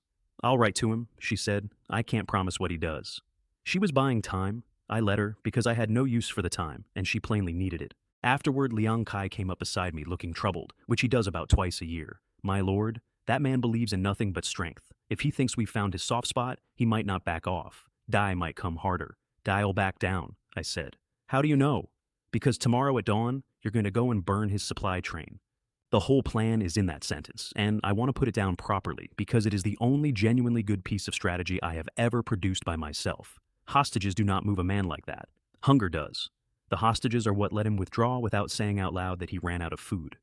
And after the train, I said, we ride around this grassland taking tribes apart until his own wise kings ask him what exactly they are still doing outside a wall. Then we sign a ceasefire, and I get 2 or 3 years. That night the queen came to my tent. I had been given exactly no warning. The guard put his head in, said, Queen Mara requests an audience, and I said, let her in, mostly out of curiosity about what she'd worked out. She had changed her coat for a plain one, and she had washed her face. What can I do for you at this hour? She didn't answer me. She stood there for a moment, looking at me with an expression I could not read at all, and then she raised her hands and began to unfasten her belt. I got up so fast, I put my knee into the table. What are you doing? I'm going to tell you what she said, because it explains her better than anything I could write about her. If the King of Han will spare the children, Mara is willing to serve at your side, in whatever way is wanted. Here is the part I did not understand until later, and which she was completely calm about. On the grassland, when a tribe falls, a noblewoman offering herself to the man who took it is not a disgrace. It is an accepted, understood, last instrument for keeping a bloodline alive, and it has been used 1,000 times, and every woman there is raised knowing it exists. In the great Xiao court, it would end a family. Out there, it is a lever, and she had reached for the only one she had left. Put your coat on, I said. I don't want that. She stopped and looked up, and something crossed her face that I think was genuine surprise. Does the King of Han consider Mara not worth it? The Queen holds a position that does not require this. I sat back down, mostly so that we would both stop standing. Your husband withdraws, and you and your children go home. That is a transaction. I am not going to turn it into something else. She fastened the coat with her head down and did not say anything for a while. So I gave her the other thing, which she had not asked for and which cost me nothing. And regardless of how the negotiation with the barbarian king ends, whatever he decides, I am not going to harm your children. That holds either way. She bowed to me, properly all the way down, which a queen of the barbarians does about twice in her life. Thank you, King of Han. Mara will remember it. At dawn, Liang Kai took 5,000 light cavalry southeast after the supply train, and I took everything else to the Blackstone tribe, which is where the royal family had been running to. They were drawn up waiting for us, tens of thousands of them. Valiant, I said. You're on. Dai was already moving. Watch this. 3,000 heavy cavalry into tens of thousands of light. It is not a battle. Their armor came apart in front of me like wet paper, and one halberd sweep took a man and the horse under him. I had the captives brought up to watch, and I am not proud of that, but it saved a war later. Mara put her hand over the small prince's eyes and could do nothing at all about the sound. An old prince beside her said, without meaning to say it out loud, This is the finest cavalry I have seen in my life. The whole formation is heavy. The whole formation. That's not possible out here. There's no answer to that. Their light cavalry tried the one thing that has always worked on the grassland, which is to run away and come back, and ran straight into my light cavalry, whose crossbows reach further than their bows. An hour, and the entire fighting strength of the Blackstone tribe stopped existing in front of me. Then I rode into the tribe itself, and every person in it was standing in the central square, holding on to each other. Old men praying, children screaming. They knew exactly what happens next, because everyone out there knows. The men die, the women are divided, the herds are driven off, and the totems are burned in front of whoever is left. My officer rode to the front of the square and shouted my terms. Hand over your gold and your valuables, and you will not be harmed. There was a silence of about 4 seconds while an entire tribe tried to work out whether it had heard my terms correctly. I let it run, Then they nearly trampled each other bringing it out. We loaded it, and I rode out. And the sound of that tribe starting to cry did not begin until the last of my riders was over the ridge. I had a report on it later from a native longman who stayed behind. And the line I kept was this: these soldiers from the Great Xiao did not behave at all like the invaders in the stories. My Blackstone Hall alone was 20 chests of gold and silver, antiques, calligraphy, and rare furs. 2 million toils, conservatively.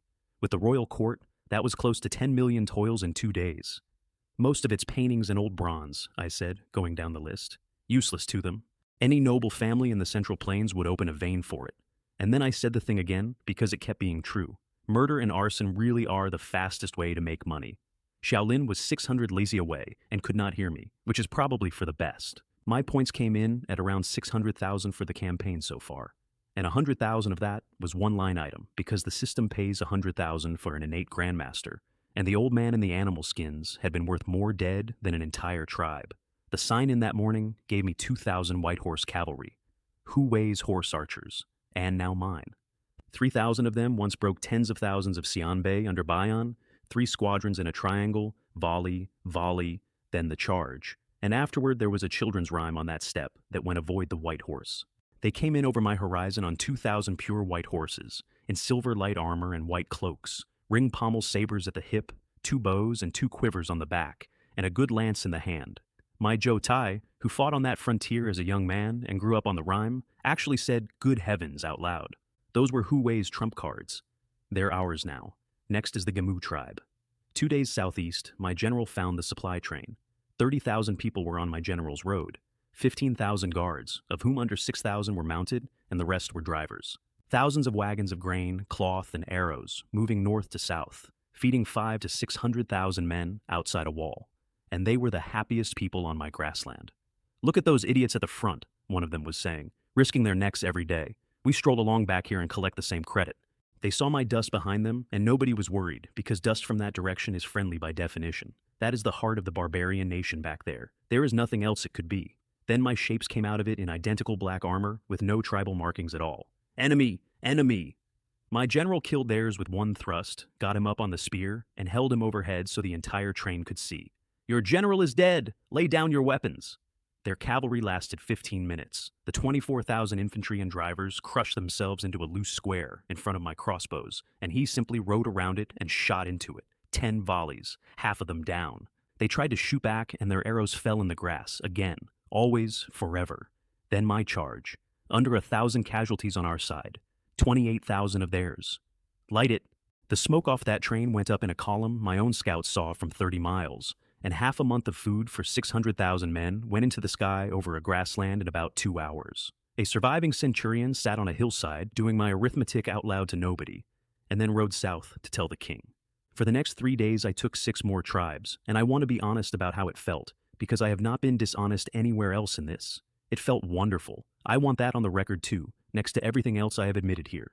Getting rich by robbery is faster than trade, faster than farming, faster than anything I have tried, and it is enormously satisfying, and I sat on a horse on the 4th morning, looking at a valley we were about to do it to, and understood exactly why bandits become bandits. Then I called it off. "That's enough, we're going home." Zhou Tai was disappointed, which I had expected. "We've been kicking over their heartland for 3 days, and the news has had time to travel. Somewhere out there right now, a very angry man is turning around. And this is their grass, not ours." A day later, his column came back over my horizon, with the smoke still in their clothes, and we turned south together and rode for Yuzhou the long way round. At North Pass, while I was on a grassland 600 li away getting rich, they were on the 5th wave of the day. The arrows were coming over thick enough that my men described it to me afterward as a black rainstorm, and the ground outside that wall was carpeted in shafts so densely you could not see the earth. My defenders had run out of rolling stones. They had run out of oil. There was nothing left up there but men and what they were holding. One of mine killed a barbarian coming over the parapet, took a spear in the stomach from a second one, got hold of him with both arms, and went over the edge with him, rather than let go. The bricks underfoot were slick, and every man of mine up there had learned to move differently. The barbarian king fed them at my wall in echelons, and I want to explain why he could not simply swamp it, because it is the thing every story about a siege gets wrong. There are only so many ladders. There is only so much of my wall. 100,000 men cannot climb a stretch that holds 400. And if you push them at it anyway, they crush each other at the base and achieve nothing but a heap. So, a siege is not a flood. It is a queue, and the man on the wall only ever fights the front of it, which is why one very good swordsman on that wall was worth a battalion. My general spent 5 days on it, and by the 5th, the barbarians had a name for him that translates roughly as the Silver One. A barbarian myriarch came at my general with twin meteor hammers on chains, which is a serious weapon in serious hands, and he was a grandmaster, and he lasted under 10 exchanges before the spear went into his abdomen. That was the 4th of my brother-in-arms' myriarchs, and the barbarian king had counted everyone. The barbarian king came apart about it. Another one, that's the 4th. My commanders of 10,000, every one of them the best eagle on this grassland, every one a grandmaster who can stand alone, and he butchers them like sheep. Dai demanded a volunteer. Every general in that tent looked at the ground. And it was not cowardice, it was arithmetic, and I would have looked at the floor too. 8 or 10 grandmasters, from early stage to peak, had gone up that wall in 5 days to deal with the Silver One. All of them were still up there in pieces. So the king walked to the rear of his own camp himself, and spent the thing he could not replace. Dai asked Temujin. Temujin was a middle-stage great grandmaster, innate, like me. His external martial arts have gone past the point where anybody keeps a name for it, and his iron fists break stone tablets, and an ordinary grandmaster does not survive 3 exchanges with him. The king had never wanted to spend him. There is a handful of innates on that whole grassland, and I had already taken one of them off the board that week. They appear once a century, and they cannot be replaced by wealth or by will. D's a boy in a white robe, Temujin said. There's nothing there to be afraid of. Dai picked up 2 black hammers and went to the wall. Dai climbed a siege ladder like something that lives in trees, took 7 or 8 of my northerners off the top with one sweep, and started up the wall clearing a road, and the men in front of him went off the parapet in both directions, like water off a plow. Young general in white, prepare to die. Chang Lei opened with everything. The hammer met my general's spear, and his arm went dead to the shoulder. His hand split open along the palm, and he went backward and hit the walkway and had nothing left in his sword arm. Guojian got to him and told him who it was. My enemy's own bodyguard. And my general, sitting on a wall with a broken hand, said the thing that ended my siege. It's too tight up here. Dai can't use half of what he has, and neither can we. Get him down into the open ground inside the wall, and this time we do not let him leave. Then he stood up and shouted it at the man across 40 feet of corpses. Temujin, this wall is too small for you. You can't show me anything up here. Come down, if you've got it in you. Temujin stopped for exactly 1 beat. Dai thought, I am a middle-stage great grandmaster. I kill him, I go back over the wall, and it takes 4 minutes. Dai jumped. Dai landed in an open yard inside my fortress, and the instant his feet touched the ground, the gates on 3 sides of that yard opened and my army came out of them. Shields on the outside, spears through the shields, archers on the roofs, and Guojian came through my line with 6 grandmasters at his back, himself and Chang Lei at peak, 6 more at late stage, and spread out around him.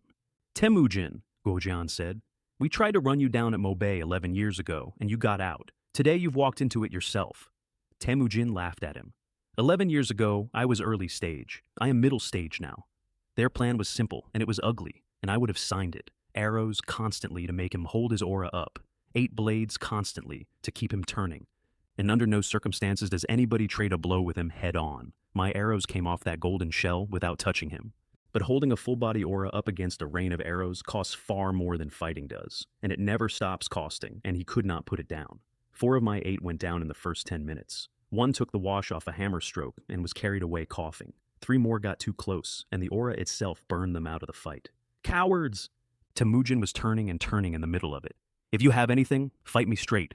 Nobody did. A third of his true Qi was gone, and he could feel it going. Then my general mistimed by a quarter second and took the shock of a hammer through the shoulder and left a red print down the shaft of his own spear. Dai put his hand in his coat, took out the jade bottle I had given him for training, and drank the entire thing. Those pills came out of my shop at a price I would rather not put in writing. Grandmasters have killed each other over one of them, and he swallowed a bottle of them like a man taking water. And then, in the middle of a fight he was losing, with a great grandmaster in front of him and his own shoulder ruined, he felt his true Qi start to move, as though something under it were pushing at a lid, and he let it. There was a sound that was not a sound, and silver light came off my general, and his hair moved with no wind anywhere in that yard, and Chang Lei crossed into Innate Grandmaster, standing in an open courtyard in the middle of a war. Temujin's face is the part every man who saw it still tells me about, because Temujin had done it himself once. And what you do is you find a place nobody knows about, and you send everyone away, and you sit for 3 days getting your breathing right, and you approach the bottleneck like a man carrying a full cup across a room, because if you are interrupted, you can lose the chance forever. And my boy in a white robe had just done it in front of him, on a battlefield, with somebody actively trying to kill him. Are you kidding? Go Jan, who had been stuck at peak for 11 years and has spent a decade of nights working at that wall, said, out loud, that isn't how any of this. And then, 1 second later, he went cold because he had done my other arithmetic. Without that, in about 4 more minutes, all 8 of them would have been dead in that yard. Changlei rolled his ruined shoulder, and it worked. Temujin, you're dying today. Use it to celebrate my breakthrough. Temujin tried to leave. That is the truth of it, and he was right to. Boy, I'll spare your life for now. Temujin went up my inner wall and over it, and Changlei went after him and caught him on the open ground outside, and it took 4 exchanges. Up on the command rise, the barbarian king's staff had been watching my wall. They saw Temujin appear on the wall, and they cheered. Then they saw my silver figure come over the parapet behind him, and the cheering did something you can apparently hear from a long way off. Dai didn't. That's not him winning, is it? Dai's being chased. Their grandmasters rode out to help and got within 60 paces of the body and stopped. You go. Why me? Why don't you go? Temujin is lying right there. That thing broke through half an hour ago. Whatever we walk into now, we walk into it as a favor. My general stood in the open with blood coming off the tip of the spear, and looked at them and said it quietly enough that they had to be silent to hear it, which is the only way to say something like that. A bunch of useless trash. Get out! And he turned around and walked back to the wall, and they opened a corridor for him to walk through. The barbarian king put his fist into a flagpole and cracked it. That was a great grandmaster. In 100 years, this grassland has produced a handful of them. And he's just gone. Dai halted the assault. On the wall, men who had not slept properly in 9 days were laughing at nothing and hanging on each other's shoulders, and a young soldier with a rag around his arm said, "It has been worth being alive to stand on a wall with that man," and meant it entirely. Guojian was grinning like a boy. That old bastard out there is heartbroken right now. I would pay money to see his face. And then he gave the order that the wall actually cared about. Kill a pig, stew it, eat until you can't. The camp outside my wall that night was not an army. It was a ward. Broken limbs bound up in strips of cloth. Doctors who had stopped triaging properly 2 days ago. Men sitting against wagon wheels in what had dried on them the day before yesterday. It's not a battle. Charging that wall is a way of committing suicide with company. North Pass isn't a fortress, it's a hole, and we're filling it in with ourselves. And in the great tent, the left-wise king finally said it in front of his king. We have been at this wall for over half a month. Our casualties are between 150 and 160,000. Dei got it all out in one go. My tribes cannot carry this much longer. Bjorn, immediately. If this goes on, mine may not carry it at all. There could be a rising at home. And then the tent flap opened twice in 10 minutes. The first man came in and could not get my news out cleanly. The rear, the supply train, they burned it. All of it. The whole shipment. The king lifted him off the ground by his collar and threw him down. Somebody in the back said, into the silence, "We have 5 days of food." The second man came in with his face gray and my letter in both hands. The royal court has been attacked. All of them. The whole royal family has been taken. It was in his wife's own handwriting, on paper I had provided, with a brown stain across one corner. The court sacked. The old guardian dead. And the army that did it, led personally by the king of Han, one condition for their release: withdraw and put your name to an agreement never to come south again. The king drew and split the table in 2. The great southern campaign that had started with 600,000 men and 3 tribes swearing on their totems ended in a tent with a man standing over 2 halves of a table with nowhere to put his hands. His strategist waited a decent interval and then said the sentence I had written 400 li into a desert to buy. Great Khan, there is nothing left to win here. The king closed his eyes. When he opened them, the anger was gone, and what was underneath it was worse. Pass the order. The army withdraws. 4 words, and they used him up. Dee had lost over 10 grandmasters and both of his great-grandmasters, Temujin outside a wall and the old guardian in the wreckage of his own court, and young men out of every tribe on the grassland. Dai announced compensation to the tribes, calculated by casualty ratio, immediately before anyone asked. That was not generosity. That was a man who understood that if he rode home without it, the grassland would come apart before we ever crossed it. On a rise, with the column already moving north behind him, he turned and looked back at North Pass for a while. Then he laughed, 1 syllable, and said it out loud to a wall 600 paces away. "King of Han, this is not finished. One day I'm going to take your head off myself." And he left Throck behind with a small escort and instructions to negotiate. On the wall, nobody had noticed yet. Men were sitting against the bricks with their armor still dirty from the wall, too tired to take it off. "I can't lift my arm," a young one said. "I honestly don't know if I'll be alive tomorrow." The older man next to him said, "Old Lin was talking to me yesterday. That's how it is." Then somebody stood up on the crenellation and stayed up there a moment too long to be safe, and then started screaming. "They're going! Look! The barbarians are going!" Tents coming down across the entire plain, all at once, in every direction, the way they do it. A whole nation folding itself up and putting itself on carts.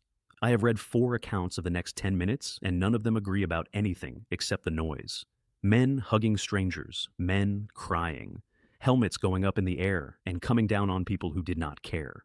A captain running the whole length of that wall to get to the stairs, to get to Guojian, and finding Guojian already coming up them. Guojian and Chang Lei stood together and watched a plane empty out, and neither of them said anything for a while, because they had both been holding the same breath for half a month. Then, Guojian turned around to the wall. "Meat and wine, all of it, tonight." The falcon found me in the middle of a grassland with nothing on it in any direction. I still do not entirely understand how that bird did it. It came down out of an empty sky onto my forearm with a tube the size of my little finger tied to its leg and then sat there turning its head, waiting the way it always does, like a clerk who has delivered something and would like a receipt. North Pass holds. The barbarian main force has withdrawn. I read it twice and put it in my coat. Around the fire that night, Jotai was in an excellent mood. We rode through the middle of their nation, took their capital apart, and made them cry for their mothers. I would call that a productive week. Liang Kai was quieter about it, and when he spoke it was to say the thing he actually cared about. Dai was a peak grandmaster fighting an innate, alone, and he crossed a realm to do it. I have not seen that done. In the guarded tent on the far side of the camp, a small prince was asking his mother whether his father was coming for them. I heard about it later from a guard. What Mara said was, "The king would never abandon us," in a completely steady voice. And then she went on, saying it in different words for an hour. So I walked over. I did not make it an occasion. I stood outside her tent flap and told her flatly. "The barbarian king has withdrawn from North Pass. Both sides will send representatives. You'll be going home shortly." She looked at me for a second, and something in her shoulders let go. "Thank you for telling me." Then she went back inside, and I heard her say it, and I heard the noise the inside of that tent made, and a small voice going up over all of it saying, "I knew father would come for us," and nobody in there corrected him, including his mother, who knew exactly what had actually happened and who had done what. The sign-in that night gave me the Xianjin Jing. I had to sit down. For anyone who hasn't spent their childhood on the wrong kind of novels, the Xianjin Jing is the ceiling. It is Bodhidharma's, it is Shaolin's, and it is the foundation under the 72 arts, which is to say that men who try the 72 without it end up damaged in ways there are words for. It builds internal energy past what the body should hold. It heals injury. It resists poison. It slows the body down toward the end of a life, and it comes with a catch that has defeated everyone. To cultivate it, you must see through the illusion of self and other and hold no intention of practicing martial arts in your mind at all, which means the only people qualified to learn the greatest martial art in the world are people who do not want to learn it. Centuries of eminent monks have gone at that wall and come off it. "System," I said. "Can this just be installed?" "Confirmed. No cultivation required. Major achievement can be granted directly."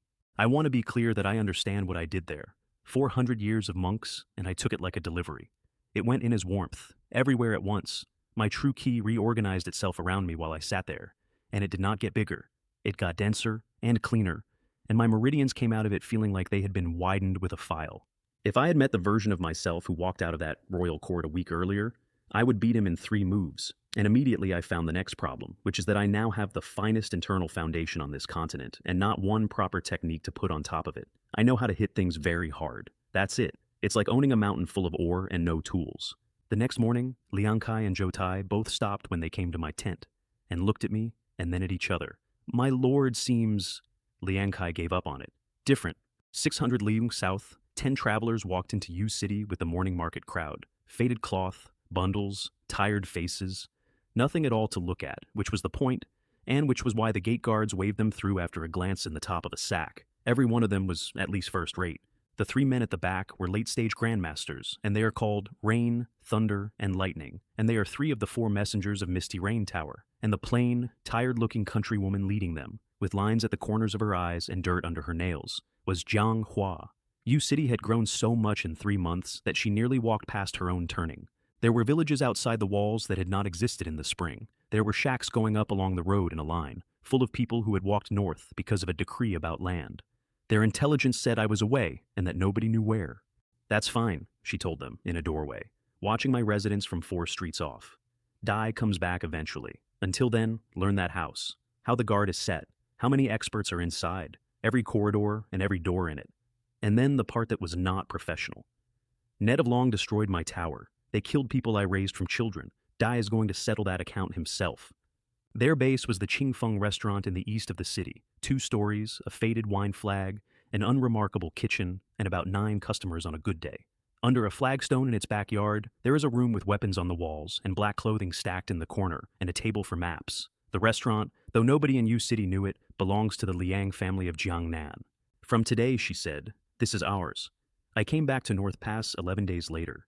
They saw the banner from the wall first, and by the time I reached the gate, the entire garrison had got itself into ranks, and every officer in the north was standing in a line, pretending they had been standing in it for an hour. I looked past them at the wall while they were saluting, which was rude of me, and I could not stop.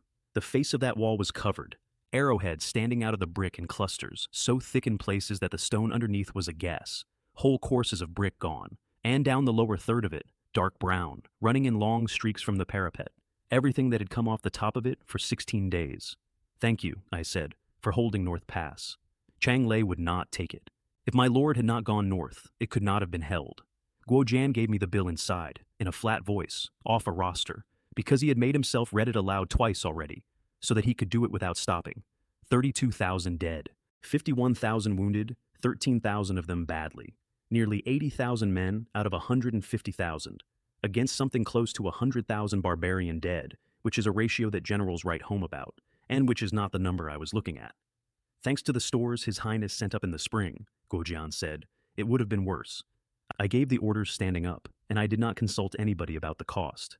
Every man who died is buried properly, not in a pit.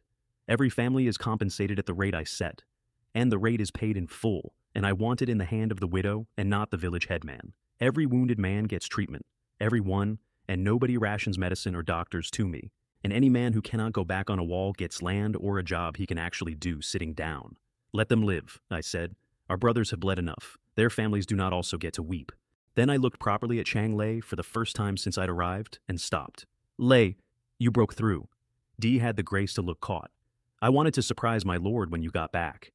I laughed out loud in front of the entire command staff, which I am told did more for morale than the money, my first Great Grandmaster. We spent that evening arguing about what to charge the barbarians for their queen. I put it to the room straight. I have their entire royal family, including Mara, and both sides are about to sit at a table. So, tell me what to ask for. A blunt officer got in first. Compensation, we've buried 32,000 men. Supplies, said another. War horses, furs, medicine. Everything we've run short of. Guojian wanted paper. Money spends, get an agreement, 10 years of no incursion, signed, and copies to every tribe. Liang Kai wanted people. Don't give all of them back, keep a few. If they change their minds in 2 years, we want something in the room. And somebody at the back said we should take pasture, and the rest of the room turned on him before I had to, because the one thing you cannot take off a nomad is grass. All right, I said, money, the paper, and we keep hostages. Thro came in the next morning under a white flag and sat down opposite me, and I let him open because whoever names the first number has already lost something. My king says, release the royal family, and the barbarians will not enter Yuzhu for 10 years. We will sign it. Dai paused for effect, and as a token of sincerity, 5,000 war horses and 10,000 head of cattle and sheep. I let the silence go on while I drank tea. Is that the extent of the barbarian king's sincerity? Dai got cautious. Then perhaps the king of Han would state his terms. So I stated them, slowly, one at a time, in the tone you use for a shopping list. 10,000 war horses, 30,000 cattle and sheep, 5 million taels of silver, every great Xiao subject taken in raids over the last 10 years, returned, and 20,000 caddies each of furs and medicinal herbs. Thrak came out of his chair. That is not a negotiation. That is robbery. My king will never. Guojian answered him before I could, and Guojian has been on that border 11 years. Envoy. For a decade, your riders have come south every autumn and burned and taken. Whole counties in this province are empty. What your people have carried north out of this land over 10 years is more than 10 times what has just been asked for. And you're calling it harsh to hand back a piece of it? Thrak did not have an answer because there isn't one. Those are the terms, I said. Sign and put your thumb on it, or don't, and the royal family can stay in Yuzhu as my guests. They'll be comfortable. I've said so, and I meant it. I watched him try to be two people at once. Half of him was shouting that the king would take his skin off for agreeing to this. The other half was pointing out that they were a fish on a board, and that if they refused to give up flesh, they would be giving up the head. Dai came down where all sensible messengers come down. I cannot decide this. I need to see the queen. After he left, my own command post got nervous.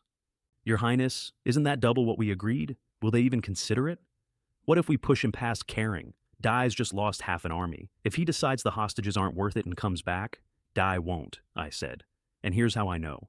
If the barbarian king genuinely did not care about that family, Throck would not be in this building. The man is here. That's the whole answer.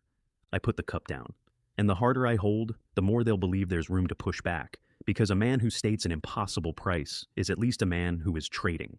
Negotiation is asking for the moon and settling out loud with great reluctance for exactly what you wanted. Over in the walled courtyard, where I had the royal family, it had been silent for 2 days, and then somebody spotted Throck at the gate. That's General Du! Look! 40 people came off the steps at once. I'm told 2 of the older princesses had to be held up. Mara heard the terms out without interrupting, and when he'd finished, she said, "This is too much," and then closed her mouth on the rest of it, because a woman standing in another man's courtyard has no right to be angry in front of witnesses, and she knew it. Throck put it in her hands immediately, because he is a messenger and not a fool, and because the one thing he would not do is carry a decision like that back to a man with a saber. Dai could give it to her for a specific reason, and it is the reason the whole negotiation existed. Mara's own clan is the senior branch of the royal house.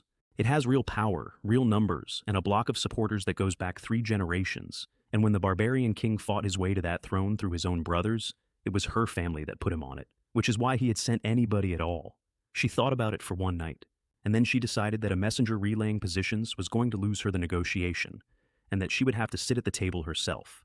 The same night, in U City, 2 of my embroidered uniform guard checked into the Qing Feng restaurant as guests. Jade Claw came in first, dressed as a rough merchant with a bolt of coarse cloth over his shoulder. Cloudwalk came in 20 minutes later as a waiter carrying an empty food box and got herself a room on the 2nd floor. She went out of the back window after midnight and down into the yard, which is full of junk, and found nothing at all, which is exactly what a professional's yard looks like.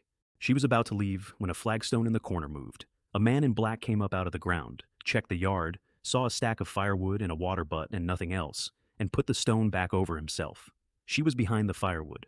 She came back up through the window and said one sentence to Jade Claw. "It's under the flagstone in the backyard. Tomorrow we take one of them walking alone, find out how many there are and what they are, and then we do it." Mara came to the table the next morning with Throck behind her and nobody else, which told me she intended to agree to something and did not want an audience for it. "Since the queen wants to speak to me herself," I said, "let's not waste the morning. What are your terms?" And she halved me, immediately without blinking, in one breath. 5,000 war horses, 15,000 cattle and sheep, 2 million talls, every great Shao captive returned, 5,000 caddies each of furs and medicine. Sign it today. Is the queen joking? My terms weren't an opening bid. The King of Hands' terms are an insult to my people, and he knows it, or he would not have opened with them. We went at each other for an hour. I would like to record, since nobody else in that room is going to, that I lost most of it. She has a way of conceding a number while taking something structural, and by the time I noticed the shape of it, she had done it 3 times. Where we finished, 7,000 war horses, 20,000 cattle and sheep, 3 million toils of silver, 10,000 caddies each of furs and medicinal herbs, and every great Shao subject taken north in the last 10 years walked back to this gate. 3 million toils covers the compensation for every man the Zhenbei army buried at the rate I set, with a very great deal left over to rebuild the wall and refill the armories. All right, I said, on those terms. They brought the documents in, and we both signed, and both put a thumb on it, and I stood up. The queen is a woman of real nerve and real skill, I said. I mean that. I'd rather have negotiated with your husband. She smiled at that, properly for the first time since the Onan Valley. His Majesty flatters me. Then I gave her the last term, which was not negotiable, and which she had known was coming. Half your family rides home today. You stay until the last card of that compensation is inside my gate. Then you go, with an escort, at my expense. She nodded once. Yes. Afterward, Guo Jian came in and stood there with the look of a man who has been waiting outside a door. Well, I told him the numbers. That woman, he said, is the most capable person in the barbarian nation, and it is not close. She has her own clan behind her, she can count, and she got concessions out of you in a room where she had nothing. The barbarian king is luckier than he deserves. And then he grinned because he is not a diplomat. Although, you're still ahead of her, Your Highness. You got everything you wanted, and you didn't even wreck the relationship doing it. I handed him the rest of it before I left, which was the part nobody sings about. The resettlement of the civilians who had come inside the walls, the compensation payments going out family by family, the rebuilding of the East Wall, the restocking of 6 armories. The silver comes up from you city. Start now, don't wait for the barbarian carts. Understood. And in the courtyard across town, Mara was giving Thrak his instructions for the ride home. And she did something that I did not learn about for a week, and that I have thought about since. When you report, she said, you will tell him this. The treaty was decided by me. Every term in it was agreed by me. You carried paper. Thrak understood immediately what she was doing, which was standing in front of the only saber that would be drawn over this. Dai went down on both knees on the flagstones. Thank you, Your Majesty. On behalf of my whole family, thank you. Get up. Tell him to send the compensation quickly. I have children waiting on it. Here is where I was 5 months ago. I was lying on a bed I had never seen, in a body that had just been called a candle in the wind by a machine, in a house that was being searched by soldiers, with a mother dead of an illness nobody was allowed to name, a grandfather dead in a field somebody had told the enemy about, and 8 brothers arranging my funeral around a table. My father gave me 2,000 toils, a cart, and the worst commandery on the map, and told me kindly that I was too soft-hearted and not very able, and here is where I am now. I hold 3 provinces. I have 240,000 men who eat meat every day.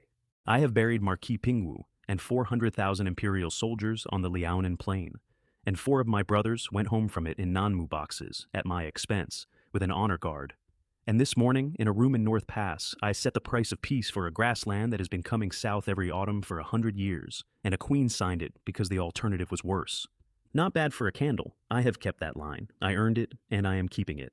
I rode back down to U City the following week, feeling better than I have any business feeling, and the last thing I did in North Pass was stand at the top of the East Wall for a while, looking north at an empty plain. I want to put down one more thing, because I did not know it at the time, and because I have gone back over that week many times since trying to work out whether there was anything I could have noticed. While I was sitting at a table putting my thumb on a peace treaty, 10 people were living in my own city, 3 streets from my own bed, in a room under a flagstone behind a wine shop. They came out of it at dawn, on the day I signed, in 2s and 3s, dressed as porters and peddlers, complaining about the mosquitoes. When are we finally moving? My legs have forgotten what walking is. When we know the house, be patient. I've got something. One of them stopped to retie a sandal. Back gate. There's a gap between the guard changes, a real one, most of a quarter hour. I watched it 3 days running. Then that's it. That's where it happens. Relax. The one at the back was laughing. We've been careful. Who's going to find us? They went off up the street toward my residence. And behind a second-floor window of the Qingfeng restaurant, 2 people in flying fish robes stood back from the shutter with the crack between them and watched them go, and did not move until the last one had turned the corner. They took the one at the back an hour later, in an alley with a spilled basket and a wisp of powder on the air, and carried him out in a bundle of cloth past 40 people who noticed nothing. They put him on the floor of a room with no windows. Right, Jade Claw said, and shut the door. Let's have a proper talk.